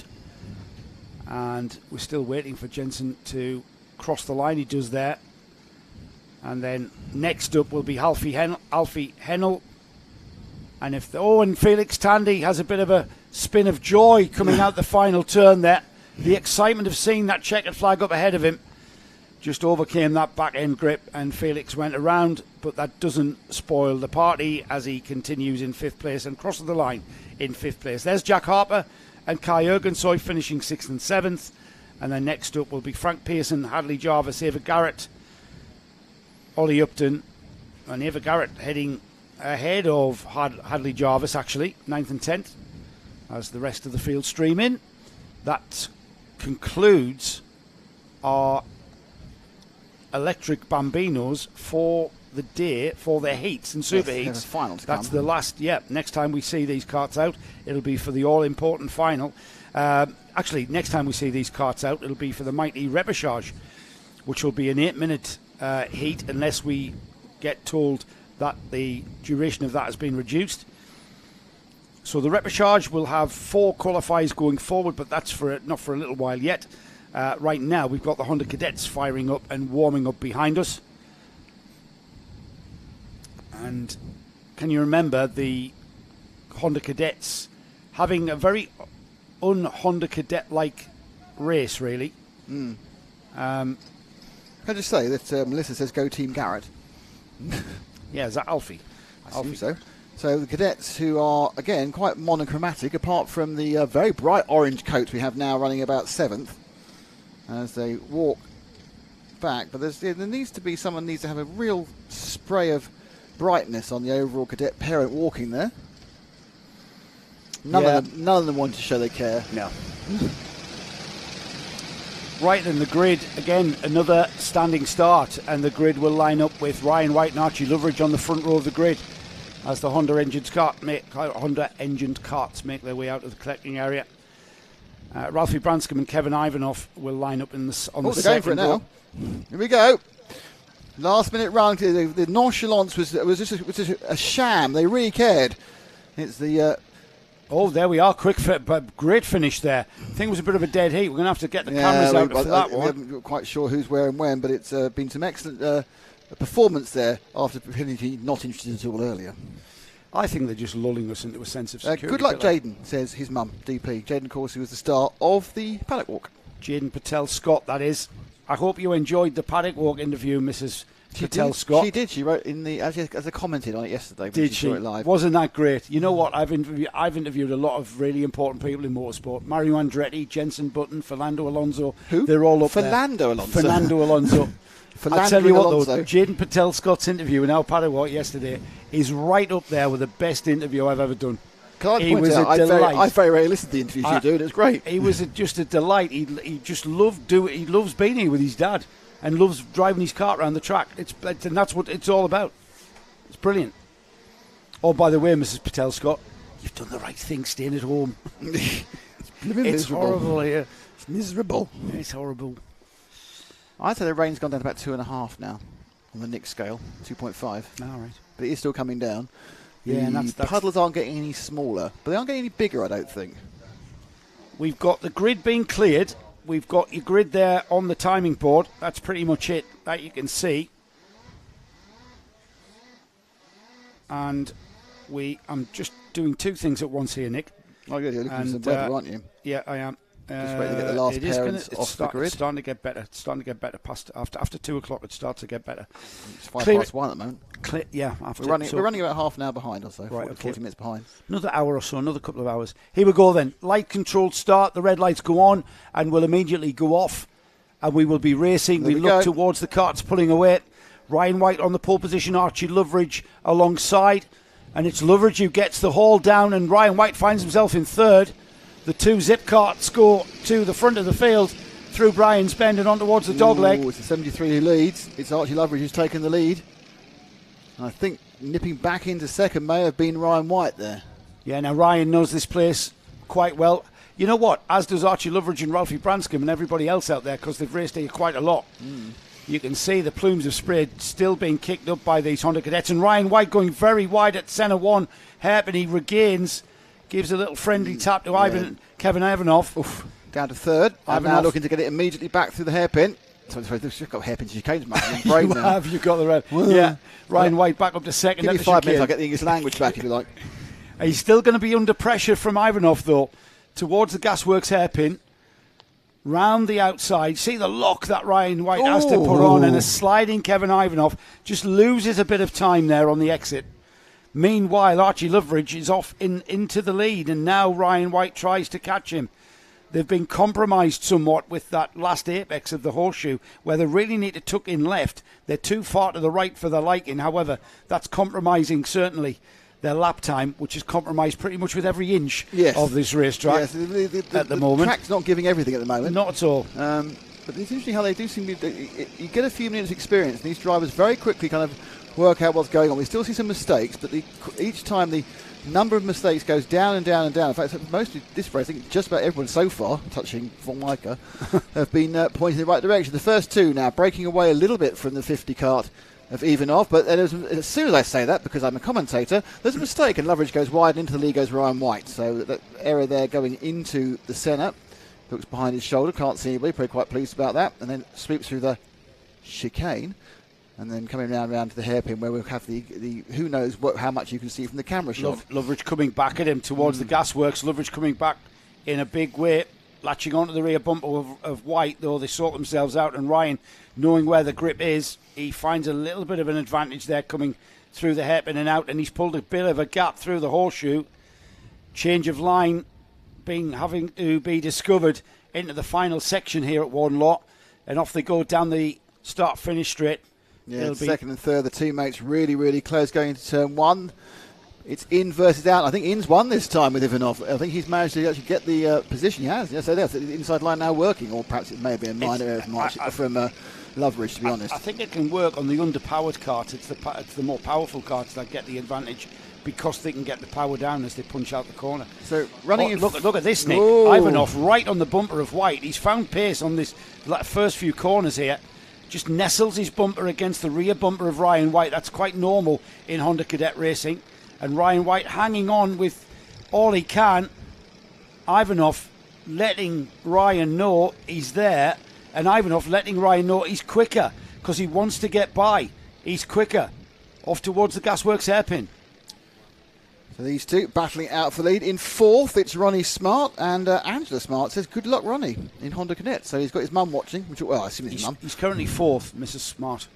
He's quite a way off the top 3 seconds, as Ivanov, who suddenly looks a lot more comfortable in the first couple of laps, he's starting to really harry. He's got great White, and he's got a good drive, and more importantly, they kind of dropped Loveridge. Yeah, he's got great grip coming out that final turn. He taps his helmet. Now they're in the lead, Ryan, just follow me. Don't battle with me. Through turn 1, the left-hand sweep there's Brian's bend, and then on towards the dogleg. Into the first part, now into the second part. Now Ryan White's tripping over Ivanov. The rules have been reversed.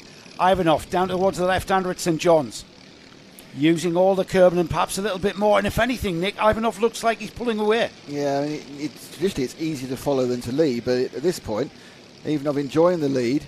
And obviously when you're following, you can pitch your braking point, which is a constantly changing cornucopia in these conditions, but you can judge it a little bit from the cart in front of you. Now you're out on your own. Get it a little bit aggressive there going through chicane, got a bit of a sideways, he wasn't driving in the right direction. Gives a nice little bath to White behind him. It's just carrying speed, isn't it? He just tried to carry speed into the right-hander. When he did change direction, the cart said no and slid. Luckily for him, it was four-wheel drift towards the apex. He's still hanging on to the lead, though. Ivanov from White, from Archie Loveridge. He's got a bit of a gain there. He was braking, and then I think he just braking away. Actually, not sure if he did lose time there, actually. No, he didn't. Pushed away on that final low, so he's going across the line now, and he's half a second ahead. Loveridge back another 0.8. Fourth place is Ronnie Smart, who's behind by a further 3.3 seconds. And then you have Elliot Burke, Luke McGill, Ed Spain, who's had a very good first run, and Noah Clare. Ryan White falling back from Ivanov there. Half a second was the difference in lap time there. That's what gave him the gap. And if anything, Ryan looking like he might be coming under threat from the third place Archie Loveridge. Behind these three, what we're going to watch, Ronnie Smart fourth, Elliot Burke fifth, Luke McGull, Ed Spain, Albie Smith, Noah Clare, and it's Ricky McIntosh that rounds off the top 10 at the moment. We've got personal best lap times up and down the field. Not quite the first two, certainly Archie Loveridge finding his feet. Let's just hold for fourth and fifth for a bit. Let's watch the fourth and fifth go through. Just drop back a pair, Frank. There we just see that's Art. So that's Ronnie Smart and Elliot Burke. Smart's actually gaining, but those two are a bit closer coming out of the chicane earlier. Oh, it's behind them there. They've just gone through the puddle, and has he? Yeah, he got through. Just got very wet. Yeah, right. It was the way, isn't it? So Smart with the P1. Oh no, it's 51 Smart P1 cars. It must have been the same team as Ryan White. Yeah. Yeah. And then you got the 14 there. That's Elliot Burke. And then behind him were McGill and Spain, who we saw a bit yesterday in the ordinary heats, not the super heats. So the 51 there, it's kind of quite, dare I say it, quite solid. Yeah. In that fourth place, Ronnie Smart. Let's me add it back to the top three, who were tripping over a back marker there. Then they got back together in much closer. So they're going into the running down now into the hairpin. There we go, coming into the hairpin. And it'll be the one lap to go board next time by, Nick. Yep. Ryan White in his Project 1 cart in a zip cart sandwich, as they say. Ivanov got by him, didn't he? And then Ryan White didn't have anything in the toolbox to deal with it, really. He has fended off Loveridge, though. Loveridge has not. He was gaining slightly, and now that's kind of stagnated. Yeah, they had to go past the back marker earlier in this lap, and that did squidge them back together again. But as I say, it looks like the basic pace Ivanov's got in these conditions is going to be enough to, well, barring an error, keep him ahead for this final lap. White was half a second behind, and it's not looking like it's changing. And then another second back to Archie Loveridge. Smart dropping off by about 3/4 of a second a lap.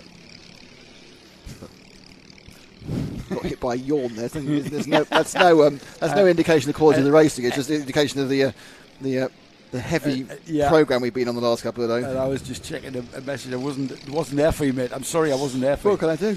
Kevin Ivanov then out of the second centres and towards the chicane for the final time in the superheats phase. It's Ryan White there, the second card going through the number one.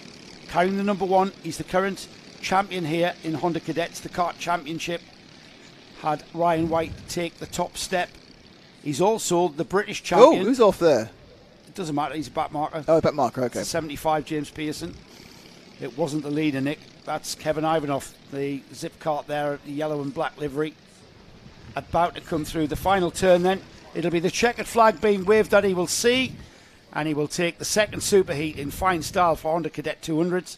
Ryan White finishes second. Harvey Loveridge confirms that third place. And then we've got Ronnie Smart, a bit of a lonely fourth place for Ronnie, wasn't it? Elliot Bork was next up in fifth. Luke McGall sixth. Ed Spain was seventh. And then we have Noah Clare, Albie Smith, Jack Wykes rounds off the top 10. Yeah, again, it's interesting. In this wet weather, you tend not to get the big trains of karts you see in the dry, but you do get these little 2s and 3s who are scrapping away over every error that may or may not happen. So, next up, actually I've got the programme, so I can't tell you what's next up. You know what's next up. Yeah, do you want me to get the programme for you? You know what I'm doing, don't you? Yeah, making coffee, which is very important. Yes, well, I'm setting the timer, actually. So what have we got left to go? Okay, so next up is Junior Primo. We've got 3 more superheats, which will take us to around about 1:45. And then it'll start to dry up, and I'd say the rain's down to about 2 now. And then we start the finals with the repechage. And Junior Max, Micro Max, Honda, Mighties, Primos, Intermax. And the last race of the day is the Coma final for Bambinos. So 3 more now in heats. You've got Junior Primo, we've got the Coma Bambinos, and we have Intermax. So that will be your smorgasbord of kart racing for the rest of the day. Weather, I think, perhaps it's wishful thinking, I think the weather's clearing. It's still raining, by the way, but it's clearing, I think. Well, it kind of is on the satellite app that I've got, which is very accurate. And the big, horrible rain spot, and there's Martin proving us wrong, as ever. But look, it is clearing. Yes, yeah. It is going away. And by 2 o'clock, we are going to be... No, it's by 4 o'clock. The rain is probably going to stop. Yeah. 4 o'clock? There's no rain there at all, but that's 4:15. Let's go back to 3. Yeah, look, so it's just sort of missing us. Yeah. It's wishful thinking missing us. Yeah, it is. You're right, though. It is reducing. It is absolutely reducing. It's managed to just rain the entire day. Yeah. Sorrel, by the way, I missed this one. She said good luck to the Hondas. As the next race goes away, they're Battenberging these as well. Yeah, these will be the rolling starts. It's going to be a single file rolling start for the karts that do not have a standing start. And the Junior Primo, we had Eddie Stewart in here earlier on explaining what it was like, didn't we? Paul Hodge has just written a message saying, watching from the sun in Malta. Oh, shut up. And Anne Beagle says good luck from Jemison. So what sort of temperatures? We need to see. These messages are a few minutes long because Facebook. I don't see Facebook messages that often, but yes. So I suppose Malta's but at least 25. Oh, it's got to be, hasn't it? Really, yeah. Middle of the Mediterranean. You poor thing. You poor thing. How can you cope? Don't forget your sunscreen. Let's have a look at the grid then. Daniel Hartley, he had a snap chain in the first superheat. That's going to put him down the grid for the final. Daniel, maximum points at round 1 at Wilton, maximum points at GYG. So it's all to play for in this one, Daniel. No pressure. Taylor Dixon alongside. Bella Fairclough, she took a very fine superheat win the last time out. And we've got them. I think we've got stragglers. I'll be surprised if we... another Battenberg lap. Yeah. So Bella Fairclough in third. Stanley Clark fourth. Ellis Daly, Maya Simpson, Leighton Kelly, Laurie McVeigh, Alfie Forrester, Eddie Stewart, Ryler Mason-Lewis, Tyler Davis, Oscar Pitt, Thomas Butcher, Sophie Caldwell, Zach Kane, Ethan Bath, Ewan Stevenson. What I will say, Nick, is keep an eye on Bella Fairclough. She's easy to spot. She's in that bright yellow livery cart, the yellow side pods, the yellow fairing. She absolutely knows where to get the best out of her cart here in these conditions. And if you remember, the first superheat, that was an She won despite spinning. Yeah, that's right. She Spin to win. She had a spin and then still regained and continued on. So keep an eye on. Spin to win, you know. She's got a tough day ahead of her though. Taylor Dixon and Daniel Hartley. Can't discount Stanley Clark and Ellis Daly as well. Maya Simpson is certainly proved to be a very quick carter as well. So I wouldn't like to pick a winner out of this one, especially considering the conditions. There's a softer chair here, you know, Nick. Lower. Yeah. It's because you're hogging the stool. It's my stool. It's not. We don't have my or your. This is a conglomerate of excited cars. They got to go this one. Going around for a third time. We've got a massive amount of. Oh, and that's a tragic situation for Bella Fairclough, What's happened there? who has bogged down and stopped. That caused consternation behind her. Right, yeah. As Bella just yeah. lost power. That caused a concertina effect of carters behind her. And Bella, oh man, you know what? Forgive me, Bella, and her dad's going to kill me. That was the commentator's curse. Yep. Keep an eye out for Bella Fairclough, is what I said, isn't it? Oh my goodness. We lost another cart I saw trying to stop, chugging along. Trying to get it working. Despondent. Can she get it started? Oh, She's got it started. Go on, Bella, keep it going. Get that right. You can drive that as fast as you can to clear that motor out. Dry it out, more likely. Get the yeah, heat it probably was. I don't know whether it was oiling up because they were keeping a steady pace. Come from the back. We've lost a few stragglers, haven't we? There's a cart at centre one that's done the same thing with some bogging down. Right, Bella is way back off the tail of this field. We might get things underway. I doubt we will because we're recovering a cart from the infield and the lead cart of Daniel Hartley is already round at the start finish. Again on the Battenberg. Surprised they haven't started the clock. They have now, Nick. They have started the clock, but they're Battenberging it with the clock started. Okay. Yeah, so we're under, it's effectively, we are under virtual safety car conditions. And we've started the race in grid order. Daniel Hartley, the driver, at the front of the field, leading the field round. We're not under race conditions quite yet. We're still under controlled conditions. That will allow the stragglers who've had issues on the rolling laps to catch up, which is once again commendable. I'm just checking on Bella Fairclough's progress. Here she comes down the main straight now. As Daniel Hartley turns into centre two, Bella's just coming in front of us, and she's got that cart buzzing now. So that will be well cleaned out, and also some temperature, an engine temperature in there. So if it was a bit of dampness that spoiled it, then that might be burning off now. She's not quite on the back of the pack yet, though, is she? No, she's got quite a way to go, actually. She's at St John's now. And we've got Daniel Hartley at the... just coming out of St John's hairpin there. That's the leader. He's effectively the race leader rather than the pole setter. He's effectively the race leader because the race has begun under the Battenberg conditions. The Battenberg lights have gone. No, they're still flashing out on the track. Gone now. And they green flag. It's green flag. They have got the green flag.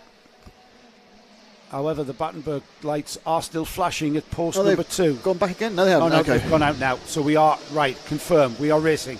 Daniel Hartley, Stanley Clark, Ellis Daly. There's your first 3. Daniel tippy-toeing around the horseshoe. He knows he needs maximum points here in this superheat to get him up the grid after that DNF in the first superheat. Down the inside, trying to find the grip.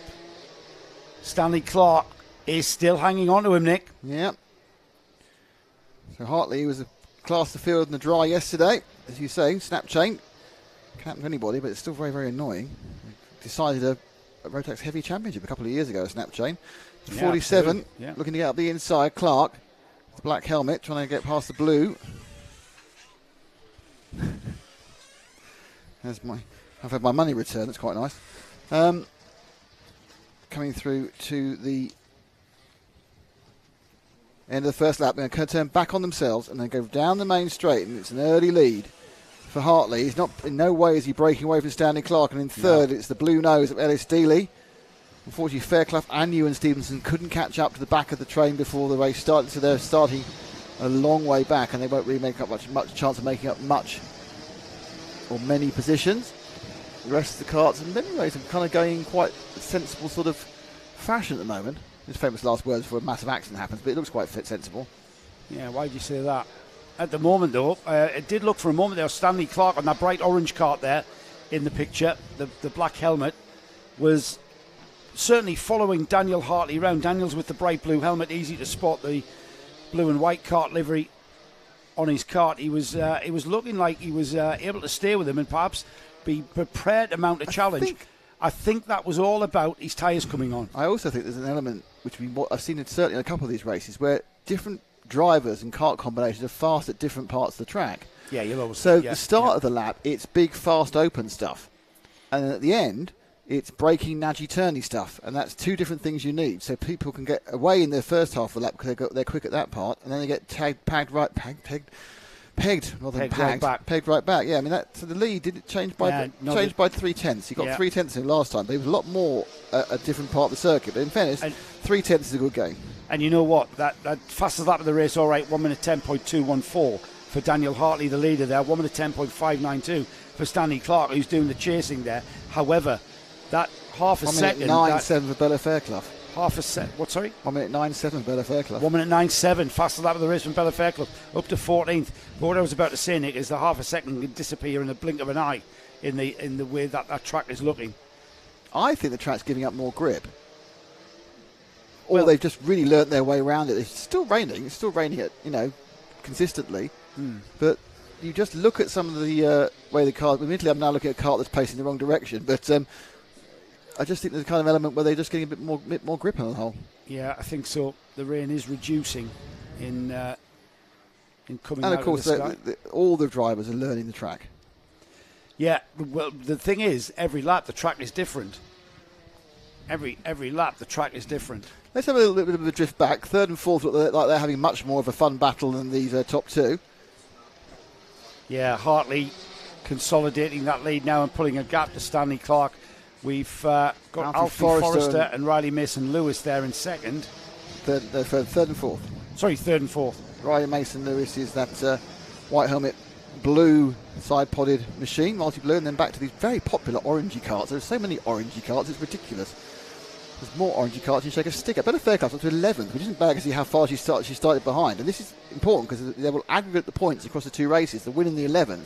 And every position she passes is going to be one position further up to start on the grid. Well, I think she's still going to start ahead of Daniel Hartley. Yeah, because Hartley's got nothing and a 1. Yeah, he's going to be right down. But obviously, there's people here who've got thirds and fourths and seconds and thirds, and they'll start ahead. But as she moves forward, Fairclough's got a good chance, I think, of getting into the top 3, actually, 4, because of the way that you get these really weird split results in wet races. Alfie Forrester there, being chased by Riley Mason-Lewis. And Mason-Lewis, both of them choosing to go through that puddle. I wouldn't choose them. It's kind of muscle memory, though, when you turn into there. Here they come then. Hartley's already gone through. He's extended the lead to 8/10 now, even though we've got Stanley Clark with a personal best lap time in second. Alfie Forrester, absolutely nothing. It's 4/10 at the line between these two. You don't really need a stopwatch or a time screen to tell you. Fairclough up to 8th now. Picked up 3 positions in that last lap. Shall we pick her up? I think she's in a bit of a gap at the moment as she's going through the field. I'll try and you do this bit and I'll find her. Right. Variation of opinion of line through the first centres. Okay, yeah. So I can see. And the second centre. Let's see if we can find Bella. She's just going into the first centre now in the bright yellow cart, and she's just taken another position. So there she is. That's on Ash's camera. That's the 15 of Fairclough. So Fairclough's gone past one more place, and she's up to 7. That's Leighton Kelly. And once she managed to clear the throat of the engine, she's certainly got the pace. She's not far. I mean, she's got the ultimate fastest time, I think, still. And more importantly, she's still been doing very fast lap times, despite the fact overtaking several people round the Gasworks hairpin. She had a great battle with Maya Simpson at Granny Gores in round 2, didn't she? In might be one of the heats, not necessarily the final. And Maya Simpson is the kart that is next on her list as they come out of the last turn. Yeah, we're onto the last lap for Daniel Hartley, actually. We've seen enough of him. Yeah, Daniel has done what he had to do, really. But the question is, can Bella Fairclough catch and overtake Maya Simpson for 6th place? Should be able to. Last time she was 4 seconds faster. 4 seconds? In this weather, wow! It divides some of these, because obviously by nature being the Rotax Prima, these guys and girls aren't as experienced, and this is really playing to the advantage as Fairclough just comes through really quite simply and moves up to 6th place. She made that look really easy, didn't she? I would think with the 6th place, you're going to cement herself in the top 3 of the grid. Daniel Hartley, I can tell you, while Bella Fairclough continues on her last lap. Daniel just Hartley taking the mark now. He's just going off the line now. Comes out and takes the checkered flag to take the superheat. No, 2nd and 3rd as well. 2nd place Stanley Clark, chuffed with that. Forrester has crossed the line. Has he? No, he hasn't. That was a back marker. So who's coming into 3rd? It is Forrester, but he's a bit further back. And then Riley Mason-Lewis in 4th. Eddie Stewart, another 5th. Great result for Eddie Stewart, our co-commentator. Sometimes I'm not paying him. Kart Championship. Don't worry, you don't have to. Bella Fairclough, 6th place. Maya Simpson, 7th. Leighton Kelly, 8th. It'll be Ellis Daly who finishes in 9th, just coming out the final turn now. And then Ethan Bath, Oscar Pitt, Zach Kane, Tyler Davis, Sophie Caldwell, Ewan Stevenson, Laurie McVeigh. That was an interesting one, I think, Nick. Daniel Hartley had a lot of pressure on him there with that DNF in the first superheat. He knew what he had to do, and he went out there.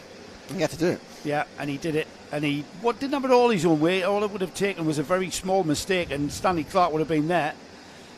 And not that far behind was the rest. So it's going to be interesting. The Junior Primo class going into their final, where all of these drivers are going to be out of position from where they would normally be. It should be interesting to see that. It should be a fight to the, not to the death, to the to the dampness. We've got the C50 Comas firing up behind us. And here we go. There's some nonchalant fathers there. Oh, here we go, carrying the brolly there. It's high-vis brolly man versus oh no, it's the number 57. It's the Henry Hales high-vis looking to take the lead. Henry Hales on the outside there. And he was spooked there. Anybody else going to take this down at the moment? It's Henry Hales. Hales leading. Hales in the 57. It's Hales all the way. It's just he's got Henry Hales written in his back of his back. And somebody else is going now. A bit more orange high-vis. Absolutely, look at him go. Open those legs. You can see his class. Blimey. Really? That's a massive sprint. That's school sports day level sprinting. That's parents' race. Yeah, parents' race, absolutely. That's he's practicing for that. Definitely parents' race at sports day. Round 1 was won by Will Wainwright back at Wilton Mill. Round 2 was won by Ollie West. 2nd place at round 1 was Ollie West. So a first and a second for Ollie puts him at the head of the championship coming into round 3. We've got the parents on track, as you can see. That means it's a standing start for all of you detectives out there. And we've got the karts making their way around now. It'll be the same grid lineup as we saw from the first superheat. Noah Wicklow, Logan Hodgetts, Will Wainwright, Arthur Bowers, Calman Simon. As they make their way around, Benjamin Shivar is up there. Henry Hales, of course, the number 57, and Jax Wong. The result of the... I'm just trying to find the result of the C50. Someone spun going round the first to the second and the centre. It doesn't matter too much because they'll drive into their grid positions. It was Henry Hales and Logan Hodgetts, remember, who took the win in Superheat 1. Ollie West and Jax Wong were 3rd and 4th. Then we had Arlo Gamble and Calvin Simon. It was quite a mixed result, really, with people like Benjamin Shivar 7th, Noah Wicklow in 8th. Noah Wicklow, the pole position driver, will line his kart up on that front row of the grid. And it'll be Will Wainwright. Remember, Will Wainwright was off at turn 1 in the superheat. Yeah, Wainwright had a better day yesterday in the dry than he's had so far in the rain. Yeah, a little bit of trap maintenance going on between the heats as well, which is Genuine spade work. helping with the drainage somewhat. Problem is, of course, Nick, that we've had so much weather, we've had so much rain in the whole of the UK. I was going to say the northeast, just the whole of the UK, that, you know, everywhere's saturated. There's, the rivers can't take it, can they? They're pouring into the rivers from everywhere, and the fields are flooded. I mean, things don't drain as quickly as it should. We have had a bucket full of rain. The rain is still coming down. It's not like the intensity you had earlier, but it's obviously not. When the rain's coming down, even a bit means you're not going to dry out by the very nature of things.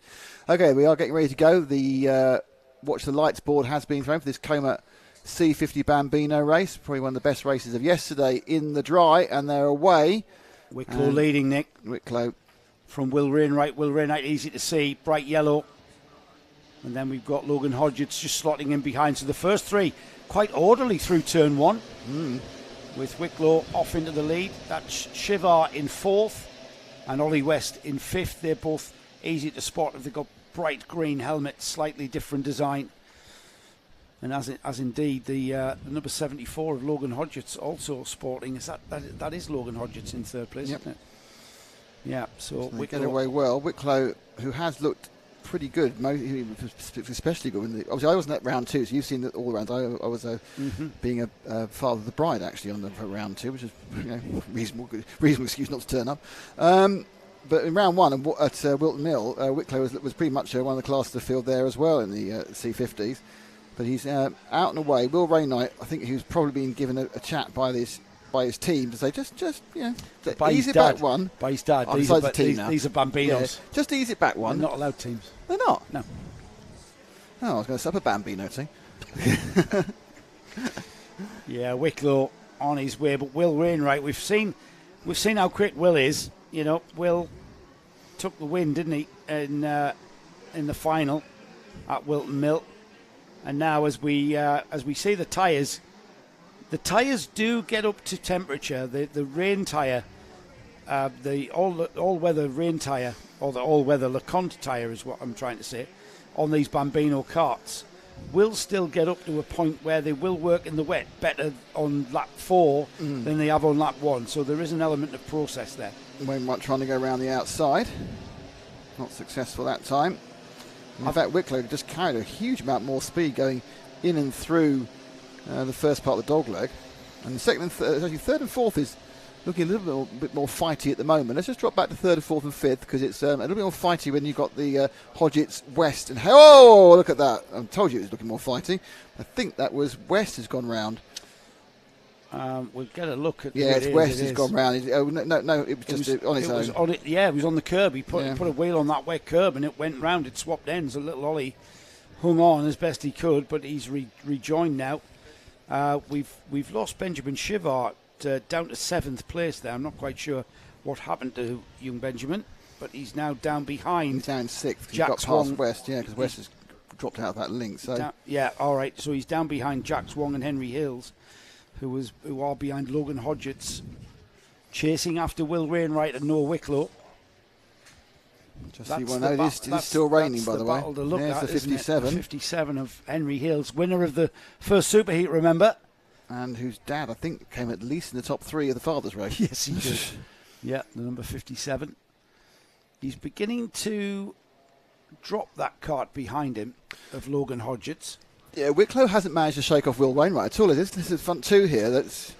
We're looking away a bit, but Wainwright, I think, may have just been needing a couple of laps of not having a problem of confidence build after a kind of difficult first wet heat, superheat. Now looking at some different lines, looking at seeing what he can do with Wicklow. Again, through the dogleg, slightly different lines, slightly different speed, but the end result is the gap's pretty much the same as it was. Henry Hales, I think, is trying to bridge that gap now. Well, Henry Hills is bridging that gap very quickly. Yeah, he's absolutely on it now, and he can see that bright yellow bumper of Will Rainwright just up ahead of him. Look at the different line. Yeah, look at the different line. That has absolutely closed the gap to nothing to Will Wainwright, and that was basically him taking the more conventional dry weather line around the inside. They drop back to where they were somewhat as Wicklow slips and slides his way through the back chicane. Will Wainwright looks over his shoulder, Wicklow, sees the brightly yellow cart of Will Wainwright, and then just behind him, Henry Hales dropped off them slightly. There we go. And a little bit of a coming together there, was it? A little bit of a nudge. Yeah, they were occupying the same. Not deliberate nudging, just inadvertent. They had the same part of the real estate there. Wainwright. Well, that's Wainwright. Wainwright's gone for the lead. Obviously decided that with Hale so close, he can't carry on following. I'm not sure what happened to Wicklow there. He just went wide at the lost a little horseshoe bit, and then through went Will Wainwright, and he crossed the line in the lead. Ended up some without any grip. 3/10 the gap. Henry Hill's fastest lap of the race so far in that third place. He can see this going on in front of him. But Henry Hales' pace is in the first half of the lap. Yeah, this bit. But running through the chicane onwards, he didn't get anything. Yes.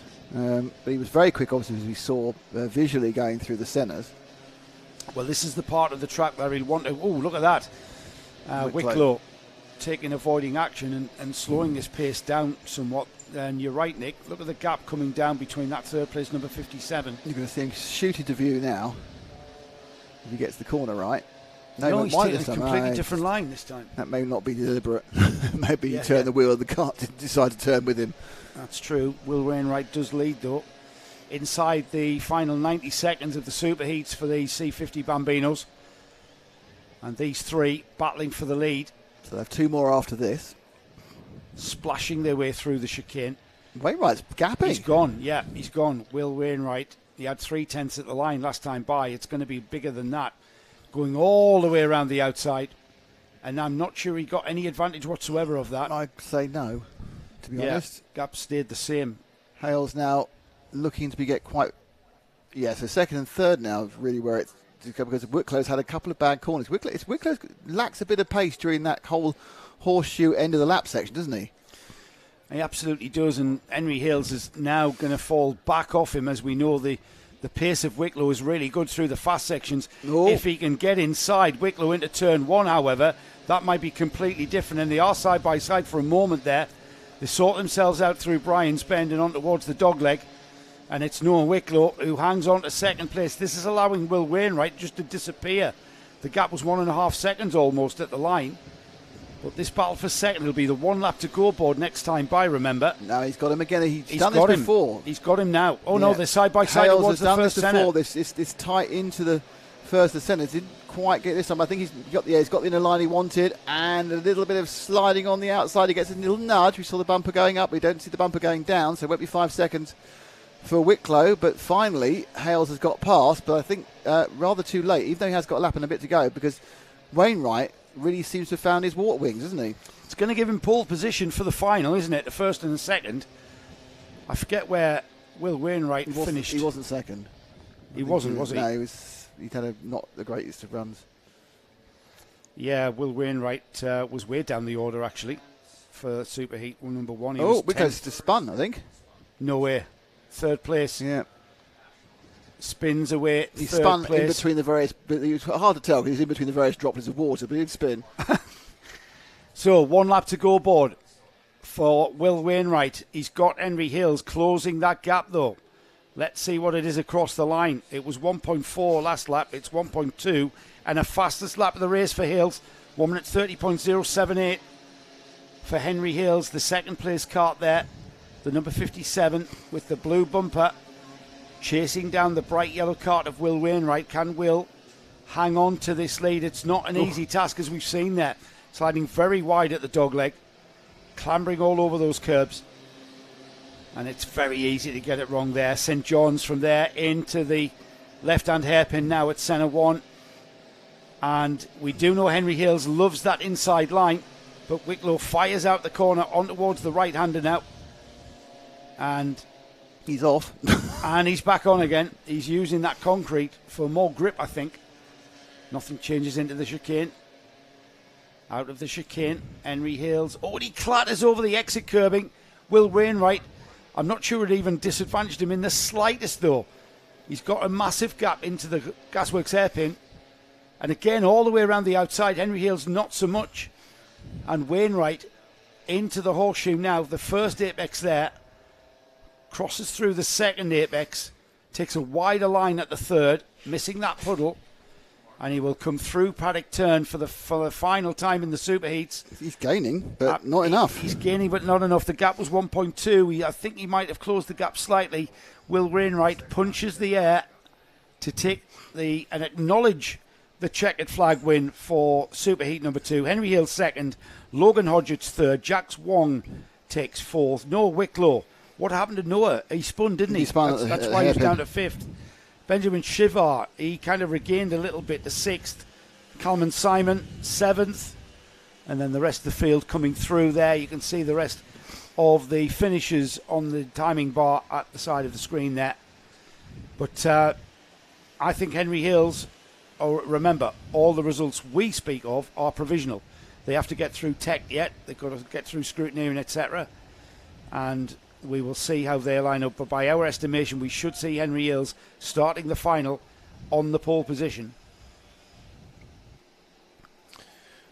Nice recovery from Will Wainwright from a very difficult first heat. Goes to show these kids do learn very quickly. And I would think that because it's a while before the next heat goes off, I think it's going to be very different conditions again, because I'm confident we might see a drying track in 2 hours' time when they're next out again. About 8 o'clock tonight, you mean? Not that far behind, only 45 minutes behind at the moment. So it's not the end of the world. Yeah. So, right, it's only going to be towards because don't forget, there's no then. lunch. We're going straight to the finals. That's of course. Yeah, we've already had our lunch. Very early lunch. So there's no. If you're just tuning in, we've had the lunch break, and you've missed it. So we are going straight from the set. This is the final superheat, I believe, isn't it? Yes. And we'll go straight into the mighty repechage. Should be. Yes. And then straight into the finals. At some point, I've got to put some camera up.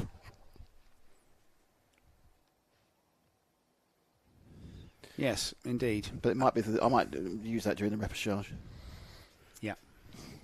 Because we are going to try and do. We're going to try and do post-race interviews.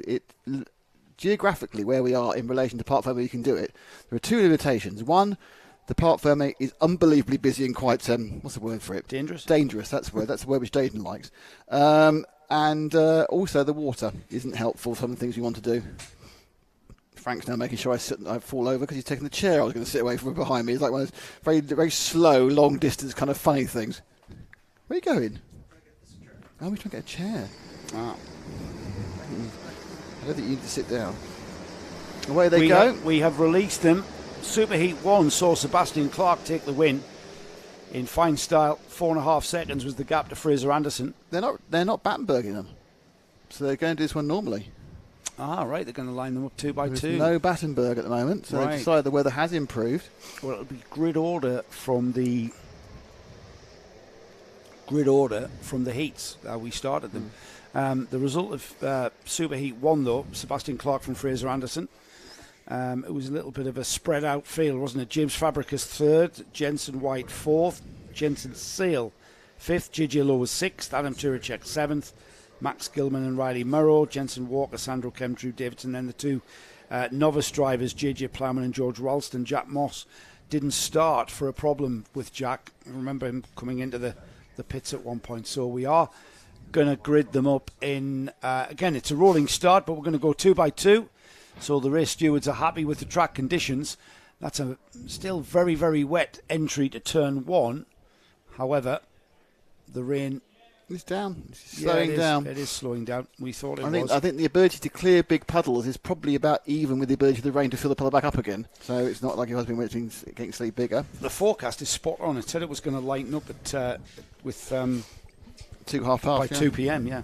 Here we go then. Let's see if we can get this underway. They look in good grid order. No, they're not. Or are they? Are they? Yes, no, somebody wanted it to get rerun. It was a kind of a way. It was the 169 wasn't happy. That was Max Gilman. He was waving. I think he was trying. I think he didn't get the thing. He didn't pick up. I think he bogged down. Yeah. But big lead in the first start to the one. Is that Riley again? Riley Murrow. Yeah. Yeah, he's got out in front. He's not really had the most luck, good fortune, whatever you may call it. It just doesn't really seem to work for him so far. But all is not lost. He's got 2 more races, and he could find himself as a winner of the overall event. Well, he finished the first superheat in 9th place, so he's on a damage limitation run here. He needs to finish as high up. He got hit, didn't he? Was it by? I want to say Fabricus hit him. I was down there. Oh right, so Fabricus hit him. Yeah.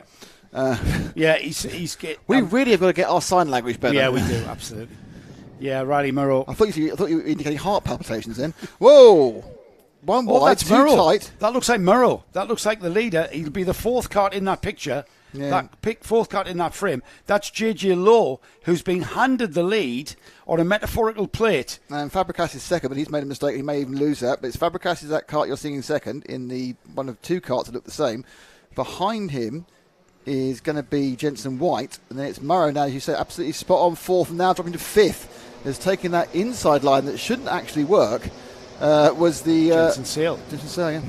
Number 140. JJ Law. Someone's gone very wide there. So JJ Law in the lead now in that blue and white kart. That's the Thule Motorsport livery on the kart. But if you were listening and watching the lunch break show, then you would have seen that he's not with Thule Motorsport here today. He's been run by his dad. Yeah. So being run by his dad in the Kart Championship. JJ Law was aiming. His aspiration was for a top 3 finish overall in the final. He's heading that way. JJ Law finishing the first of our super heats in 6th place. So it's going to be quite a mixed grid going into the final, with the weather really affecting where these drivers are. They're not usually in the places that we usually find them in dry conditions, because it really does mix it up. As I've always said, the wet's a massive leveller. And it's not about how great your equipment is, it's about how well you can drive the kart around the track. Here we go then, 2 laps completed, Nick. And it's the blue and white kart, the Thule Motorsport livery is going to get a mention, even though they're not here. And it's JJ Law, 0.6 of a second. And then that battle there, those 2 orange cars. Third and fourth, but oh no, he's out. 148. That's JJ Lowe spun off. Oh my! At the end of the second corner, just went too wide, ended up sitting in the grass. And what was looking like a fantastic result for Lowe is now going to be a damage limitation rebuilding facility, trying to work out where he's got going again. But I think he's got going right in the middle of the pack. He's actually there. 1, 2, 3, 4. He's going to drop to 7th, Joe. And so there's a change. Is that the 138? That's the 138 and the 158. That's the battle which is now for second and third with the loss of Lowe. Oh no, it's first and second, because that must have been the leader. That was Fabregas. That was Fabregas, yes. So the lead battle now goes off down through the sheet. Well, they've obviously decided. Everybody, Nick, is trying not to win this one. Yes, what they've decided is, after they've said, the commentators saying how everyone's getting the hang of the wet and not making mistakes, we're all going to make all the mistakes for everybody. Yeah. Everybody trying not to win this one. That was amazing, over and under. They went, oh! And there's another leader spinning out. Fantastic. This time it's the number 138 of Riley Murrow, who had the lead. But he was second. He got a fantastic drive from his wide run out of the hairpin, and then just way too much curb. Yeah. And he got that brake effect on the front by getting too much curb and too much water. Too much water there. So we could win this race. Every single one of our leaders has spun out. So now, where has that left us? Jensen White is leading. Has taken the lead of this race, and behind him, Sebastian Clark, Adam Turacek. Then we've got James Fabregas, Jensen Seal, JJ Law, Riley Murray, Max Gilman, Fraser Anderson. The 2 novices are up inside the top 10. George Ralston and JJ Plowman. Oh, they're gone again. Is that another leader? Yeah, no, he's in second. Fair enough. All right. So I think this is Turacek going for it. Was it Turacek who went, or was it the other? Yeah, that looks like Turacek. No, it was the similar coloured Sebastian Clark kart that went round. Very similar liveries. So he just hit the curb, didn't he? Yep. In fairness, most of these accidents do not involve somebody else. That's what I mean. They're just spinning off. They're trying not to win. It's not like, Barry took me out. It's no. The conditions took you out. Yeah. So there we go. Now this is now the second. It's the third and fourth. This is now, and that's a comeback from the 151 Clark. Now he ran him right outside there. So that's now Clark back up into third, I think. I'm not sure that was deliberate. He just had no, to go I think at some point. I don't have the ability to turn at this point. Yeah, the kart was going straight on, wasn't he? So we are getting towards the 2-minute bell. If we had a one. 2 minutes remaining. Jensen White leading by 1.3 seconds. Adam Turacek is in second. James Fabregas third. Sebastian Clark was fourth, actually, we're looking at. And then you have Sale, Murrow and Lowe. So Murrow loves TV time, doesn't he? He's constantly getting involved in what's going on. Or trying to squeeze down the inside of the dog leg. That was Murrow making a slot up there. So Murrow now moves into fifth. He kind of with his mere presence forced who was that? Jensen Seal? 40, Jensen Seal. To slide wide at the dogleg. I'm pretty sure he had nothing to do with it. And there's another place coming back for Sebastian Clark, almost being overtaken once again by Riley Murrow. That's the blue and yellow and red kart of Jensen Seal has got for company Riley Murrow. And Riley Murrow is about to try and overtake another car to get even further up this field into the gasworks, then out of the gasworks towards the horseshoe. And he looks comfortable now, does Jensen Seal. That's the 151, sorry, of Sebastian Clark. Jensen Seal is the driver that's dropped behind Riley Murrow, isn't it? So here they come then. We're inside the final minute. With a 1 minute 13 lap time, it might well be the leaders have already come through and we'll get the 1 lap to go board next time by. This is the battle for 4th and 5th. And there again, Murrow taking the very narrow line. Sebastian Clark going very wide at the dog leg. And that seems to be the way forward, really. He stayed ahead of him by that same margin. Getting towards 0 time on the clock. And there's the move. The move came from absolutely nowhere. Riley Murrow into the first centre hairpin. He's coming back though. And there's the number 151 of Sebastian Clark. Came firing out of the second centre hairpin and took that position back. So the timing screens will show no change of position, even though there was. Into the gasworks. And then down towards the horseshoe. Clark's got it in control, hasn't he? He lost that position of 4th place only for a moment to Riley Murrow. And as they cross the line, it's 1 more lap to go. That's Jensen White, Adam Turacek, James Fabricus, Sebastian Clark. And then that battle there. Sebastian Clark and Riley Murrow. Murrow down the inside of the dog leg, and this time he's got it. He's got it in a position on the track where and he's come back at him. Fabricus ahead of them, well out of the way. Meanwhile, that position has gone back to where it was, or has it? We went to a quick replay there, and we missed that position being took back and then regained again. Here they come. They're going to come together if they're not careful. Into the chicane.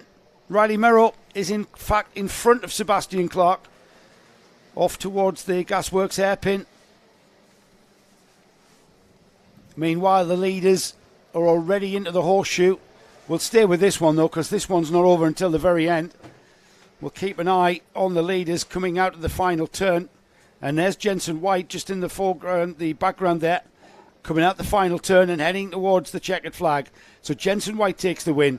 Adam Turacek second, James Fabricus third, Riley Murrow fourth, Sebastian Clark fifth, Jensen Seal sixth. Then we've got Fraser Anderson, Max Gilman, George Ralston the first in the novices finishes in ninth, JJ Plowman 10th, Jensen Walker 11th, JJ Lowe recovers to 12th, Drew Davidson, Jack Moss and Sandro Kemp are our final finishers.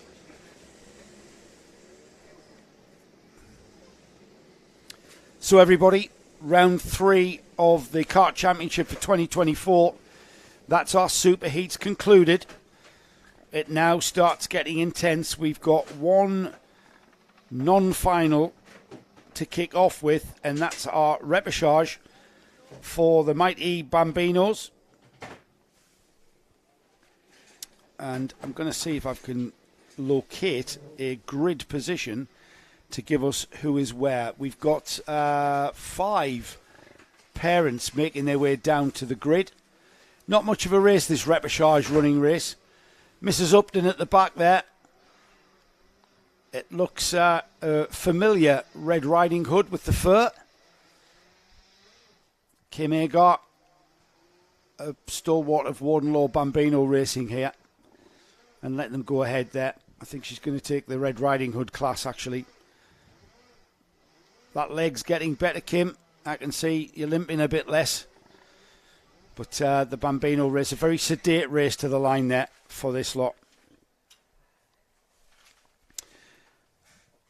So the mighty, what's going to happen in the repechage, I hear you ask, if you are unfamiliar with karting and the Kart Championship. Basically, it's a chance for, and I believe, it's usually 4 qualifying into the A final. However, we've got 1, 2, 3, 4, 5 karts out there. So I'm not quite sure what the format is here. They're being led out by Ollie Upton. Ollie with the bright yellow helmet with the bright orange cart. He's raced here a lot in his C50 Bambino. He was here last weekend for the Club Championship Spring Series for the first time on the Mighty Bambino. Behind them, that's Ava Garrett with the pink helmet.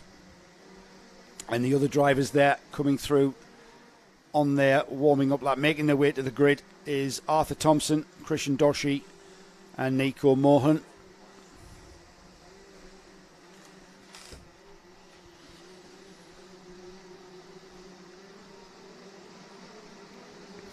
So we're being told that it's an 8-minute repechage. And we'll see.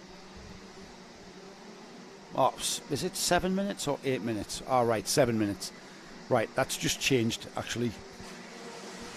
It was 8, now it's gone to 7. Right, that's because the official timekeepers have done that.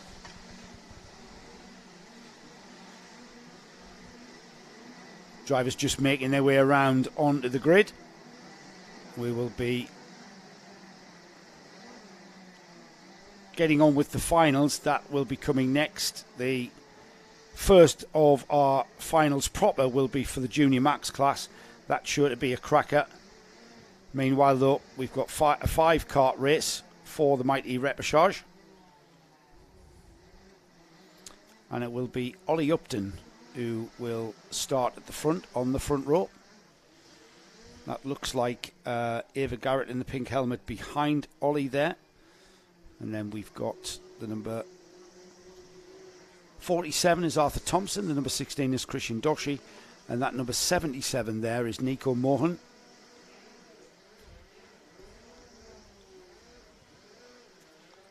Oh, and we've got a stall on the line. Ollie Upton has failed to get off the line, and he was crashed into in massive style. That's allowed Ava Garrett to get off and into the lead. The number 77 and Nico Mohan is off after her, but it's Ava Garrett, the pink helmet, clear to be seen with that pink helmet. Off she goes, slips and slides around. 7 minutes then, 7 minutes and 1 lap. Nico Mohan in second. Ollie Upton recovers from that slow start.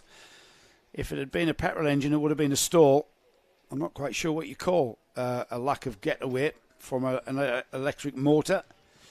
Oh, and there's a spinner that looks like Mohan has spun. Nico Mohan spins out of the first centres. Ollie Upton looking over his shoulder there and couldn't quite believe it. He's been handed second place. Meanwhile, the pink helmet in the background there is Ava Garrett, who heads off towards the Gasworks hairpin. That's our leader. Ava Garrett there with the pink cart and the pink helmet. Got off the line in great style. Around the last of the horseshoe and into the final turn here. Paddock turn is what we call it here at Warden Law. And then out to complete 1 lap. Ava Garrett will cross the line in first place in the Mighty Repechage, the Mighty Bambino Repechage. Ollie Upton second. Then we've got Arthur Thompson. That's Ollie Upton there with the orange cart and the yellow helmet. The blue cart is Arthur Thompson. Let's have a look at Arthur as he continues round. Into the horseshoe. Arthur using all of the track, but not too much. Didn't use the curb there, feeling no need. Stays off that horrible exit curb of the dogleg. More development here at Warden Law coming soon. The curbing at the dogleg, where you see now, will be probably the last time that we will race on those curbs at the dogleg.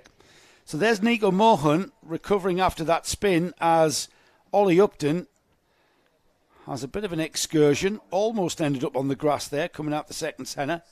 But he gathers it all up. And Arthur Thompson continues to chase him down. There's a bit of a gap there between Ollie Upton and Ava Garrett. Ava well ahead now and into the horseshoe. Ollie, no stranger here. He races with his sister Summer. The Upton family have been coming to Warden Law with their Bambinos for a couple of years now, and only recently moved on to the electric-powered Might E. There's Ava Garrett, likewise. Ava has been racing at Warden Law for some time, and Ava moving off the C50 and onto the Might E. And it's great to see them experiencing the Kart Championship and the Might E Bambino Championship within the Kart Championship at their home track of Warden Law. Oh, and Ava has spun off. Ava will regain. She's got a massive lead, and look at that. Look at the determination in that body language. She just got it all wide, tried to keep it off the curb. The cart snapped to her, went around, but look at the determination and how quickly she wanted to get back on with it. And she's regained the track and regained her composure. Not afraid to slide it around still, even after that little mishap. Not phased whatsoever. Just letting the cart breathe there in proper racecraft style. Ava turning through the chicane and using all of the curb and more. Straight lining the chicane as Arthur Bath has retired the number 24. He's got a problem, not quite sure what that is. He's just rolled into Parc Fermé whilst we continue to watch Ava Garrett. She had a gap of 9.5 seconds last time by. We've got 2.5 minutes on the clock and a 9.5 second lead, unless, of course, she spins, and she has indeed had another spin, and that's at the horseshoe just before the final turn. So she'll cross the line to complete 3 laps and continue on her way. Let's have a look at second place, shall we, Frank, and have a follow of Ollie Hupton, and we'll see where he is. He's reduced the gap to 3.8 seconds after those 2 spins. So I'm not sure he's got the pace. He's going to need, I think, Ava to make mistakes for Ollie to maybe have a go at taking the lead of this race. Arthur Thompson still second on the number 47. Nico Mohan fourth. Christian Doshi fifth. They're the last of the runners in the repechage.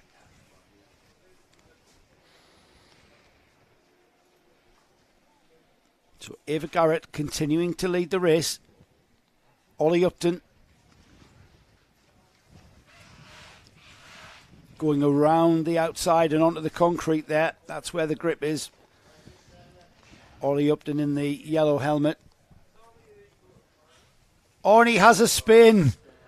Ollie has a spin. He asked too much of those rear tyres, and the cart just came around on him. He's continued though. Everybody spaced out well enough to be able to afford a spin, it seems. We're inside the final minute, so it'll be 2 more laps for Ava, who's just coming through the horseshoe as we continue to watch Ollie Upton on our screens. It will be 2 more laps of Bambinos. Ollie into the final turn. He's going to have extended the gap to Ava. And as he crosses the line, we'll drop back and have a watch of maybe Arthur Thompson or Nico Mohan. We've watched Arthur a little bit. Going to have to wait a little bit of time before we see our next contender coming through. And here is a battle beginning to develop. In fact, it's a change of position there right in front of us. Nico Mohan has overtaken Arthur Thompson. So we'll watch these for a bit because this is a battle for third place.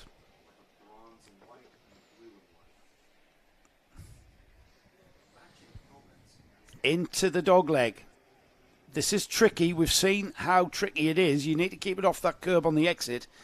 Almost side by side. Having a little bit of a look was Arthur Thompson. Slots in behind him. Off towards the first of the centre hairpins now, the left-hander. Into the first of the centre hairpins. A head-on shot there towards the second one. And as they turn through that left there, that right-hander, and on towards the chicane, Nico Mohan in third place. Arthur Thompson in the blue cart, the blue helmet, as you can see, quite distinctive, chasing him down. Meanwhile, while this battle continues for third, Christian Doshi still is in 5th. Ava Garrett takes the 1 lap to go board. 1 more lap of racing for Ava.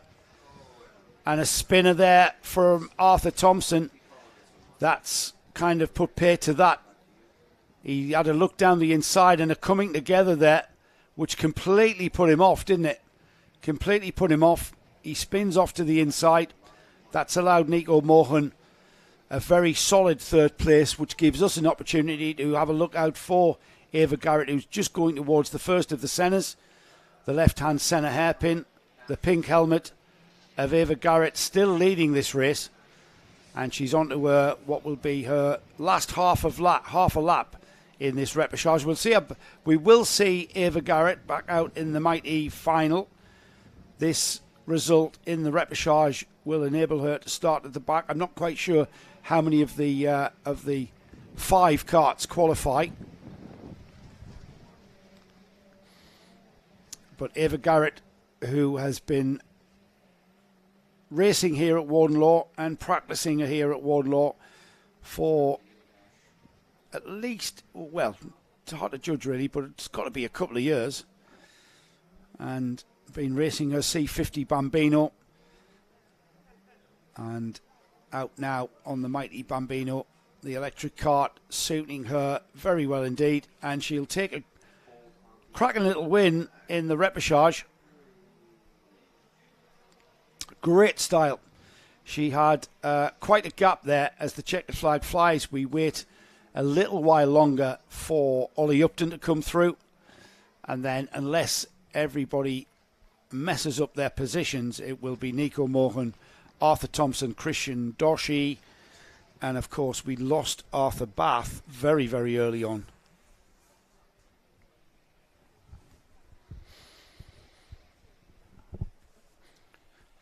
That does in fact conclude our heats and super heats phase. The next race out will be our final, all-important final for the Kart Championship. The Junior Rotax round 1 went to Addison Smith from Kasper Tomalewski in 2nd place. The 3rd place driver, Ben Horner, that was at Wilton Mill. Then we went to Glanigors, where the roles were reversed. Kasper Tomalewski took the win. Addison Smith had a nightmare and finished 13th. 2nd place was James Kell. 3rd place was Callum Gosh. Now, Addison Smith will have lost championship points, but he still maintains 2nd place in that one. Oh, hello, who's that? I know who you are. I'm getting... What? I'm not. So Nick's back after a bit of maintenance, fiddling, setting up. So, sorry. All right, yeah, I'm about to. Yeah, don't worry.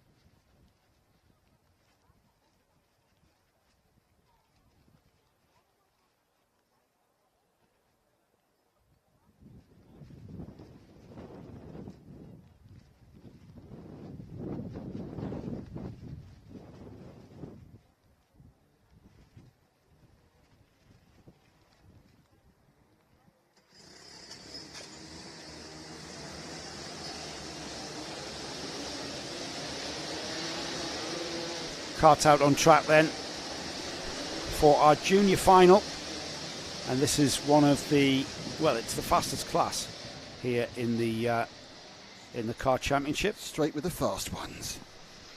That's where we like it, Nick. Gareth Bury, what can you tell me about Warden Law? It's wet. Warden Law is the site of a 10,000-year-old monolithic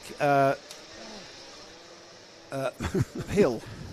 Settlement. Monolithic settlement. It's yes. the longest track we go to. It's 1,200 metres long. It is 1,200 metres long. It is the longest track we go to. It's Joe's home track. It's within 10 minutes of his house. It's only 10 minutes from my house, so it's the best track in the country. It actually is one of the best tracks in the country. And it's the best track within 10 minutes of your house. It's absolutely, but it is one of the best tracks in the country for not just track, but facilities-wise, and it is one of the most demanding physically. The finals come down. They weren't 10 minutes already. They come down from 12 to 10, have they? Yes, they have.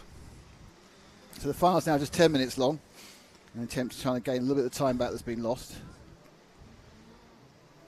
No, the finals were 10 minutes. Oh, were they? Yeah. Oh, so, yeah.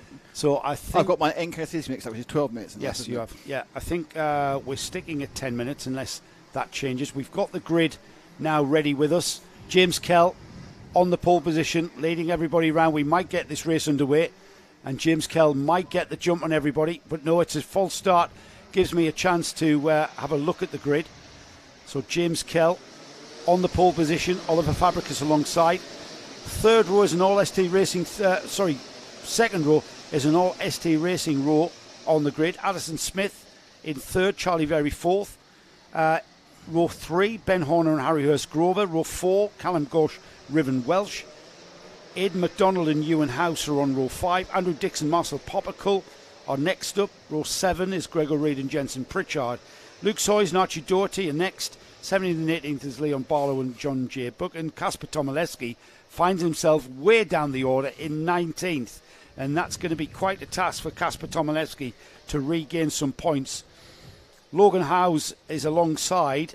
Then we've got Braith Murdoch, Jack Robinson, Emily Cooper, Lewis Holt, Connor Dolan, Max Haller, Sam Green Gomez, Matt Scott, Aston Brown, Calvin Moffat, Elliot Foster, and then rounding off the 33 cart field is Molly Pugh and Bella Brown.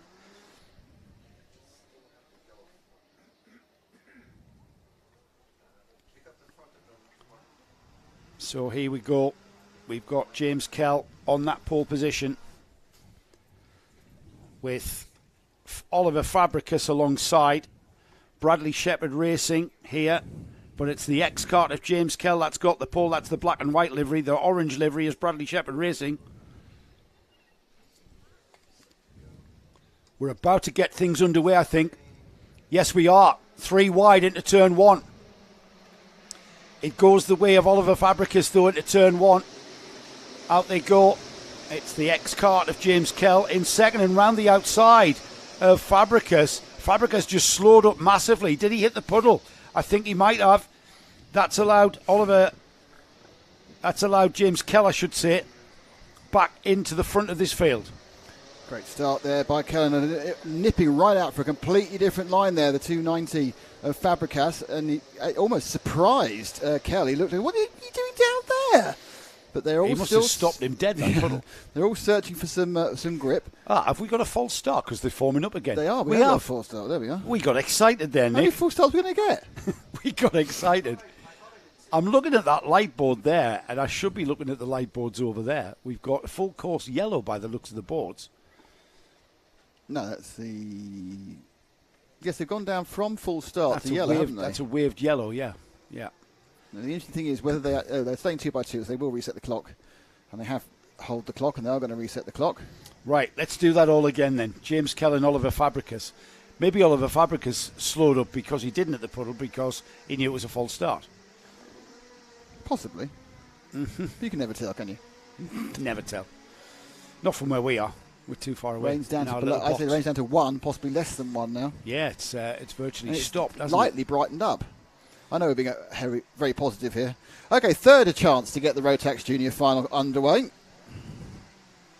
Raindrops still on the camera lens at the gasworks, I've noted. They need to clear themselves, aren't they? Right, here we go again. Let's get underway. Can James Kell? He knows what Fabricus can do, and once again, it's almost 3 wide. Certainly 3 wide for second, but James Kell going very wide indeed. He comes back on and fires himself off there. Fantastic grip coming back out of that again. It's Addison Smith, though, who comes out of that in the lead. Out of the dog leg in the lead then. Addison Smith. We've got a spinner. Oh, he kept his boot in. Did he see that? Look, I know the X. Oh, and there's a spinner from the lead. Addison Smith finds himself absolutely cannot move. He can't move. The entire pack has had to go past before he could get going again. And it was too much curb. Too much curb, just fired the cart round sideways. And Addison Smith finds himself probably at the very back of this field. Next to last, I think. Next to last, like you say, Nick. Let's see who that's allowed into the lead. James Kell's back ahead. Yeah, pole position. Kell from Fabregas, back to where we were for the last full stop. Kell's decided to go into a different postcode and then gets his fantastic drive. Look at that. He came Whoa, through the middle. and he's given Fabregas a bath as well, which is very, very, very nice of him. Unbelievable. Through the horseshoe then. That puddle on the inside of the horseshoe almost disappearing. So it's Kell leading out across the line to complete lap 1. Fabregas second, Very, Charlie Very third, Ben Horner, Riven Welsh, Callum Gauche, Harry Hurst-Grover, Marcel Popico, Ewan House, Ed McDonald. That's your top 10. Where is Kasper Tomilewski? He is 13th. But a little bit of break now by the 252. The white and red Kell machine. Fabregas there.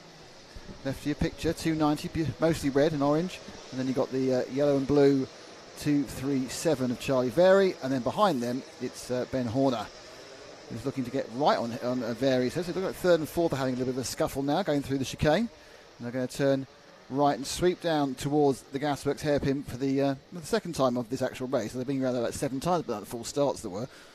Well, Ben Horner finished third at Wilton Mill, remember. He was on the podium, so he'll be wanting... He's got his eyes set on Charlie Very at the moment, because Charlie Very is currently in the third place position for a podium. He wants to be there at the trophy presentation. Charlie Very wants to be there as well. He saw his teammate spinning off there, Addison Smith. However, he's got his head down, chasing after Oliver Fabregas out of turn 1 towards Brian's Bend. And it's James Kell who has absolutely got control of this one, hasn't he? Yeah, he's giving himself a little bit of gap. He's not really moving it forward. I'm not sure whether Fabregas is actually doing a little bit of watching brief, because Fabregas, we know, he's been all over the shot, fast, slow, into other people in the wrong corner. So he's probably thinking, what I'm going to do this time is get a kind of a better feel of where the track is underneath my cart and then make a move. He's in quite a nice position because he's like, a few cart lengths behind and a few cart lengths ahead, so he can actually think about what's going on. He can see where the track is, and if he actually just matches the speed of Kell, this is a very good strategy for the next few laps. Yeah, it is. It's that. What is that, Nick? It's that high-speed game of chess that we see played out. Oh, I'm not sure how sedate a game of chess is though in these conditions, because you're fighting the cart pretty much everywhere. Remember James Kell's second place finish podium at Glanigors for round 2. Currently looking at the top step for that one. That switched on. And he crosses the line, leading by 1.6 seconds, if anything. And if anything, Oliver Fabregas for Bradley Shepherd Racing falling back to the clutches of Charlie Very and Ben Horner. Oh, and a bit of the car number 2, that's Harry Hurst-Grover. Interesting, Harry Hurst-Grover is now back on a set of stickers again after being black in the last heat. He's now got a colourful car. Oh, has he? Yeah, but he was just hung out to dry. I'm not sure, I caught the end of it. I wasn't sure he was hung out to dry by somebody else or by his own exuberance into corner 1, and was sitting there going, what the heck's going on here? Kart on the grass, just rejoining. He's down the order though. It's 272, which would be... He's Ben Horner. That's so he's not down the order. He's down the order now. No, he wasn't. In fact, I don't think he's actually lost any positions, has he? He's still in fourth. Surely. Is he still in fourth? Way. Is that how much gap they had to Riven Welsh? Yeah. Yeah, they had 6 seconds or He's 3.5 seconds.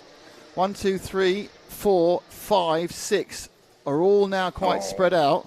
That is a shame, really, because Ben Horner was looking very racy on the tail end of Charlie Walsh there. That's the cart, the yellow and blue cart in the shot there. Yeah, Charlie Very, though, beginning to, I think, get a bit close to Fabregas. Might be wrong. Let's have a look that time around. He was a tenth slower.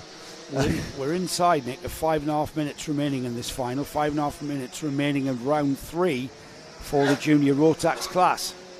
And Oliver Fabregas, as he can see that James Kell is just up ahead of him, but he really hasn't got anything in the toolbox to maybe have a go at him. He's trying.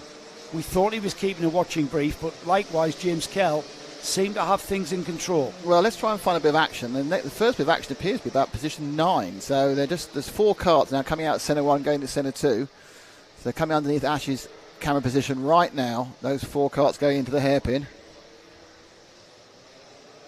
So is that the 4 there, Nick? No, there they are. There they are. Right. 223 leads that one, which is Riven Welsh. So Riven Welsh, Marcel Popical, Ewan House and Aidan McDonald. They are the 4th carts. There's a change for position. Marcel Popical popping into and ahead of Riven Welsh for just a moment. And then not. And then Welsh is back ahead of him again. Oh, that's one way of getting past. It was the switchback, wasn't it? Just gave him a great old clunk, didn't he? So 2-2-3 there is Riven Welsh hanging on to that 7th place. Behind him, Poppercull, House, Aidan McDonald, Kasper Tomilewski just out of that picture there, ahead of Jensen Pritchard that time, 11th. up to 11th. Yeah, so damage limitation. It's not what he wanted to he got here, that's for sure. All he can do is keep focusing Keep forward. plugging, yeah. And he's very soon going to catch these 4. Plenty of time, really. 3.5 minutes, over 3.5 minutes. And look at that. Look at him catching him. Just coming into shot there on the bottom. So the 5th of these 4 carts, so that makes sense. And there is Kasper Tomilewski, who you say, we're talking about him because he's been successful in the first 2 rounds. He's leading the championship coming into this round. leader. He's already thinking this is the drop round for the series. Yeah, he's already got that in his view. But, you can make up more points. There's 4 or 5 positions he probably thinks, even with only 4 laps or 5 laps to go, he can make those positions up. They're doing about 108s, 107s, so they're probably going to get 4 laps. And now we've got a 5-cart train from 7th down over, 7th to 11th. And it's whether or not Tomilewski can start spoiling this party. In fact, I think he's already begun, hasn't he? No, that's still Aidan McDonald on the Tony cart. Looks like the Tony cart. I think it might certainly is. Well, he's got Tony nose. He's got a brand new nose and a Tony. What's that? What is that? It's a Patrono. You're not saying anything. What's it called? That panel. It's called something, isn't it? I just got the front fairing. No, it's actually called something. Nassau. It's called a Nassau panel. That's it. All the way from Bermuda. 2.5 minutes remaining. I thought we had interference on the sound, but it's actually your percolator percolating. Oh, is it? Yeah. Oh, the coffee's kicked in. Yeah. James Kelt's continuing to control things up ahead. Tomilewski there looking really much more like he wants to have a go at Aidan McDonald, and he's going to get him. Through. That's the position. Now McDonald could tough it out. Nope, doesn't do it. He had the chance and didn't quite get the drive to tough it out through the chicane. So Kasper gains another position. He's up to the 10th. He's inside the top 10 now. With only 2 minutes remaining, though, he took 2 laps to get by Aidan McDonald, and that's not really time enough, really. Yeah, I think he's out of position, but not as out of position as we might think. That makes sense. Yes, that's right. He has regained quite a few places here. Gap between the leaders, just while we watch this one, which monitor Tomilewski's progress. James Kell still leading, Fabricus second, Charlie Ferry still third. He's got a gap of 2.1 seconds to Ben Horner. Ben Horner is lapping faster than Ferry, but with we're inside of 90 seconds now, so probably not enough time for that to happen. Callum Gauche is fifth, Henry Hurst Grover sixth. Then we've got Riven Welsh, Bossel, Poppercull, Ewan House, Tomilewski still in the top 10, just trying to catch that cart ahead of him, which is Ewan House. Yeah, but then every position counts, every couple of points. And at one point, a couple of points taken away from somebody else as well. The Rooster Tail's still coming. The rain's just a little bit harder than it was. It's still not as hard as it has been. And Tomilewski gets himself up the inside. Is that going to stick? And is he going to keep the position?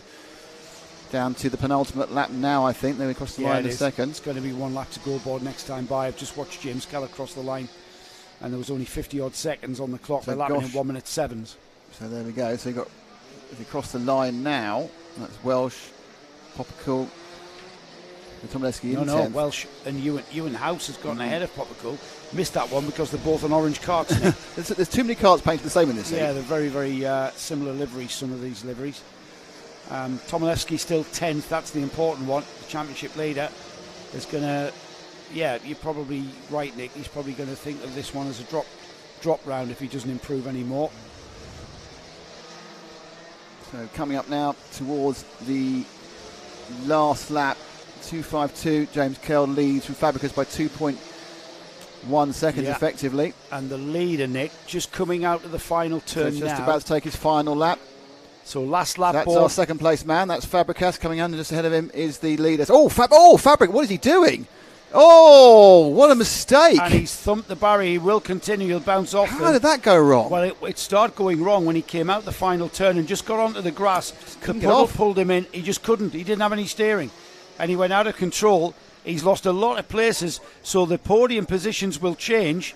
We'll try and get a hold of James Kell. Yeah, we need to go forward about 2. So it's going to be Kell who's just We need to go forward quite a bit if that's Oliver Fabricus.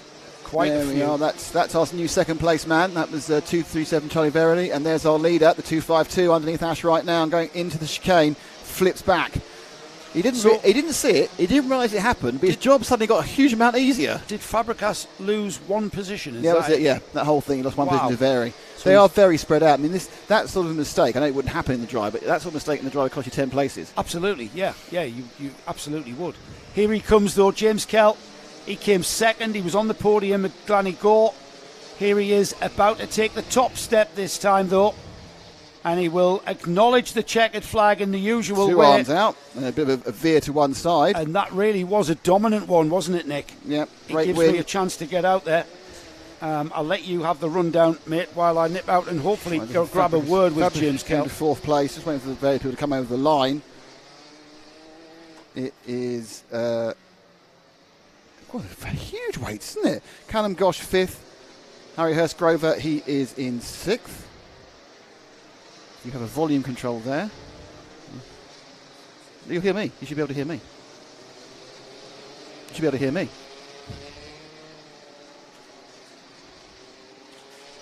That's weird.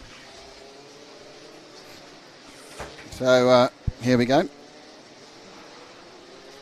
And well, we're going to try and do some a little bit something special here. We're going to try and do some interviews, but it's all about the winners, but obviously with the combination of the wet weather and everything else. So the overall result has been James Kell. There's someone leaning on the camera by the looks of it. The problem is there's people going to sit against the fence.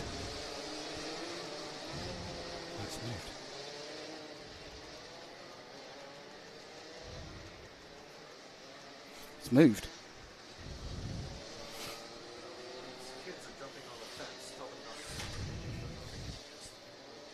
Yeah. So we got we're having fun with cameras here. It's always a bit of thing. So James Kell won. Charlie Verily second. Ben Horner was third. Oliver Fabricus was fourth. Callum Ross fifth. And Harry Hurstgrove. They're all coming into the pits, as you can see now. Riven Welsh, Ewan House. Who's moved that camera? So let's once they get out and into the pits, we let him get his helmet off. Let's get his helmet off. So we're going to try it. No, not yet. No, for Joe, not yet. Just get the helmet off. Everyone can hear this. I'm saying you should be saying that. You should be giving the direction.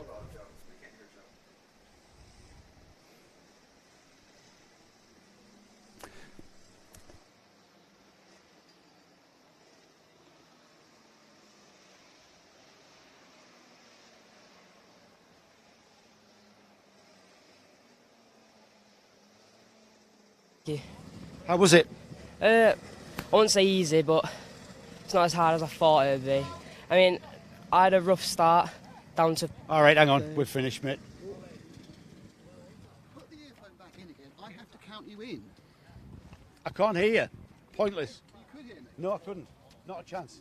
Right. No, not working. But you can't just go.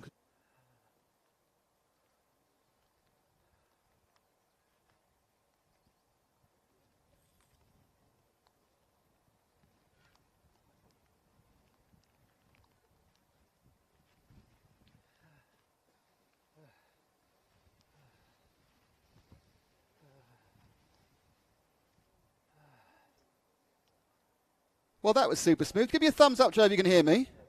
Give me a thumbs up, Joe, if you can hear me. Yes, he's knowing. Okay, Joe, 5, 4, 3, 2, 1, go! Right, let's do this again, James Kell. That was a fine win. Second place at Glannygore. This time, top step of the podium here at Warden Law. You must be very pleased. Yeah, I am. Yeah, tell us, what was that like? I mean, you made it look easy. I'm sure it wasn't. Yeah, driving in the wet conditions is never easy. Yeah, you can spin one lap. You have to keep on track. And when I got up the front and I saw I had a bit of a gap, I was like, I've just got to keep on track. I knew I could win it, so. It was great stuff. I mean, was there any point, just step over here for me, James, was there any point where you saw, did anyone worry you at all? I mean, you seemed to just go ahead and get out of the way. Well, like the opening few laps when Fabricius was behind me, I knew that he might be a contender for the win, but then the last few laps I saw he'd spun or come off or something, so I was like, as long as I keep it on track, I can win. So, That's great stuff. James Kelden, our winner in Junior Rotax. We'll see James at the trophy presentation later on. So we are back now and getting ready for the Micromax final. It's Austin Oman who will be leading them out. Logan Rolfe will be second. Benedictus Masiokas will be third. Lewis Cocotti, Buddy Hugo, George Schweier, Alfie Mayer, Lewis Ebertson. And then it's Albie J. Stubbs, Javier Ramsey, Jamie Walsh, Chloe McGill.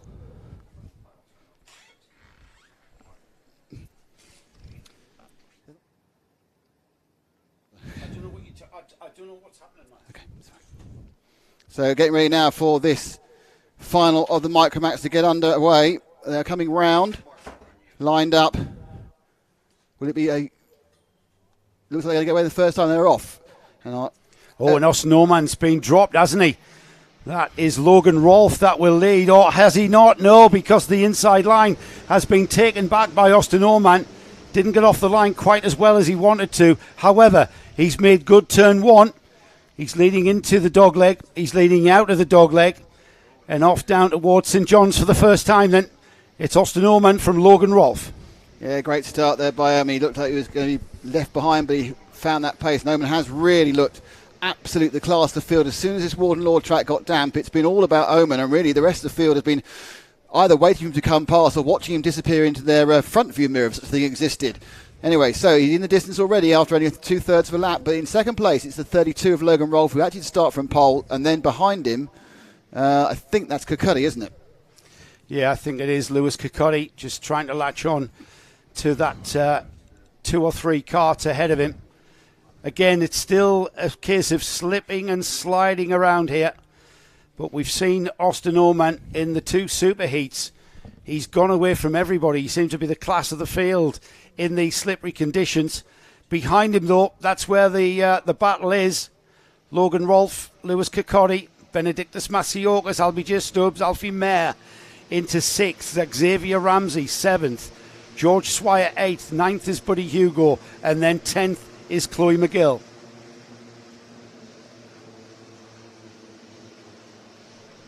On to the second lap then.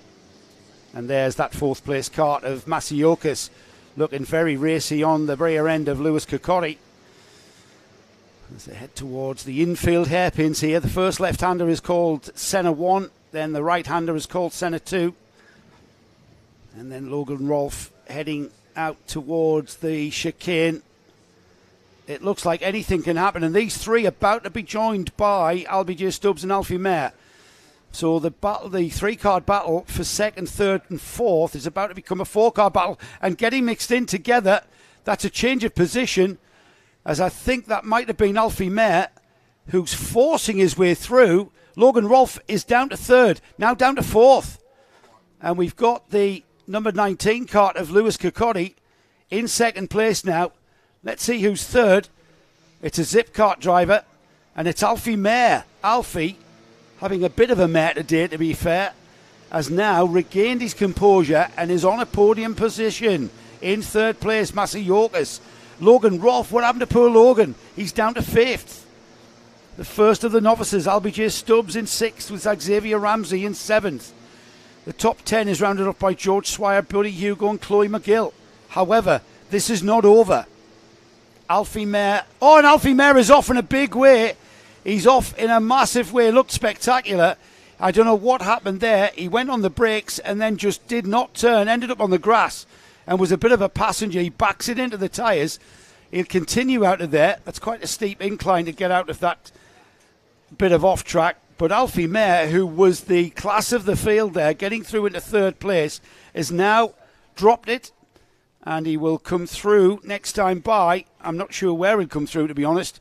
This has allowed the number 19 of Lewis Cocotti, and that's Benedictus Masiokas, or is it the number 12? Yep, it is the number 12.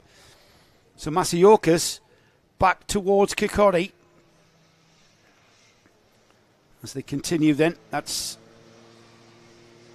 3 laps completed for this lot. On they go then, still plenty of time on the clock though. We've got absolute massive amount of time with 6 minutes remaining. The number 19, Lewis Cocotti, he's run as a privateer. Austin Orman likewise, our leader. Austin, I can tell you, leading by a massive margin of 3.5 seconds. 3.5 seconds is huge in Micromax. And we'll keep a wary eye as this battle for second continues. And look at that. Masiokas are trying to turn right on that back stretch. There, the back straight here curves to the right. Very hard to keep it straight in these damp conditions. And Kirkcaldy, Lewis Kirkcaldy, nephew of Andrew Kirkcaldy, if you're a sports car racing fan. And there's a challenge. Kirkcaldy took the outside line around the final turn, and it's worked for him. But Benedictus Masiokas has kind of served notice of intention, hasn't he? He did show his nose at that final turn, so Kirkcaldy will be aware of that. Behind them, George Swire, then LBJ Stubbs. Logan Rolfe is next.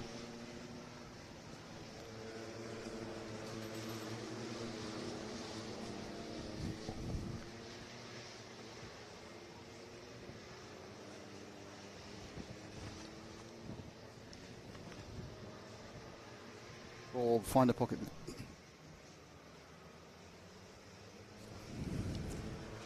So race developing for second, or say developing, it's continued to develop the whole race long. This is Lewis Kirkcaldy. We haven't slipped up yet, Nick, and called him Andrew yet, have we? Well, let's give it a go. Now that I've said that, you're bound to. Two-card battle for second and third, about to be joined by George Swire and LBJ Stubbs. So be aware that a two-card battle for second, third is about to be joined by two more. It's about to become a four-card battle. Just under 4 minutes remaining. Austin Orman continues to put in personal best lap times. He's currently the holder of the fastest lap. Not anymore. So not anymore. Alfie Mayer, after that, you know what? His weekend has been a nightmare. He's had a mare as Alfie Mayer. Alfie. And he's just had a big off into the first of the Sennas, and now he's regained. The kart's all right. He went in nice and square, just maybe damaged his rear bumper, if anything. But now he's back in and he's 6th place. And he's ahead of Logan Rolfe. Logan, who started at the front of this field, dropping back considerably, which is a bit out of character, I've got to say. Yeah, especially because that grid has been set by the results of the two superheats, which have been in the wet. Admittedly, if you were near the front from the heats yesterday in the dry, you could expect a different result, but these have been wet heats. But we are looking at second and third, the 19 and 12, Kirkcaldy and Masiokas. And Masiokas getting a bit of a run up the inside there into the hairpin, but with the different lines they're going to take, and Masiokas really going tight. This doesn't tend to work because you tend to get a jet-propelled launch, as you can see there from Kirkcaldy as he comes out of the Gasworks hairpin. So it's honours even. They've stayed where they are, but every lap they're learning, and they've got about 4 more laps, about 3.5 more laps to learn about Warden Law for this in round 3 of the Kart Championship. This is a really good drive, actually, from Lewis Kirkcaldy. He's kept his composure. Second place is, that's pretty special to be on any kind of podium. And Lewis has driven that kart through the puddles. Benedictus Masiokas is, round of applause for making this a bit of a race, really. And Benedictus has been unable on that zip kart to get in touch, really. We had a little bit of a look down the inside a couple of laps ago, but since then he's kind of woke Lewis up to the fact that he was in a position to, and Lewis is aware now that he has to be very, very careful and be very, very consistent with how he goes about the remainder of this final. Inside of 2 minutes now. Oh, a bit too much curb there from Benedictus. So he rattled his fillings, if he has any. Probably these kids don't have any fillings, do they? To be rattled. Coming past the interestingly watered, pockmarked camera at the moment. Yeah, it's a shame that. It's a shame that's a good so shot just behind, we got the next two, which is LBJ Stubbs and Alfie Mayer. Last time round, Stubbs gained 7/10. I think he's got a bit closer again. In so much, I think he's just gone on the inside. In fact, I think he actually just took the look at now. Zip card into team battle. And he's just got past. So Mayer, who's showed ever since that accident issue, has showed some pace. Goes into 4th past LBJ Stubbs with a 1:11.0. He is the fastest kart on track. I'm not convinced that Austin Orman is running at 10/10 at the moment because he knows he's done enough to win this. He's kind of paced. Well, he's still putting in fastest personal bests. And but I think what's happening actually is obviously we see this is that with every lap people improve. There's someone facing the wrong way. I'm assuming it's a back marker, even though the front drivers are coming up towards us, this particular car. And already, you look at the Alfie, he's already gained a huge amount of time. He's coming back, hasn't he? 45 seconds remaining. I'm not sure whether Austin's going to... We'll get this in 2 more, because the leader's obviously a long way ahead of these. Yeah, Austin Oman is 6 seconds from Lewis Kokotti in second. Benedictus Masiokas is the next kart up, and then 2 seconds to Alfie Mayer. That's going to come down massively. So Oman crosses the line now. 22 seconds on the clock there. So he will get another lap after this. He's on the penultimate lap. And again, just ahead of these, we'll stick with Alfie Mayer catching Masiokas for the next lap or so, Nick, and then we'll have a look at Austin and take him home for the final lap. That kart with the blue overalls, that's the kart being lapped. He's had a few problems. It's not been his day. He stays out the way. It's actually one of the novices. It's the 77, so it's Carter Jackson. He's obviously very big early in his karting career, and more importantly, he's having just started off with a very, very wet day, which is not great. Yeah, you've got to learn how to drive in the wet in the UK, I'm afraid. It's probably more important than learning how to drive in the dry. Yes. So the 12 there of Benedictus is right. Alfie J has got right up behind him. So this is the battle of the third, final set in the podium. Alfie Mayer. Alfie Mayer's really got some pace, and he's going to take it. I think he's going to get past in second. There's a good chance. I think he's getting to second, because that's Kokotti in the red kart. So this is a fantastic comeback by Mayer, and I think he's really on the close of getting second. But now 3 of them running together through the horseshoe. He's caught Kokotti by surprise. Kokotti did not see that coming, and Alfie Mayer has gone through.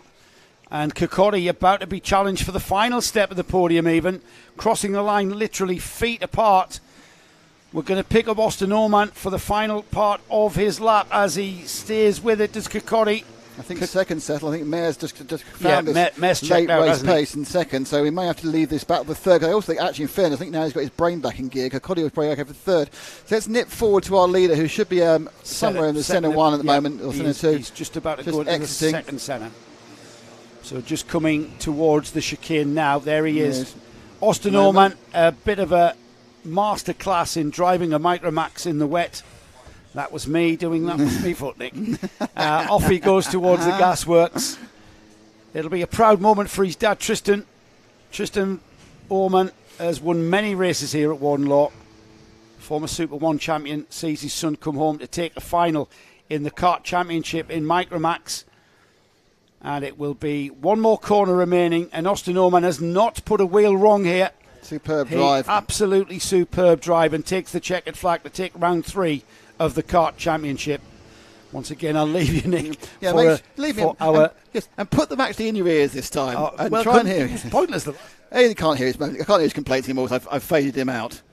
So what he's going to do now is hopefully he's going to put the earphone and go, "Oh, I can hear what's going on," and go, "Oh yeah, I can hear what's going on." And he can hear us now. So just so Joe, remember, we'll count you in. Okay, the colours. Let's give you a rundown. It's Austin Oman from Alfie Mayer, Lewis Kilcuddy, Benedictus Masiokas, George Schweier, Albie J. Stubbs was 6th. In 7th is Logan Rolfe, 8th is Lewis Herbertson, 9th was Victor Poppercool, 10th Chloe McGill, 11th Alfie Garrett, 12th was Xavier Ramsey, 13th Jamie Walsh, 14th Sebastian Crawford, 15th Jack Mellon, 16th Elijah West, then it's Ruben Segu, and I think, Freddie Blackshaw has come over the line. I think there's actually a couple who are still trying to complete the race as we go. As they come in, and they're trying to get the helmet off.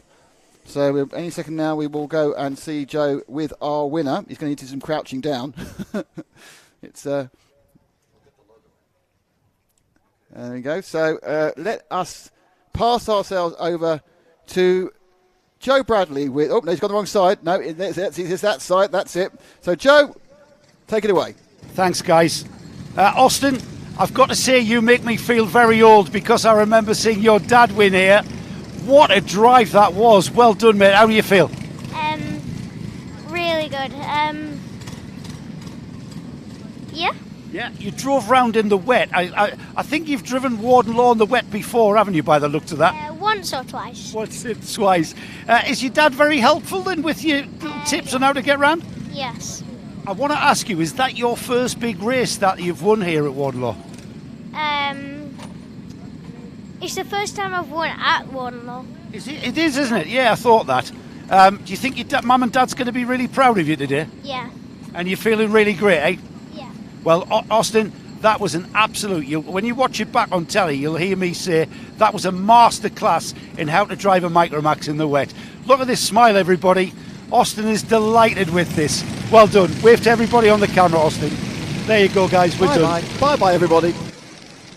Great winner. Well deserved by Austin Oman there. And we are now already with the Honda 200s Cadet out on their final formation. Remember, they were going up to the grid. A couple of them trying. A couple of the dads are giving it a go. I do feel something. Oh no! If Ash can actually put the camera on rather than just hanging around as he is at the moment, drinking and having a lovely time.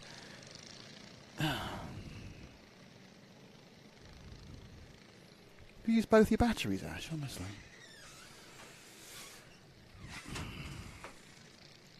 Yeah, that was that. Sorry, he's coming now wanting some what's the word for it? I'll just say some appraisal. I've only got a problem because Ash has got battery shortages, which he shouldn't have because he's a professional and should know he should have enough batteries on him. So I'm not very impressed by this. I'm going to have a word with him about. I know that's deliberate, so he can hear me. Oh dear. Right then. Because you know he's going to go and give him the batteries, don't you? Yes, you couldn't wipe that lens down at the gasworks as well, could you? No, because I haven't got enough time to do all those things. They're in different directions. Well, you could still do that, Nick. I can't really handle and that. And then do the interviews, and then pass it to yourself and everything else. Okay. Right then, Honda Cadets out there for their standing start for their final. Again, another 10 minutes and 1 lap for these Honda Cadet races, and I've been looking forward to this one since the second round of Glenagores, to be honest. It's stopped raining. It's still very wet. It's not going to dry out before we finish, but we might end up seeing some proper Honda Cadet trains of karts. Still very tricky conditions, so I think I'm a bit sort of optimistic. It's Kevin Ivanov who has taken the pole position by the looks of things. Ryan White alongside in second place. We then got Archie Loveridge and Ronnie Smart on row 2. Row 3 has Elliot Burke and Luke McGall. The weather forecast is for it not to rain anymore, by the way. So we will see. I doubt we'll see a dry line appear. We may do. You never know. The wind's getting up. So 4th row of the grid, Ed Spain and Albie Smith, Noah Clark and Ralphie Branscombe. And we get underway. Not time to go down the full grid order as we are already into turn 1. And that is a zip kart 1-2 through the first turn. And we've got a kart off. Not quite sure the identity of that kart. And he's hit the kart. He's hit the barrier rather harshly. A bit winded. We've got yellow flags at turn 1 as the race gets going. And it's the number 50 of Kevin Ivanov who leads towards the second set. He's got a kart off into the mud on the right-hand side. And another kart off in... I've never seen a car go off that far at the back of the field. Meanwhile, at the front, Kevin Ivanov leads. Ryan White struggling to stay in that third place as Ronnie Smart tries to squeeze around the outside. It's Archie Loveridge who's challenging the leader. Loveridge indicating to Ryan White that they want to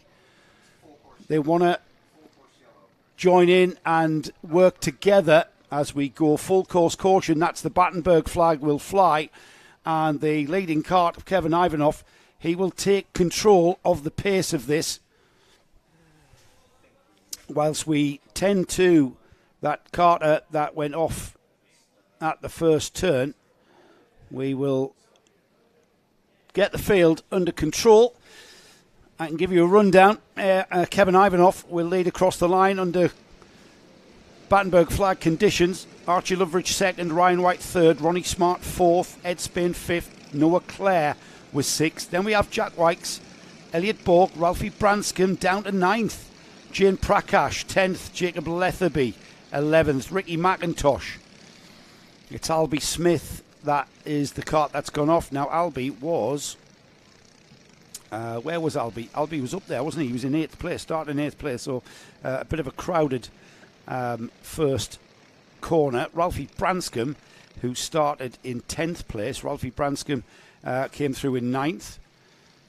Just outside the top 10, Jacob Letherby 11th, Ricky McIntosh 12th, Finley Thursfield, Archie Cannon, Daniel Barton, Ashton Horsepool. First of the novices is Dino Rowlands. He's in 17th. Then we've got Tyler Banks, Luke McGall, Sophie Morris is 20th, Ella Dixon, Riley Blakemore, Ollie Knox, Freddie Budd. The novice battle continues with second novice in 25th overall, James Pearson from Jaden Patel Scott and Jerry Dufficy. Field being brought round still under Battenberg. I think Albie Smith will be probably a bit winded. He went in quite hard. And a nice pace being held by Kevin Ivanoff while we tend to Albie, let him get his breath back.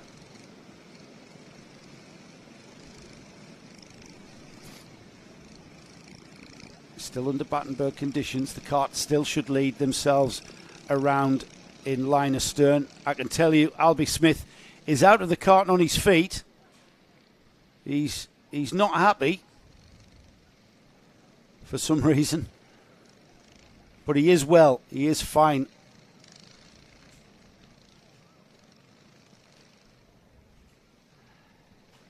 So the cart will be retrieved. And the rest of the field will make their way around. This is the Honda Cadet final, where the clock has continued to tick. We've got 6 minutes coming up there. After this, we've got our Mighty E Electric Bambino final, then the Junior Primos, the Intermax, and then we round off round 3 of the Kart Championship here in Warden Law with the C50 Comas. Bound to be entertaining, that one. It has been pretty much all weekend. So we've cleared that situation.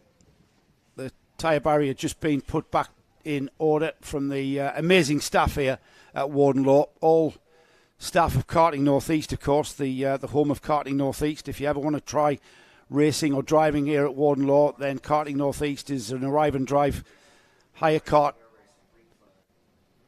company. As we go back to green, Ivanoff will lead into turn 1. No change in the order, all line astern through turn 1. So the race continues then. And in fine style, we've got 3 of the best. And Ryan White down the inside, about to say 3 of the best, if not 4, if not 30 of the best.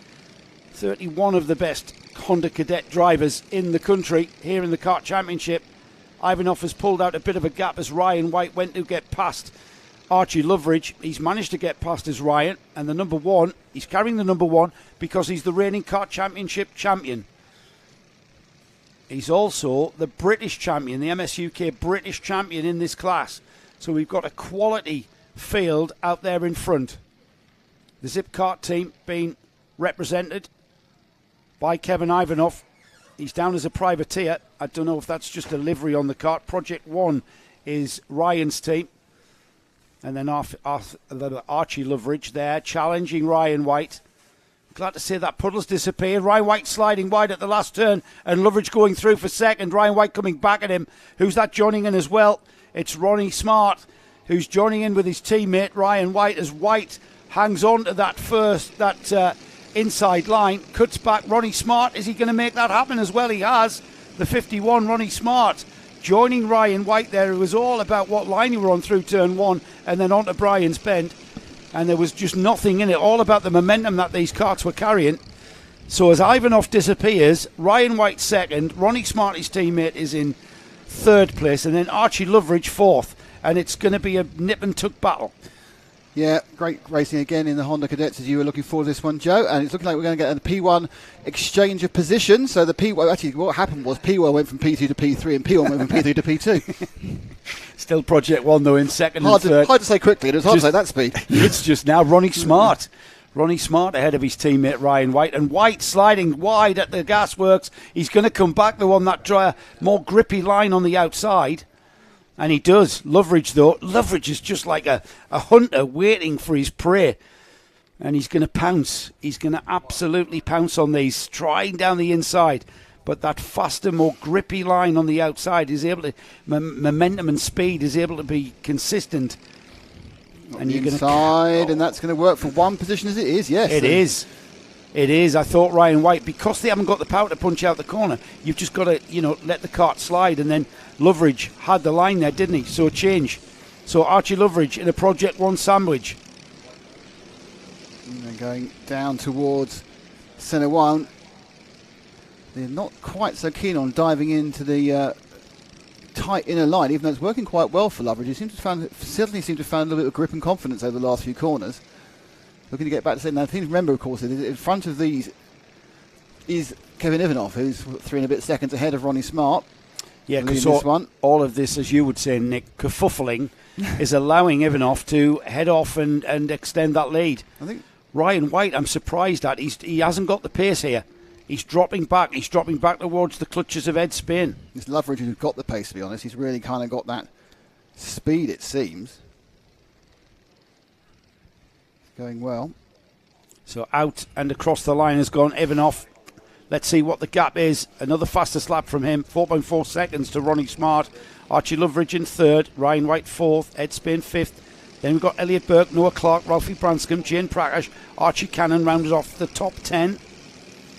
Sweeping round into the dog leg. And it's interesting that Loveridge now really got he's putting his foot down. He's got 3 laps. I don't think he's going to make up those 4.4 seconds, but suddenly he's definitely got the most pace of the chasing 4. But now, can Ryan White start competing for that final place in the podium, or will it be taken from him by Ed Spain, who's come out from nowhere? It's Spain in the blue fronted machine.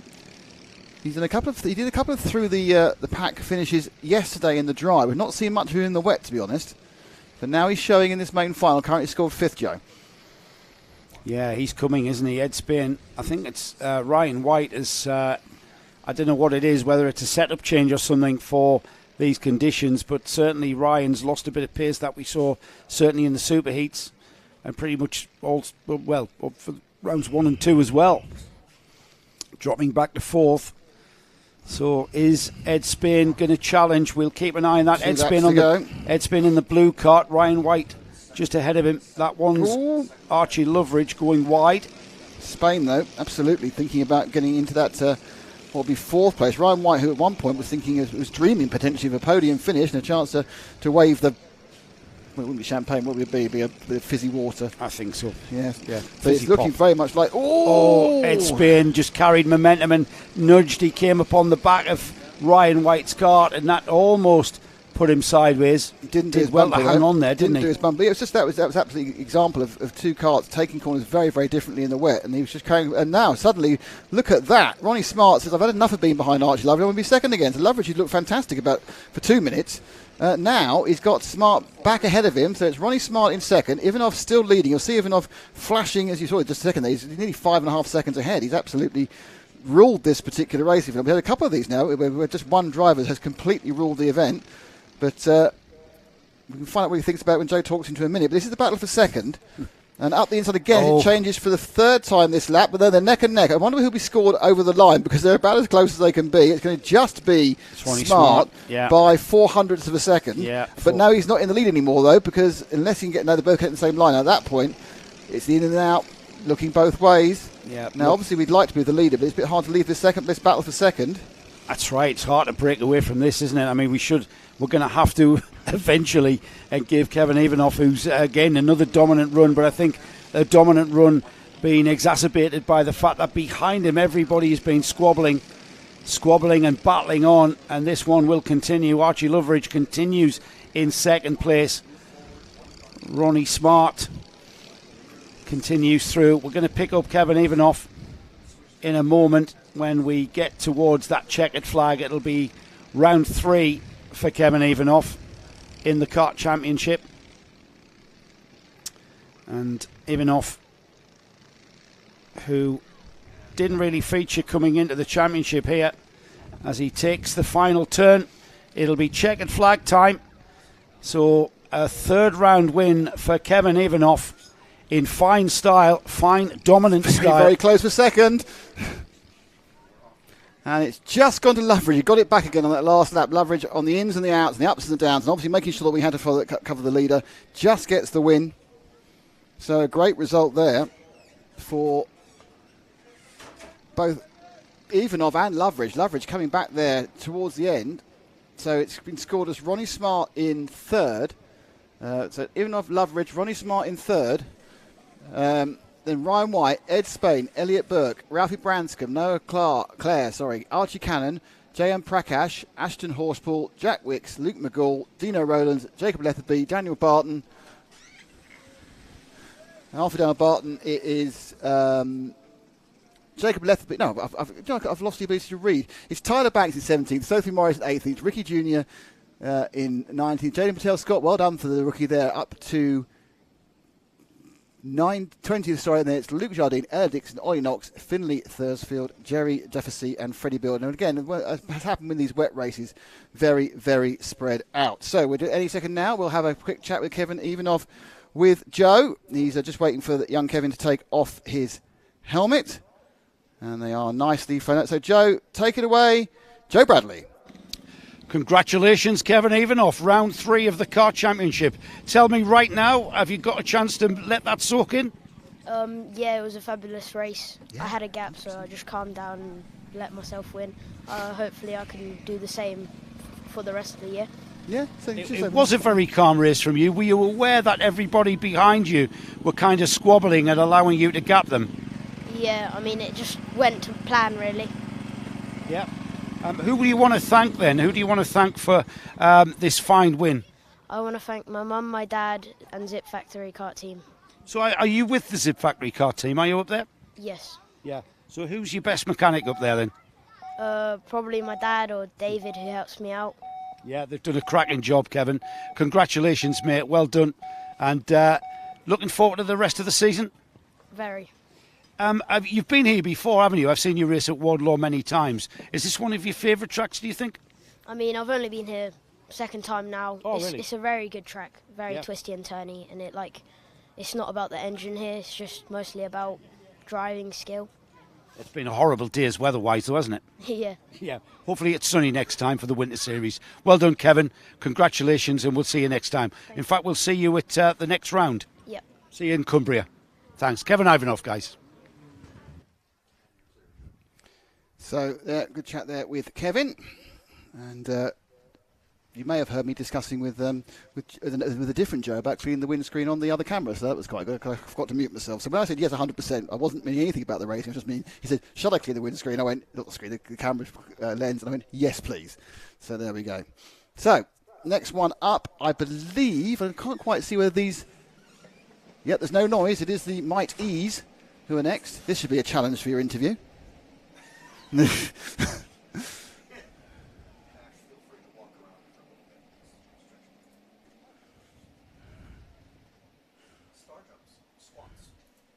like to point out I went out to give Ash a battery during the start of that last final, and all that's happened is I now have the world's wettest feet. Yes, I know. So, did you get a chance to go to the gasworks? Well, I'd also like to point out that Ash actually let one of the batteries, he changed one of the batteries and had loads of power left, so I wouldn't have had to go if he actually sucked it dry. Ooh, misses.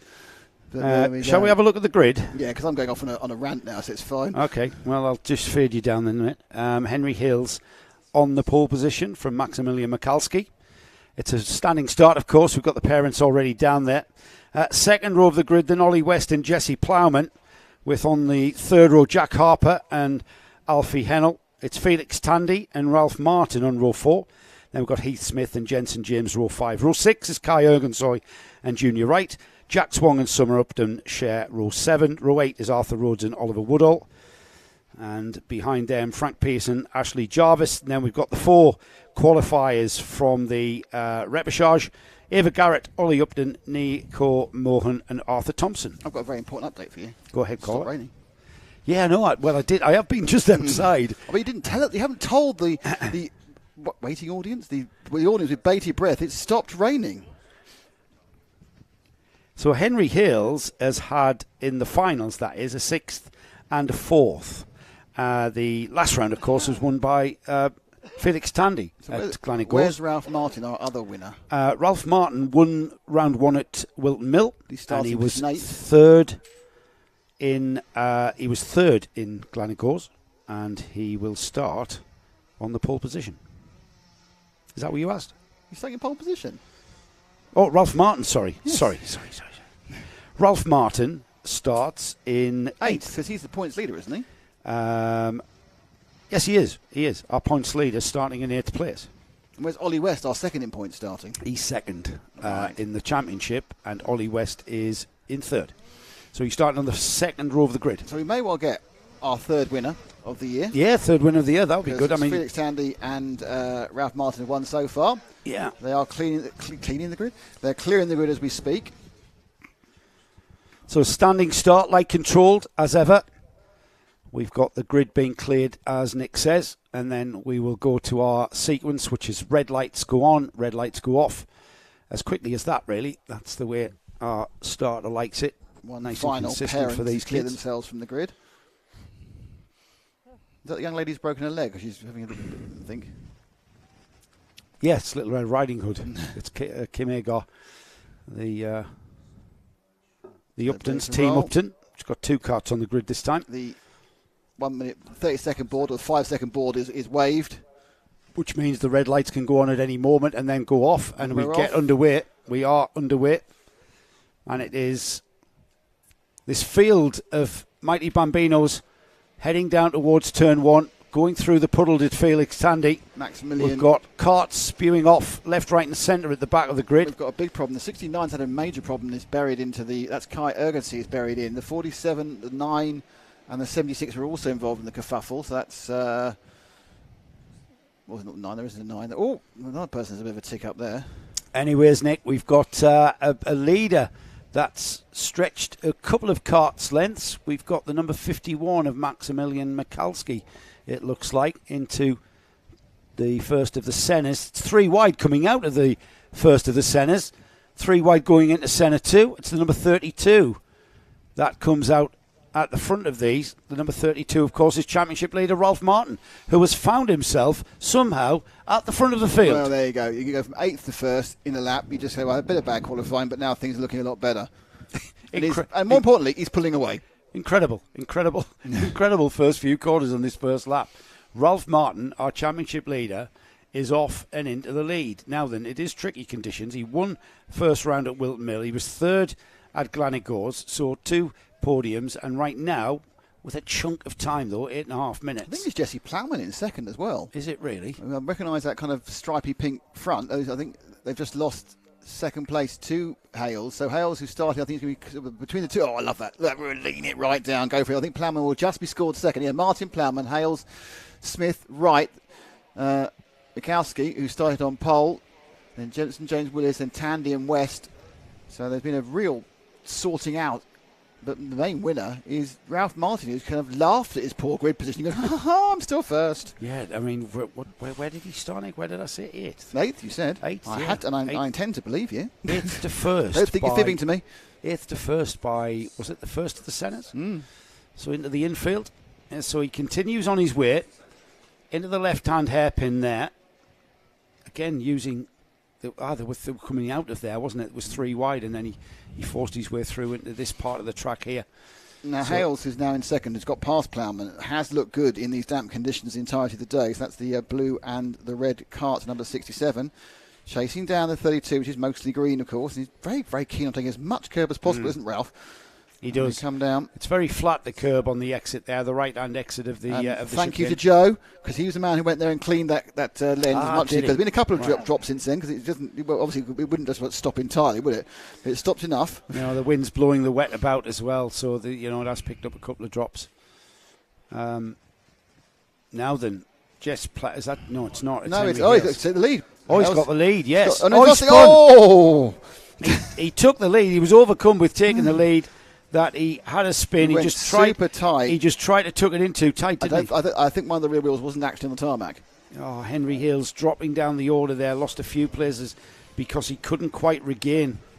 That was the thing. So a good result there for the Martin, who now has a 2-second lead of Plowman. Plowman's about on the cusp of losing 2nd to Heath Smith, it seems. He's 2nd and 3rd.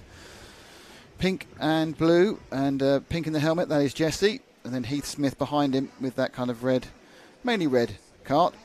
Just a little bit of a slide there on the 18. And then behind them it's the 11 of Junior Wright.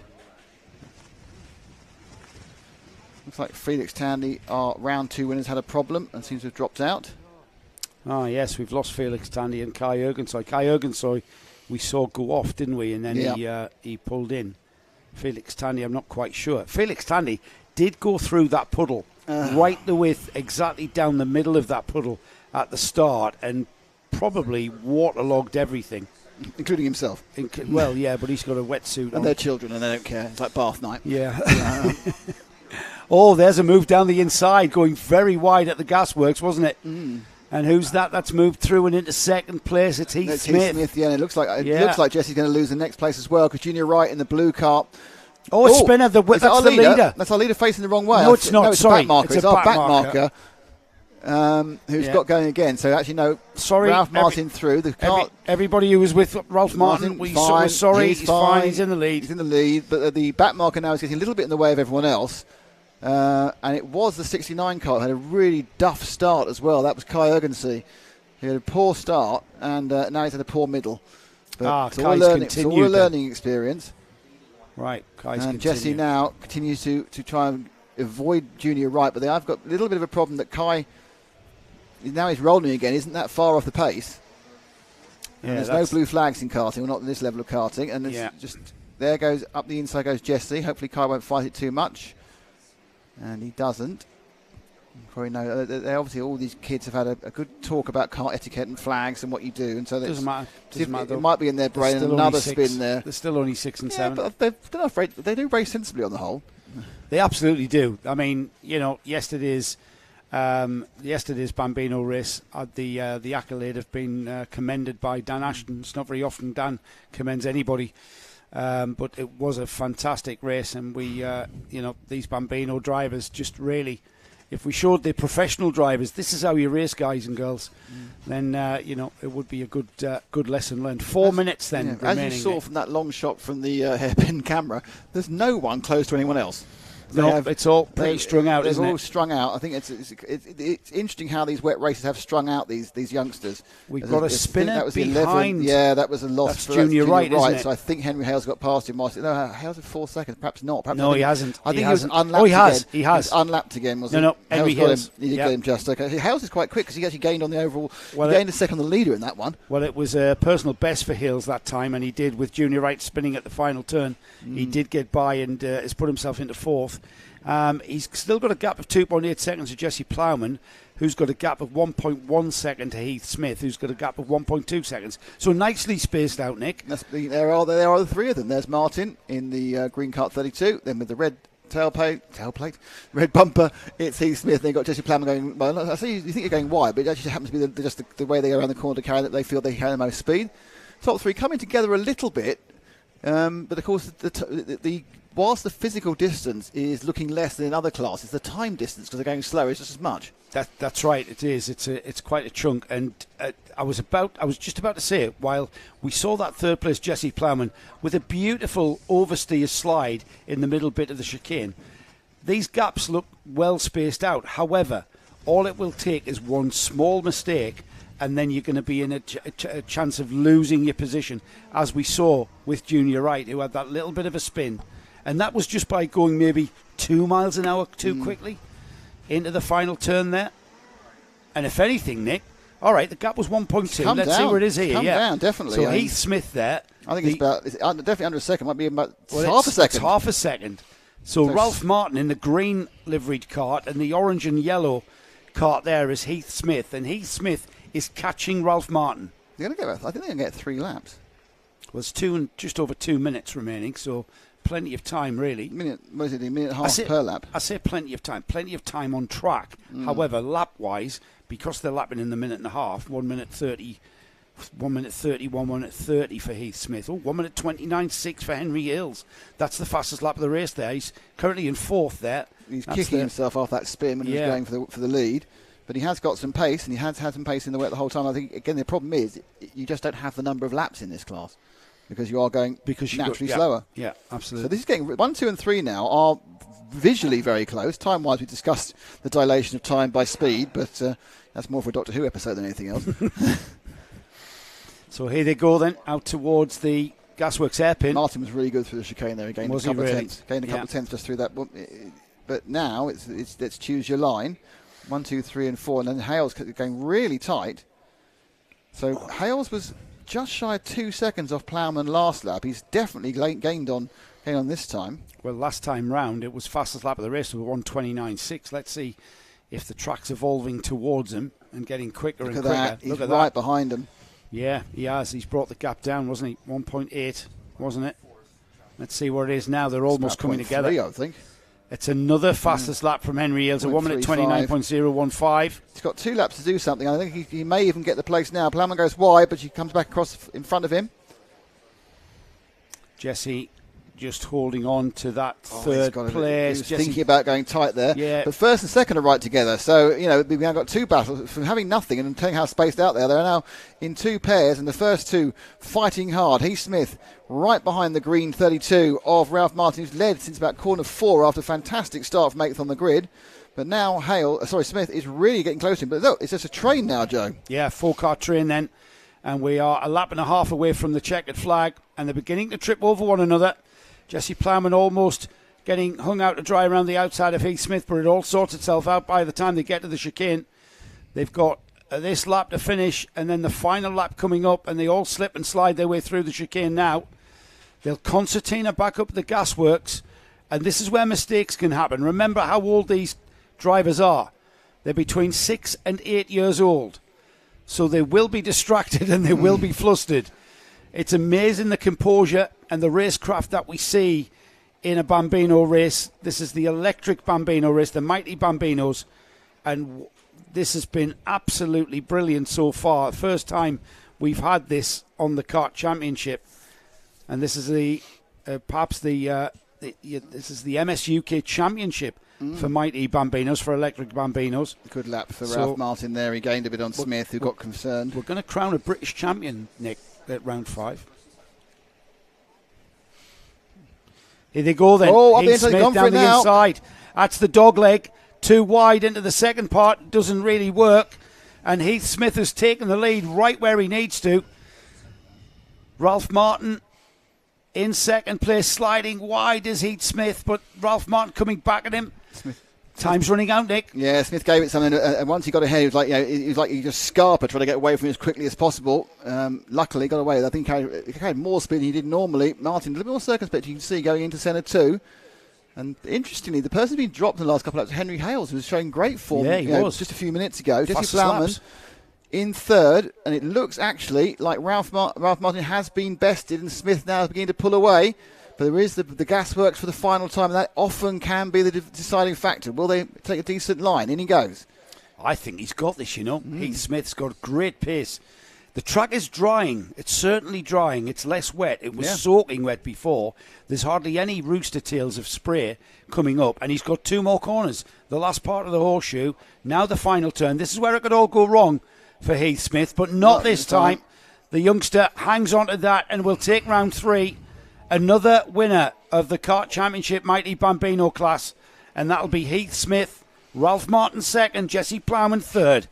Yeah, great performance by the top 3. Henry Hales' is sudden push towards the front. That faded oddly at some point. And then you got Junior Wright, Maximilian Mikalski, Jensen James Williams. Just wait for the others to finish. And then you have a few more. It's very, very spread out. As you can see, a big gap between 7th and 8th. And there across the line comes Jensen James Williams in 8th. Ollie West to be disappointed. He's had a difficult day in the wet, but obviously will be back next time and just as quick as he has been before. Harper is taking it from West, so West was slowly dropping down the field there in 10th. 11th, and happy with 11th, is Alfie Hennell. And we're still waiting for the carts to come over. And it's we're going to get a word from Heath Smith in a moment, as we now have Handley Jarvis just about to cross the line. And Frank Pearson will be followed. That was Frank Pearson, actually. So there's been more action on the last lap, and there's Handley Jarvis. And then finally, it's Kai Ergensey who is finishing. So it's taking a little while for the little lad to take off his helmet and his gloves. Joe's now helping him. There's a bit of a Tuggo glove going on. He gets his... as we watch the carts come in, it's all about the What you're not seeing is that Joe is helping our race leader get his kit off. It's Heath Smith now. He's undo. It's very hard to undo a helmet, and so I think I actually understand why it's taking a while to be done. In fact, in many ways, it's. I know I'm laughing at something you can't see, but it is an amusing attempt of a man and a child to take a helmet off. So you got it now. Oh, here we go. Right, that's it. It's going well. You can hold it. Hats off. Put it into the cart seat. There we go. And now let's join the Joe Bradley and Heath Smith show. How was that? Come and stand here, my mate. Well done. That was a cracking race. You got the lead right on the very last lap. Tell the camera all about it. Well, it was my first ever win. It was really fun. Yeah. I just can't believe I managed to overtake at the last lap. Yeah. It was just, really good. How tricky was the wet track? Really tricky. Mm-hmm. But on my, one of my first races, I came 5th, my first time in the wet. Yeah. Because I was really good in the wet. Yeah. Yeah, it was really good. Is that your mum and dad? Is that your mum there? Yeah. What's your mum's name? No. Just mum, isn't it? Yeah. She must be. She's really proud of you here, isn't she? Yeah. Well done, Heath. I'm going to let you go because Heath is shivering. That's how bad the conditions are here. So, guys, well done, Heath. Great stuff. Thank you very much. That was Heath Smith starring with Joe Bradley there. He gave us a thumbs up, but he kept talking. In a wonderful world there. So it's all.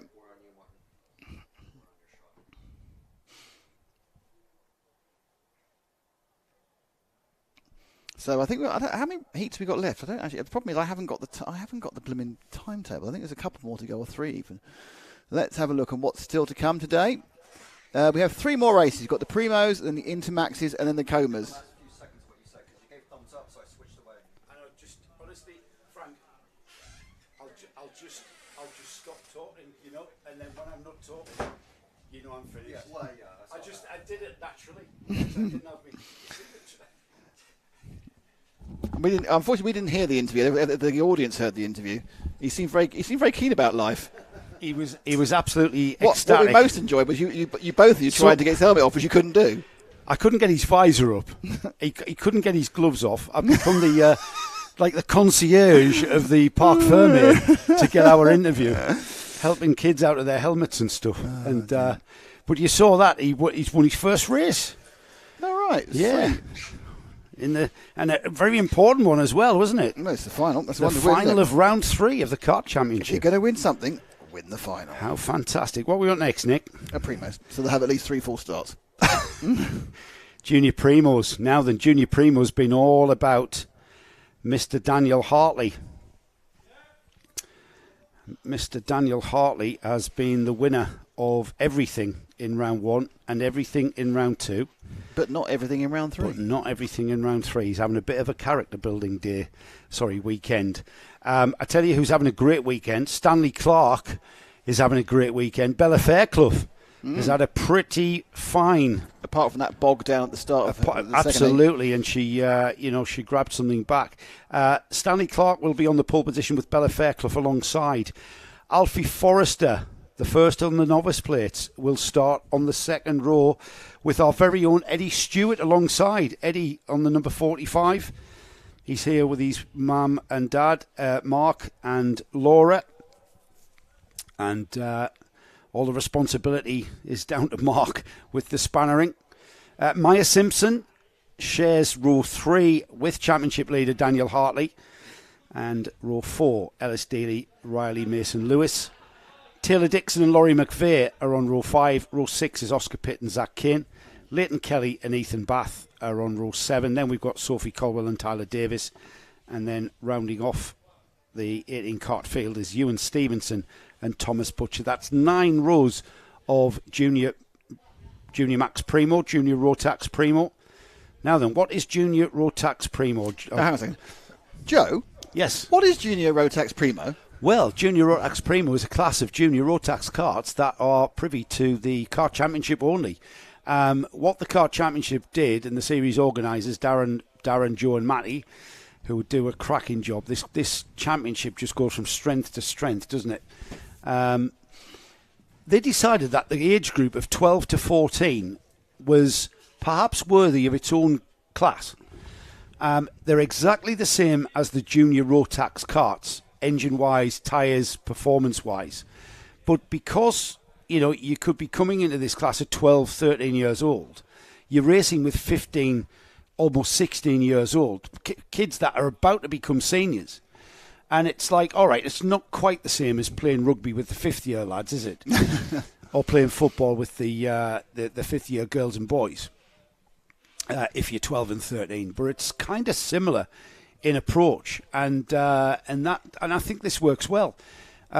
It's not about experience. It's not about being a novice. There's some novice drivers in here, because you're invariably going to get a few novices just coming into junior Rotax if they're taking up karting when they're 12 years old. But you've got Eddie Stewart, for instance, who ran in the Minimax Championship in the NKC last year, didn't he? Bella Fairclough, who's ran in cadets before. We've heard, the last time Bella was here 2 years ago in a cadet. So she's just, she's very young, coming into the Primo class. Stanley Clark, I'm not quite familiar with Stanley Clark or Alfie Forrester. I think we've had those two in other series that we cover, Nick, but I might be wrong. Yeah, I think Alfie Forrester's name certainly rings a bell. I saw Daniel Hartley here, who's leading the championship. I saw him here for a club round 2 months ago, where he just finished. He either finished on the podium or just off the podium. I have to remind myself. Daniel's down the grid by dint of a snap chain, isn't he? Yep. In the Super Final 1. Yeah. He went out Super Heat 1. And then he went out in Super Heat 2, and he knew what he had to do, and that was quite simple. He had to win, and that's no mean feat anywhere, and even less so.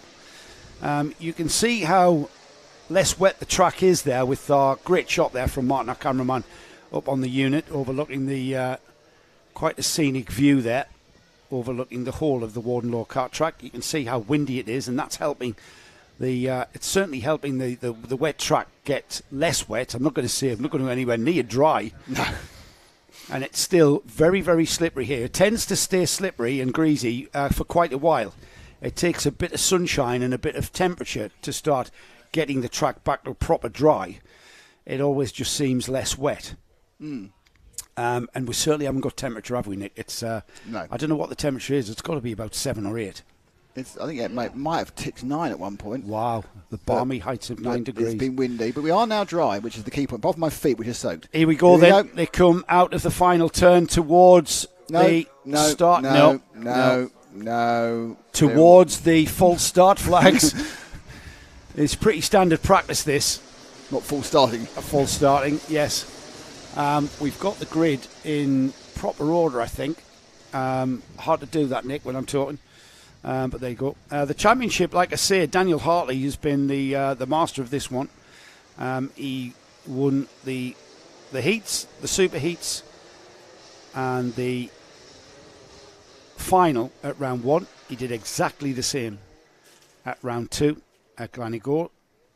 Maya Simpson is currently second in the championship. She was third podium spot for her at Glannygore in round 2. Alfie Forrester was second at Glannygore. Ellis Dealey had a second place at round 1 at Wilton Mill. Bella Fairclough on the podium at Wilton Mill as well in third place. So championship has been sort of shaken up a little bit.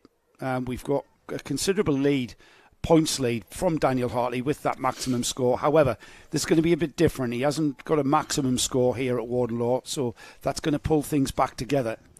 The grid, by the way, is nicely formed. Just coming to the later stages. That puddle's completely disappeared from the inside of the final apex of the horseshoe. It's much, much smaller on the exit of turn 1 as well, but there's still a big one going into turn 1. Here they go. Are they going to get? Yep. No. These primos have gone round so many times every single race. You know what it is? You know what it is? What is it? I'll tell you exactly what it is. It's got nothing to do with the formation. The formation's fine.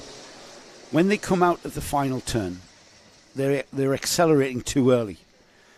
I've been in that box with Dan Ashton as the starter and Clark, etc. And Dan is a stickler, quite rightly, for when they hit that acceleration zone. And if they hit it early, it means they're going to be too fast into turn one.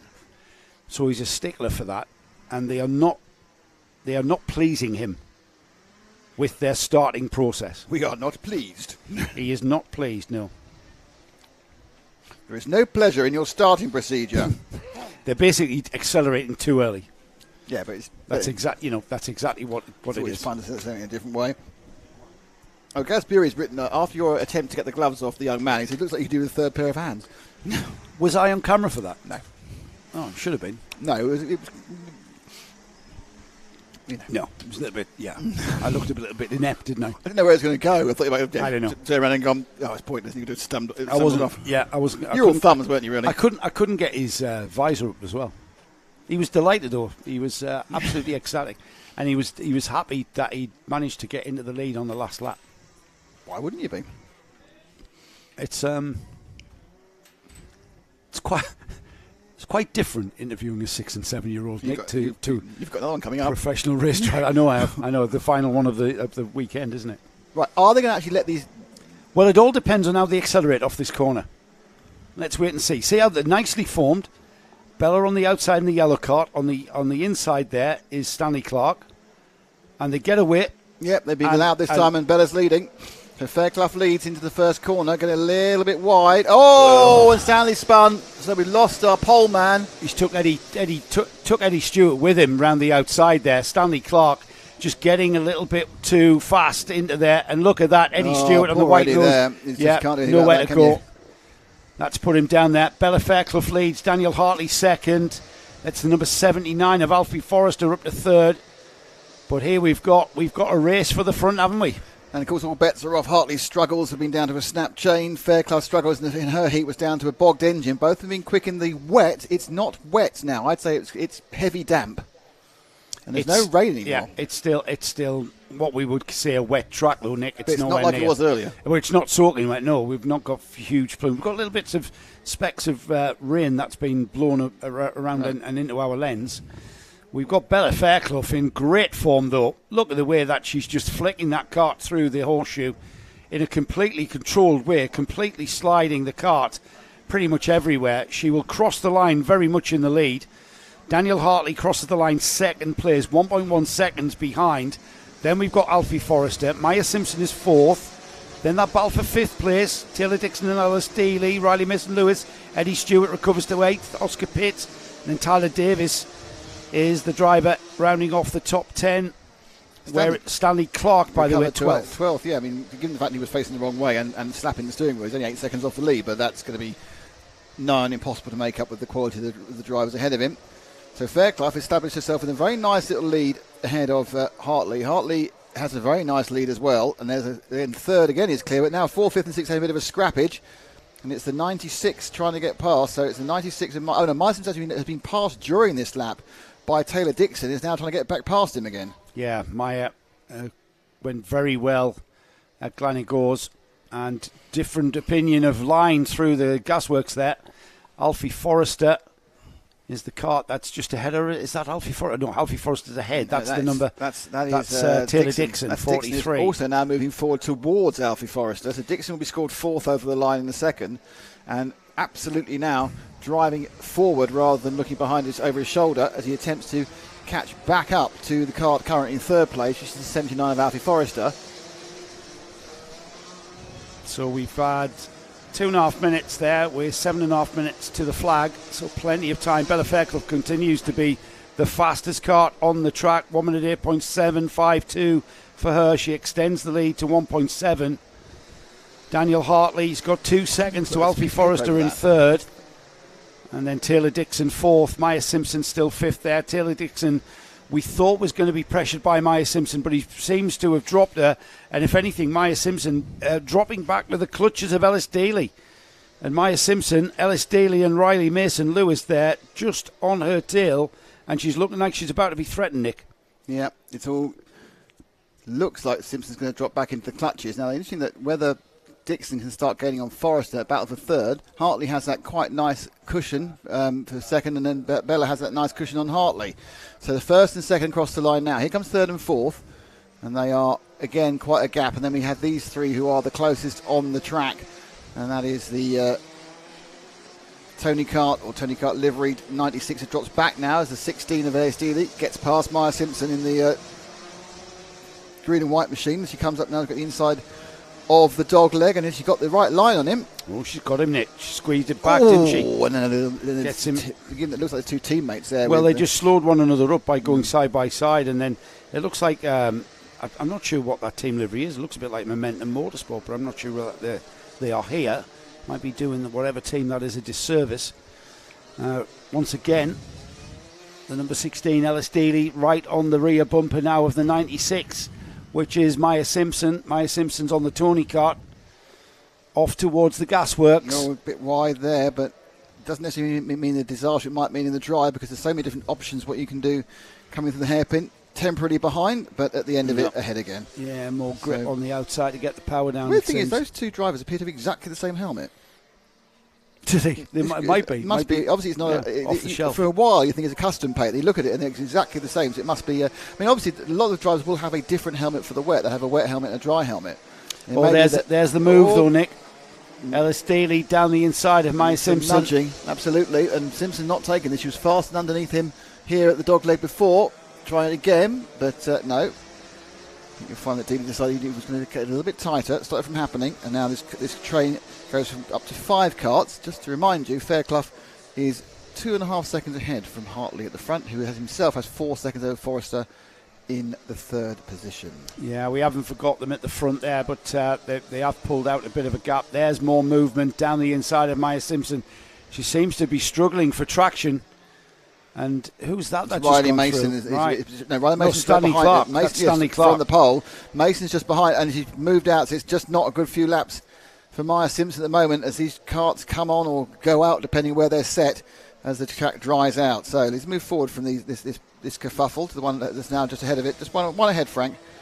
Yeah, because that's Stanley Clark. He's recovering. He was the pole position driver that went off at turn 1. And there he is. Stopped there. Tin opener time, wasn't it? He used the tin opener to get through there. In fairness to him, he saw that Dealey went wide, went for it, then Dealey cut back, and he actually did. Looks like he actually did just tap the brakes to get in there rather than to avoid the accident. But in fairness to Stanley, after a terrible start, which it was hard to tell whether it was down to his over-exuberance or a tap from somewhere, and obviously slightly ruining Eddie Stewart's race, he's currently running in 8th. He has now pushed his way through the field, but he has a gap now. The 1, 2, 3, 4 gap is growing. So certainly the gap between 1st and 2nd is bigger. The gap between 2nd and 3rd is bigger.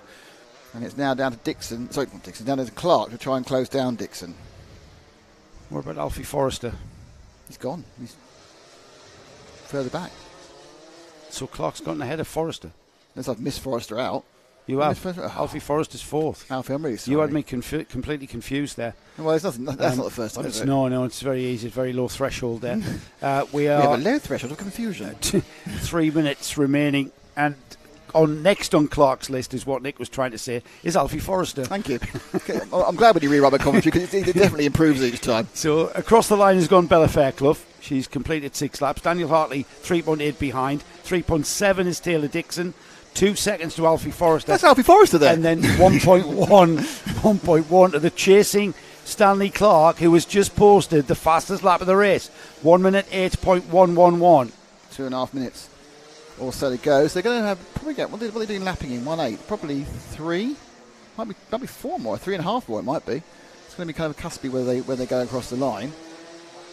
Now 79 is the Alfie Forrester kart, who I've been non-stop talking about. 2 teammates, judging by the liveries, and that's Clark, who started in pole, and it didn't last more than half a corner before he was way down the field. I think he was down as low as about 14th at one point. Slowly climbing through the field and coming into the hairpin. It looks a little bit like that might be a move by Clark. No, Forrester saying, no, you're not coming through. And now you can try the inside line off the outside line. I think that's going to work, because it's the never-ending left hand. If you're on the inside, you're going shorter. Now a switch back right. He's got the position, so another position gain there by Stanley Clark into 4th place. Just so you know, Fairclough again was a good half second faster than Hartley. Hartley was a good half second faster than Dixon. Dixon is 2 seconds or 2.7 seconds ahead of Stanley Clark. So Clark's got a lot of work to make that up in 1 minute 37, which I think is going to be this and 2 more. So those two karts, I would say, are both Bradley Shepherd Racing karts. Okay. According to their livery. So Stanley Clark ahead of his teammate. Interesting chat in the awning afterwards. Stanley Clark now chasing down Taylor Dixon. 1 minute 16 remaining. And Clark has got that car going well. I mean, not surprising, Nick, because he was on pole. Yes. He's had a great day of racing. He started on pole, but then it all went horribly wrong at turn one. Yeah, I mean, you know, that's the thing. It's been a good day. He's got pace, but, you know, these days you have pace, you have to capitalise on. And he's failed to capitalise on this due to something in the first corner. Maybe an error, maybe a nudge. So he'll be sitting there going, I'm very happy to get the 60 points from the superheats, but have I walked away from 5, 10, 15 points in the final? 4 seconds the gap now between Fairclough and Daniel Hartley. And he gained about 4/10 that time, didn't he? Yeah, Hartley puts in his personal best there and does close the gap ever so slightly. Taylor Dixon in third, but then the fastest kart on the track at the moment, Stanley Clark, 1 minute 7.795. That's the fastest lap of the race. The 47 chasing after Taylor Dixon for that final step of the podium. That's the battle there. They got a lap There's and a half the to do it. 47. That car, the green helmet, is the lapped or about to be lapped vehicle. It's not helped very much at that point and is sitting on the racing line. So there goes Clark as he chases down Dixon. Now, he did gain well last time. Actually, he went to 1.8, but he's going to need, I think that back marker's not helped because he's probably going to be actually arriving on the back bumper of Dixon just as the race ends in a lap and 4 corners time. So still Fairclough leading, still Hartley second. Fairclough will be starting her last lap in just a couple of seconds. We'll just see what the time is for this battle for third and fourth as it comes over the line. And it's actually much closer because Clark took a very, very good line onto that last corner. And that's gone down from 1 point something to nothing. Scored at 0.6, but visually, and then back marker absolutely in the way of Clark there, and still in the way. That 14 is not beyond the Christmas. It's certainly, Sophia Caldwell is not going to be on Stanley Clark's Christmas card list. I can tell you that for nothing. But in fairness to Sophie, she was, she held her line. She held her line well. It's just the options to get round in the wet are much less. Yeah, and it's reduced the time. I think we should pick up Bella. So Bella Fairclough is our leader, and she is coming through the chicane right now. Bright yellow, you can't really miss her. And there she is, about to go down through to the Gasworks hairpin in what has been, apart from her engine bogging down, an absolutely superb Sunday for the young lady. We've seen, you know what, the wins we've seen today have been, apart from the cadet race where it was down to the last lap. I mean, Osnorman, dominant. Bella Fairclough, right now, dominant. Absolutely. And absolutely showing everybody the way around. This is absolutely fantastic from the sense of the championship, because Bella Fairclough, we thought who was going to beat Daniel Hartley, who's just crossed the line in second. So it's not a huge, it's points lost due to what's happened in the rest of the weekend, but it won't be a huge point loss overall. He'll stay in the lead of the championship going into round 4 in a couple of months' time.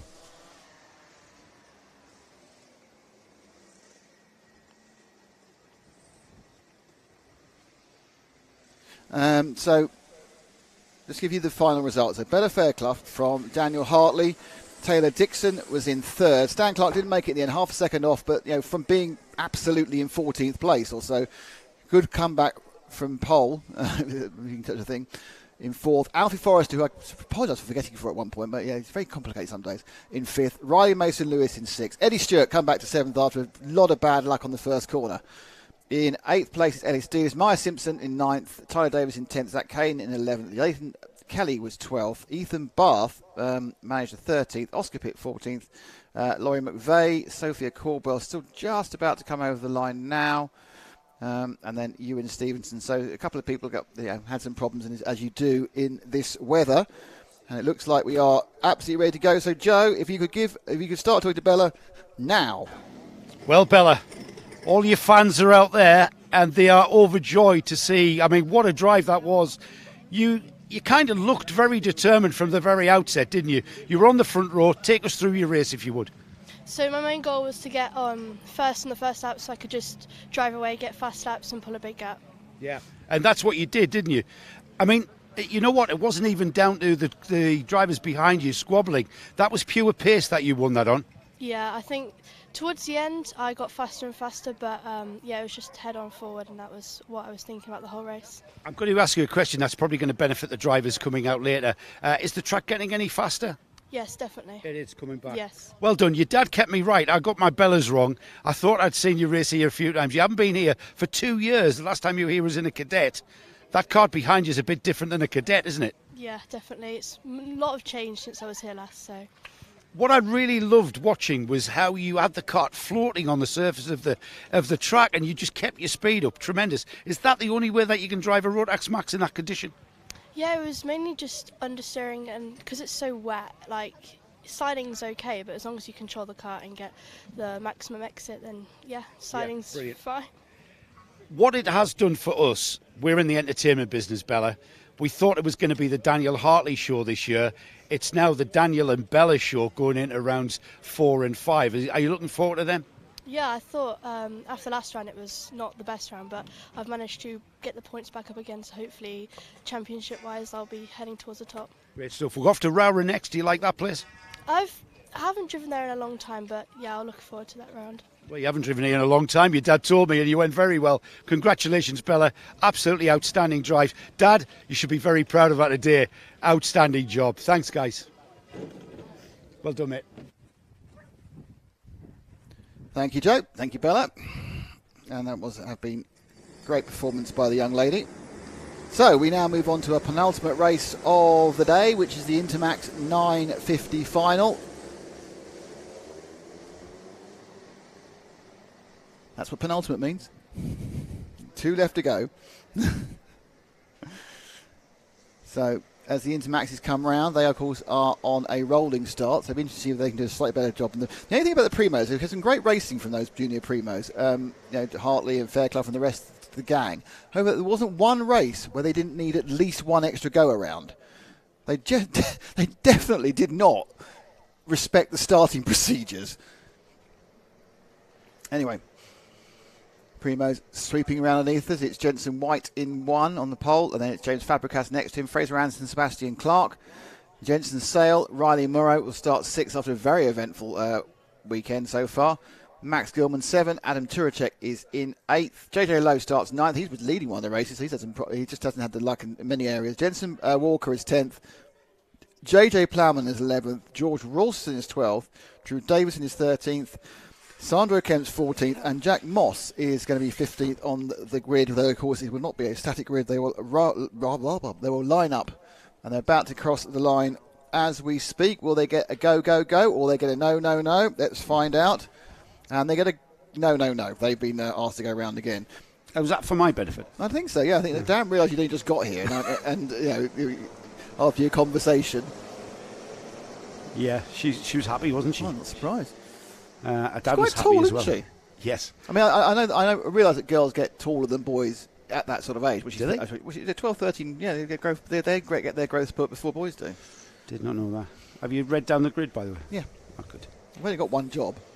Normally I do it wrong, but you know. Have you had a look at the championship? No, I can't. I don't know where all your pages are on that. It's like a nightmare of confusion. You're the computer geek. They're not. Yeah, but I haven't set the page up of your thing. So round 1 was won by Josh Cormack. Round 2 was won by Max Gilman. Second at round 1 was Jensen Sale. Third at round 1 was Adam Turacek. And then we had a complete change. We've had a second place by Jensen Sale again. So that's 2 second steps of the podium in round 1 and round 2. Oh, it's raining Jensen again. Sale It's raining again. Is it? Yeah. Oh, is it, Stu? Yeah, put your hood up, Stu. I can tell. Look here from this. Look, it's on the Kaplan lens. Oh, that lens again. Yeah. 2 heats to go. It's raining again. And I didn't want to pack up in the wet. Well, Bella Fairclough was telling me the track was coming back, but now that the rain has started again, it's going to remain wet. We know that. 2 more races to go before we conclude round 3 of the Kart Championship. Here we go then. It's our Intermax final. The Intermax on the 950 chassis is about to get underway with Fabregas and White leading them off. It's all spewing out there, fanning out into 2s and 3s through the lake on the inside there.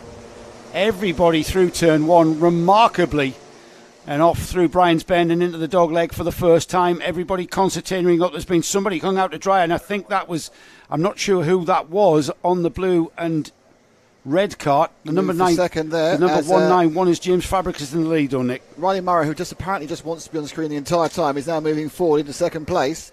The only problem with this heat is a vast number of karts are liveried exactly the same. Yeah, they love their oranges, don't they? Yeah.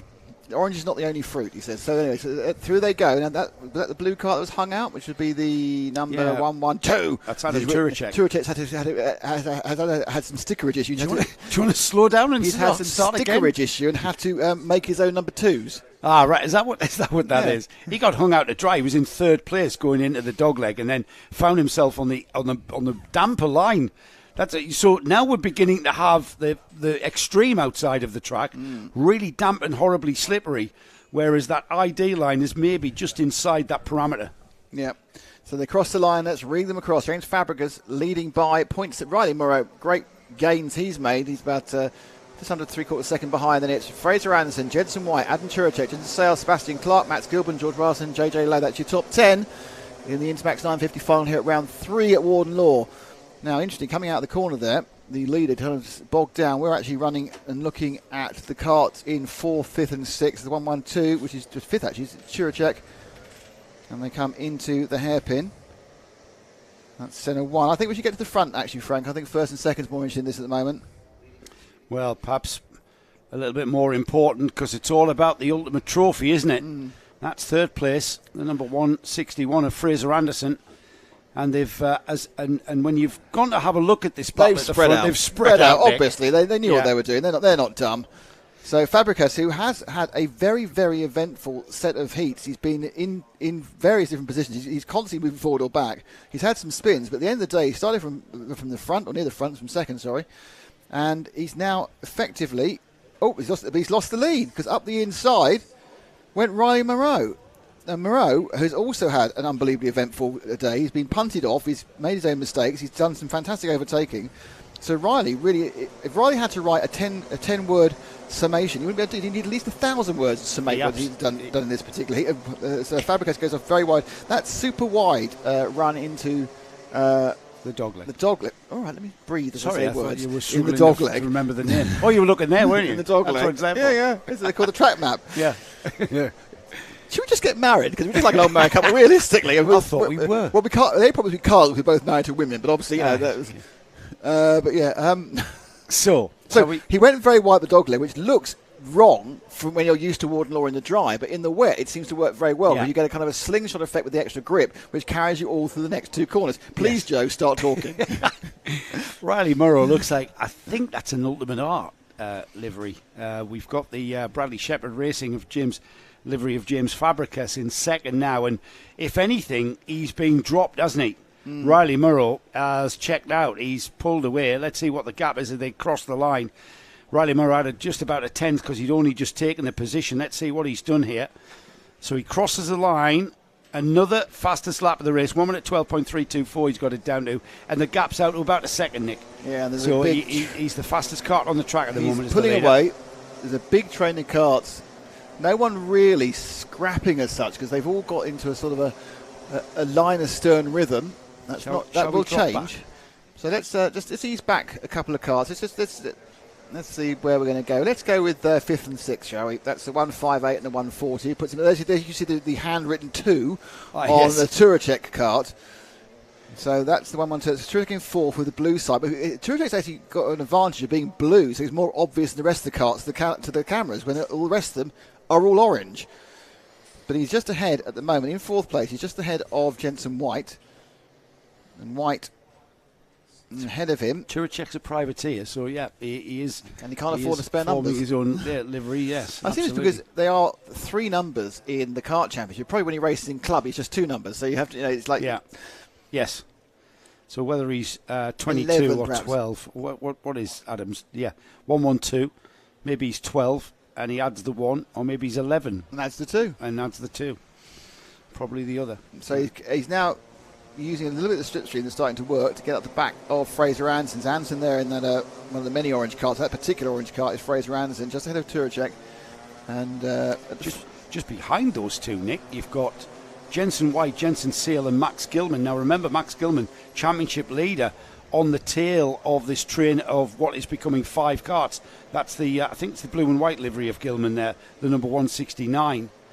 He came into this one championship leader, and remember it was Gilman. Yeah, he's not had a particularly good day, has he? I think this is interesting. The Warden Law is a difficult circuit anyway, if you've not been here before. It's very physical. Seems to be. But now in the wet, it's a double combination of we do see different drivers being better in the wet, especially in the lower levels of experience we have here with only 2 or 3 or 4 years of running.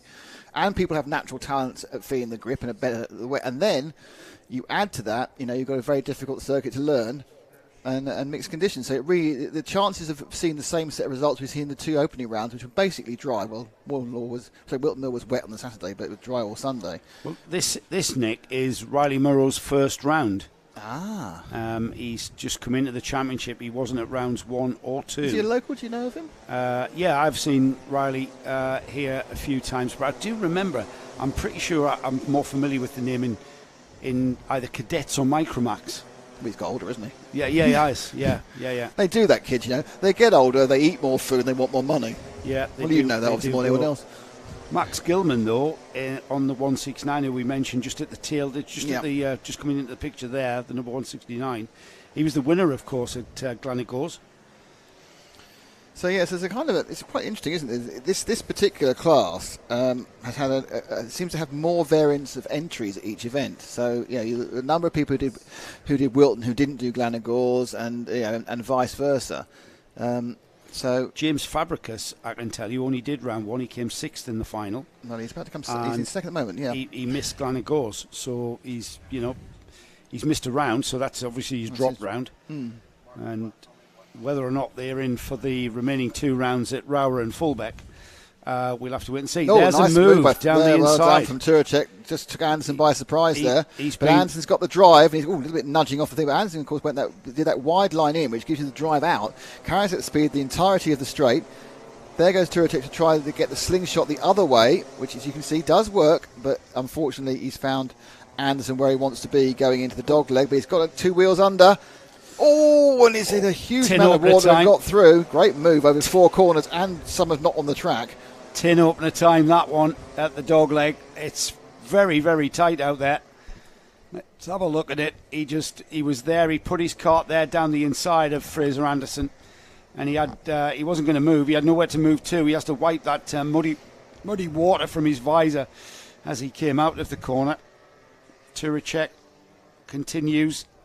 Very slipping and sliding around. Fraser Anderson chasing him down, though, hanging on grimly behind these 2. That 3 now still there. Jensen White, Max Gilman and Jensen Seal. Gilman ahead of Seal now on the blue and white cart, just coming through there. Just want to check who Max Gilman is with, if anyone. So, and he's just it's swapping back again, because up the inside has gone Anderson, but it didn't work this time. He didn't get the run. He went tight to try and get the position, but of course it was the run that kept him ahead. So Turacek now scored in 3rd. Moreau hasn't really pulled away from Fabricus. It's now 1.6 seconds. It was that sort of gap within a couple of the last several laps. And then it's another couple of seconds back to this man, Turacek, behind Fabricus. He's exactly 2 seconds behind. And with this, and I think 2 more, there is not. He's going to have to do something spectacular to make up. He's actually much, much more concerned by the Anderson cart behind him. And in fairness, behind the Anderson cart, you've got Max Gilman, who won one of the rounds. He's now looking a little bit more feisty, a little more racy. Rain stopped, by the way. Again. So we're back, yeah. So we're back into drying conditions. Just on long enough to just put some water on the lens. You know that. That's what you were there for. Yes. Yeah, the wind blowing straight at the camera as well. Turacek seems to have... He's only just got a gap. I'm not going to say it. I was about to say something. That's why I stopped myself. Well done. Fraser Anderson is not allowing him back. There's Max Gilman, the blue and white cart down the inside of Fraser Anderson, and now finds himself in 4th place, almost 3rd place, as he was right on the bumper of Turacek. Turacek can see where he is, and now we've got the championship leader, Max Gilman, looking at the 3rd step of the podium. It'll be the last lap board next time by. We have run out of time here. And Riley Murrow, being the class of this field again, we've seen this so many times. Austin Oman absolutely left everybody for dead in the Micromax class. We saw Bella Fairclough do that in Junior Max Primo.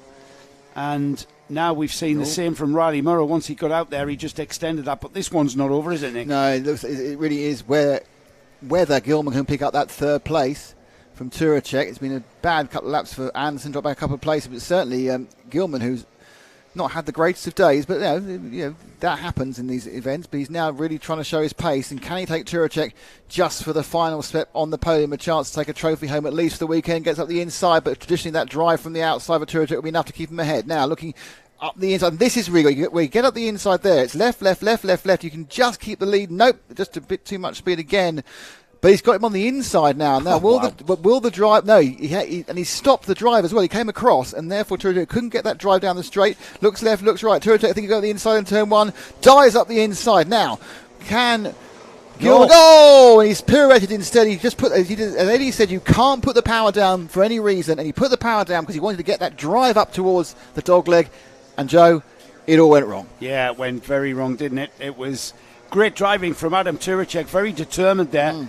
It's quite courageous to go down the inside at that speed with that amount of water on the entrance to the turn one. But to be honest, Nick, with that one now settled, and a shame really for Max Gilman, who was looking at a podium there, wasn't he, until that spin. It's all been all about Riley Murrow. Riley Murrow, class of the field. He's had a heck of a day, and prior to getting out the front and disappearing, he's had a hell of a lot of TV time as well, but unfortunately ruined it this time, just disappearing in the turn. But he is getting the most important bit of TV time, and that is the shot across the line as the winner of the Intermax 950 final. Fantastic performance by Riley. Really great racing in this final, and he has taken the win. Let's see if he can give us a two arms. No, he's very calm. No salute from Riley, just happy to take it. Don't even get a hooray. He expected that win. Second, James Fabregas. Third is Adam Turacek. And then it's Fraser Anderson, Jensen White. Max Gilman, despite that spin, came through into 6th. Jensen Saar was 7th. JJ Lowe, 8th. And then we've got Seb Clark, who's come into 9th. There's a little bit of a kerfuffle, actually, in the pit lane entry. The Park Fermi entry. Let's just sort that out now. And then you have Drew Davidson in 10th, Jensen Walker in 11th, George Rowson in 12th, JJ Plowman in 13th, Sandro Kemp in 14th, and Jack Moss is 15th. And that are the 15 Intermax runners. And a great performance indeed by the young man. So that is our next last final. We've got one more to go, which is cadets, with the cadets with the Coma engines. But it's all been a great day. And we are now getting a bit of light. It's got much brighter. The sun's back up. I'm sincerely hoping that Martin is no longer shaking. He is no longer. Martin came in at the lunchtime and had to borrow 2 extra coats because he'd soaked the previous one. 3 extra coats. He borrowed 3 extra coats. Ash has found out that he needs to re-waterproof his coat. And I've got absolute soaking wet feet from delivering a battery. So the only person who isn't wet is Joe. Okay, so it's Frank. So it looks like we're just getting the helmet off for the young man, and point him out. And Joe, if you will take it away with our winner, Riley Murrow. Riley Murrow, first time at the Kart Championship this season, and you've come here and you've won the final. Wow, well done. Yeah, well, yesterday obviously it was dry. Did well yesterday. Two wins in a row, which is pretty good. So I started pole. First race, our setup was a bit off, and we ended up getting hit, spun off, which wasn't the best one. And the second one, made a mistake, came off, worked my way back up to the front, and then just went for a bit of a move that wasn't really there. So came off again, worked my way back up to, I think it was about 3rd. Started P6, just got a good start, chipped away at the leader. Got by him and just maintained the lead from there. So, yeah, good. Once you got into the lead, Riley, were you just controlling the pace for how you drove?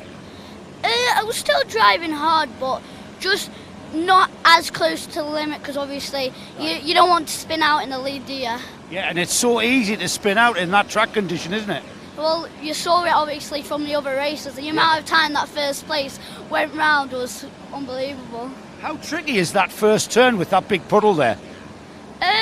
You have to be careful if you're taking the inside line like I was, because if you just take it a little bit too early, you just hit the puddle and it just spins you around.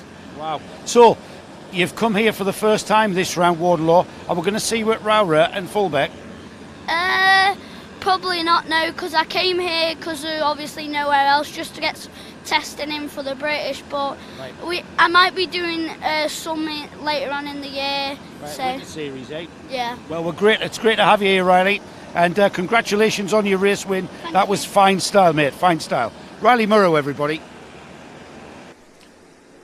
And great chat there with Riley. So we're just about ready for our final race of the day, which is the Coma Bambinos. Unfortunately, we've missed the parents' race because they've already meandered down to the grid, and we're waiting for the kids to be released. And they are released now. There's a green light.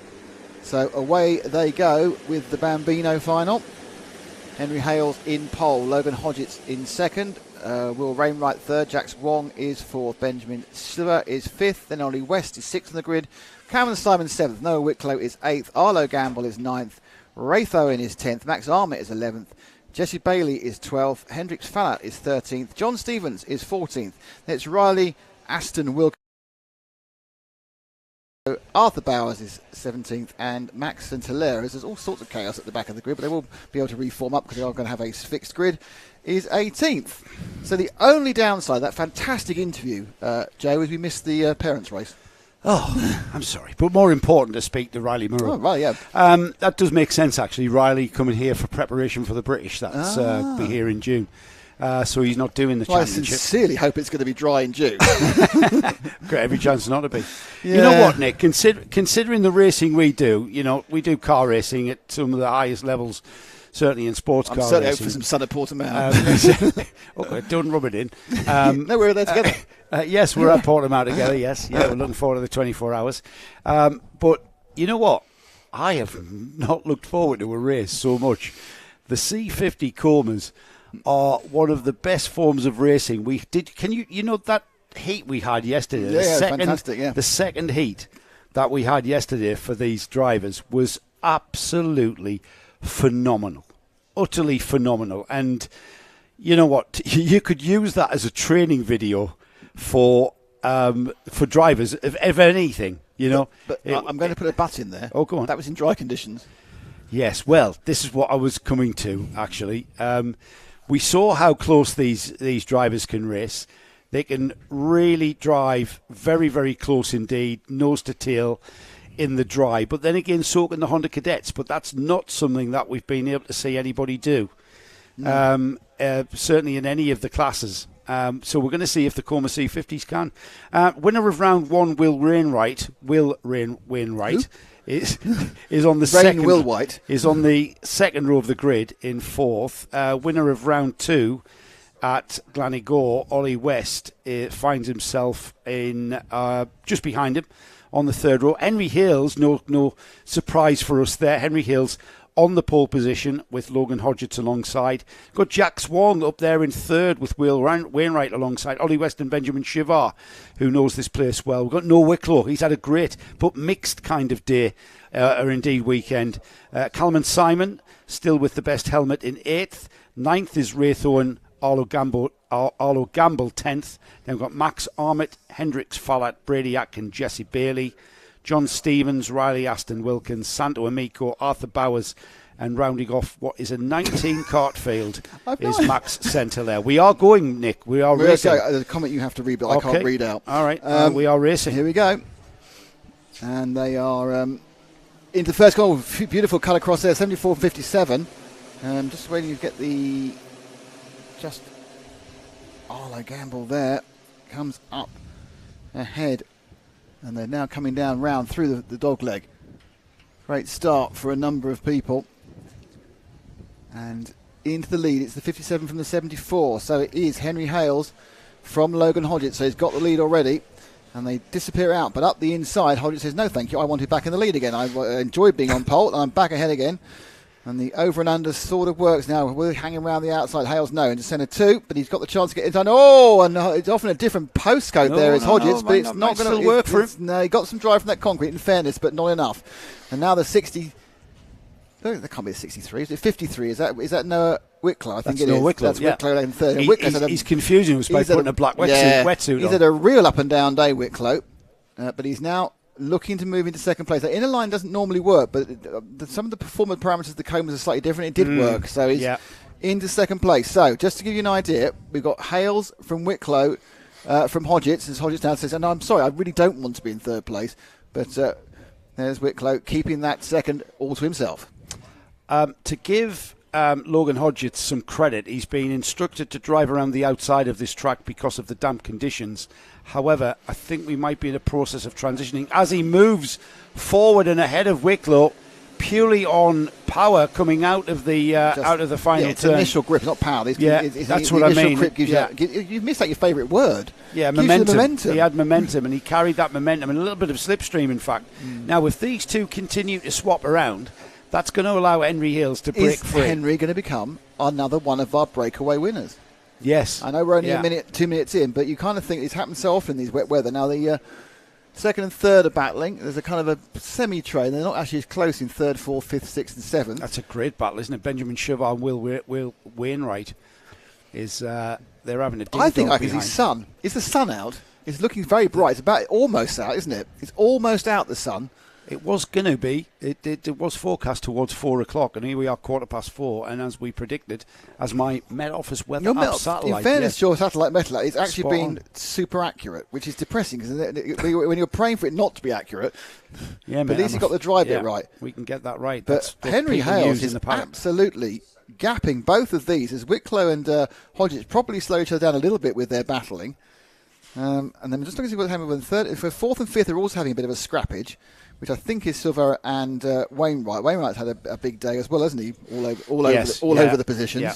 You know what? It's like a season's worth of anecdotes in one day. It really has been the way that these conditions have mixed things up. The sun is brightly shining here at Warden Law. Has been all day. You've just tuned in. This has been the weather the whole day. Well, to be fair, Nick, the sun has been shining all day, just behind those rain clouds, shining on. We've had a change of position for Wainwright, who's gotten ahead of Benjamin Shiver. Shiver's a determined little character. I hope you picked up the paddock show for lunchtime, and we had a great little chat to Benjamin Shiver. He's been here a few times. In fact, last weekend he just clinched the Warden Law Car Club Spring Trophy. 6-round series that we had just concluded last weekend, and Benjamin on the number 78, who is now beginning to unfortunately drop back off the rear bumper of Wainwright. He's not. We've got no, he's back. Hang on, I looked away. He's back. What are you saying? Yes, what's he back? Wicklow still glued to the rear bumper of Hodgetts. But look at the lead for Hales. Where is he? Gone. He's not there. Hales is there gone. He is.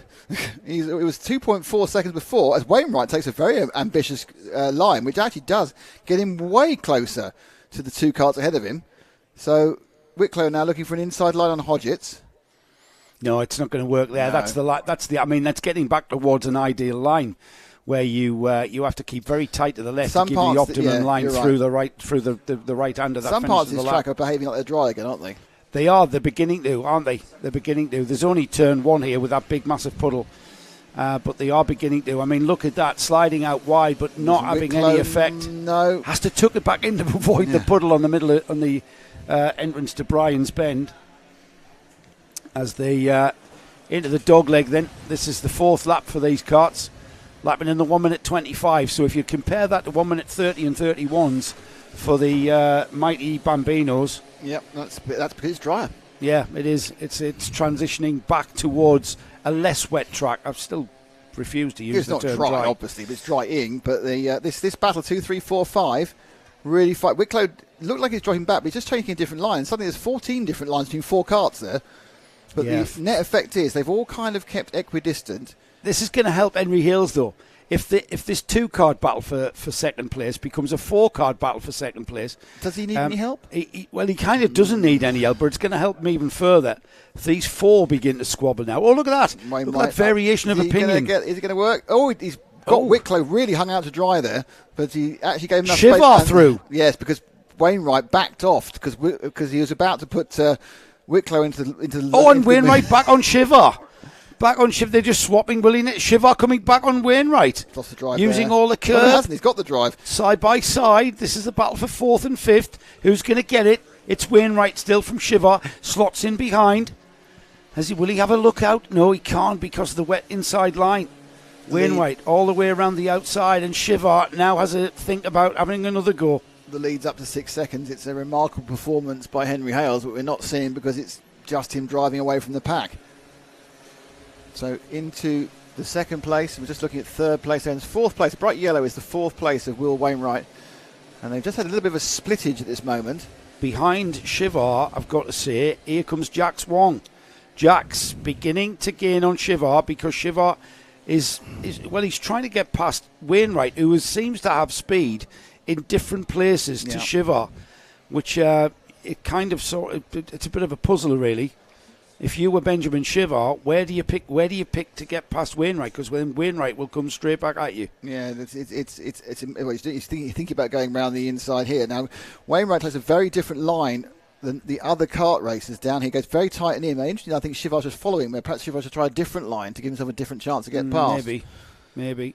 But again, we're trying to second guess a 7-year-old. Remember, these are on the LeConte treaded tyres. They're classed as an all-weather tyre, so these karts run on treaded tyres even in the dry, so it's not making any difference to kind of tyre choice strategies or anything like that. It's not as tricky as that. You basically put the kart out. You might change other things in the setup, I'm pretty sure you do.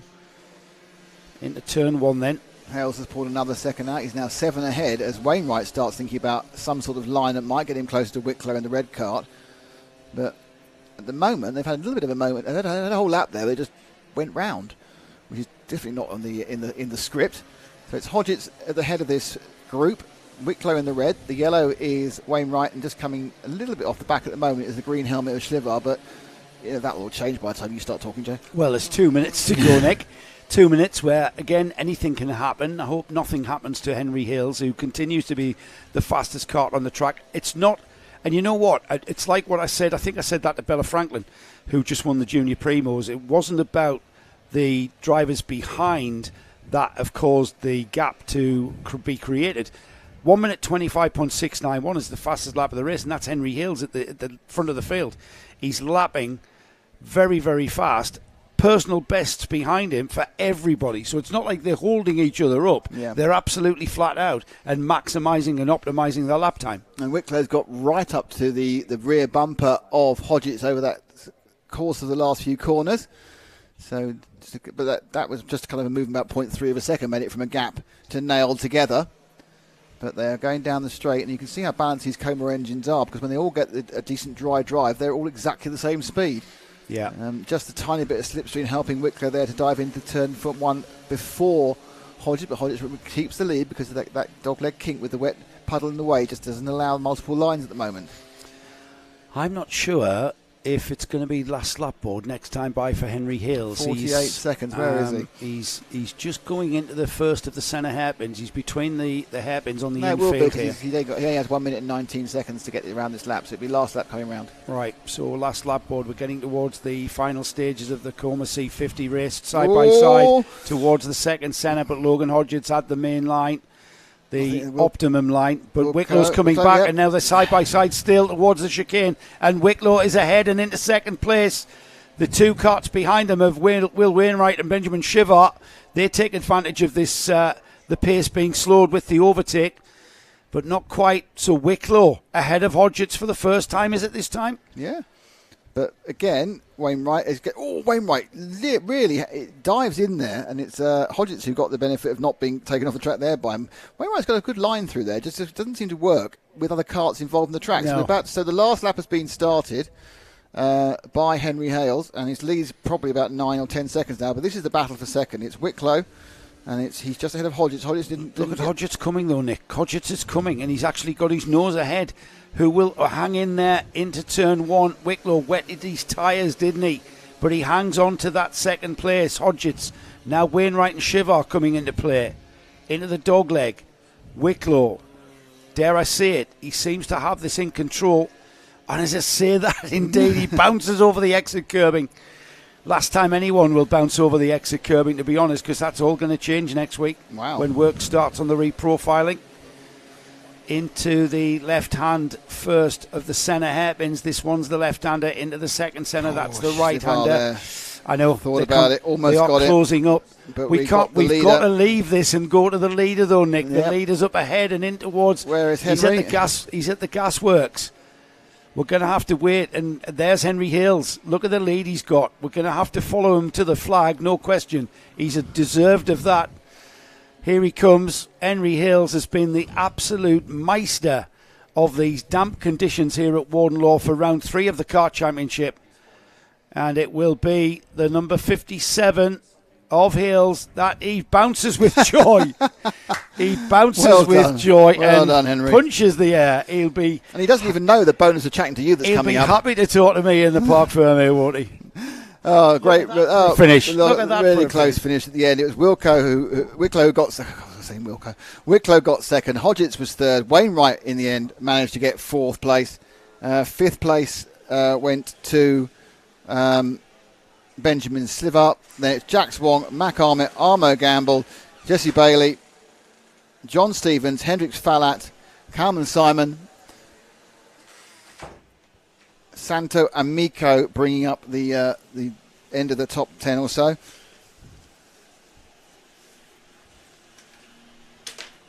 There's noise behind us, so we're just going to go and talk to Joe, and that will once Joe's talked to our very worthy winner, Henry Hales, that will bring to an end today's performances. Events. Next karting on Karting Live TV is a few weeks' time. It's the NKC round number 2 from Forest Edge. And then we'll be back on the Kart Championship the week after Le Mans, which I think is the 22nd and 23rd. It might be the 21st and 22nd of June. And that event will be over at Rowra. So lots more karting on Karting Live TV and lots of other things happening as well. Some full-size racing for Joe and I. Joe is going to be doing some historics next week. So if you like the sound of Joe's voice, and who doesn't? Who doesn't like the sound of Joe's voice? And once again, Joe is helping the youngster get his gloves and his helmet off, which is really this is his uncle, granddad Joe, you see, doing what he should do, and having a little look around. But yeah, so we are back in a couple of weeks' time, 3 weeks' time, with karting from the NKC round 2, and then back, because it's a bit of a break now between round 3 and round 4 of this championship. But the good news is the young Henry is now able to have a quick word with young Joe Bradley. Henry Hales, wow, you made that look easy. I bet it wasn't, though. No. Tell me how hard it was. Impossibly. Really? Why is that?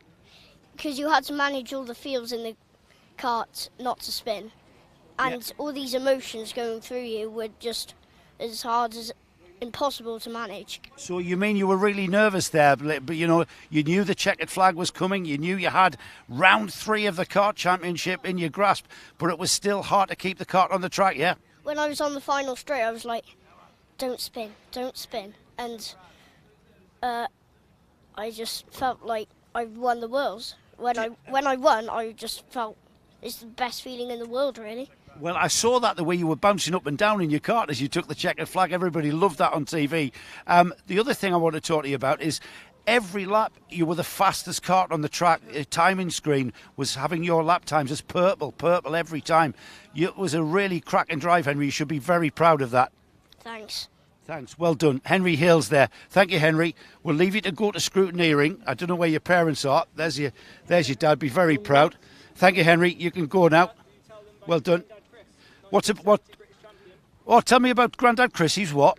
He's the British world champion. The British champion in what did your dad say? 1970 British champion. Yeah. So Chris Hales is your granddad's name, yeah? And has he taught you how to drive? He says take the handbrake off always. Take the handbrake off. Is there a handbrake on that Bambino? No. No? Okay. So you've obviously got your granddad's genes. Was your dad any good as well? He went a couple of times. All right. He just went to have a little bit of fun and enjoy it. All right, so you must take after your granddad, eh? You must be as quick as him if he's the British champion. Yeah. Yeah, well done. Henry Hales there, great win. You guys can go. Well done, Ben. I think you've now got too many children, haven't you? I have, Nick. Hey, I tell you what, all right, the weather has been an absolute challenge today. Yesterday it was absolutely glorious. The sun was shining. It was probably ideal. A bit chilly, yes, but the sun was shining. Today, a completely different day. Completely different. The rain really separates, I don't say the men from the boys, but no one's older than 16 here, so it's the boys from the younger boys or the girls from the younger girls, isn't it, really? Yeah. No, fantastic racing. I don't think we didn't see the close battling at the front we've been seeing the previous 2 rounds, but that's because you've got people who just know how to drive in the wet, and it's a really interesting process watching these drivers learning during the day and learning during a race. But still, great action and great fun, and yeah, I really enjoyed it. Well, everybody, it's down now for me and Nick to say goodbye. We've had a great time. Why wouldn't you have a great time at Warden Law? I'm going to be home in 10 minutes. Nick a little bit later. Just the 4 hours. We look forward to Rowra and Fullbeck. The week after Le Mans. The week after Le Mans, the end of June. A little bit of time to wait, but I'm sure we can fill the gaps in Karting Live TV. See you next time.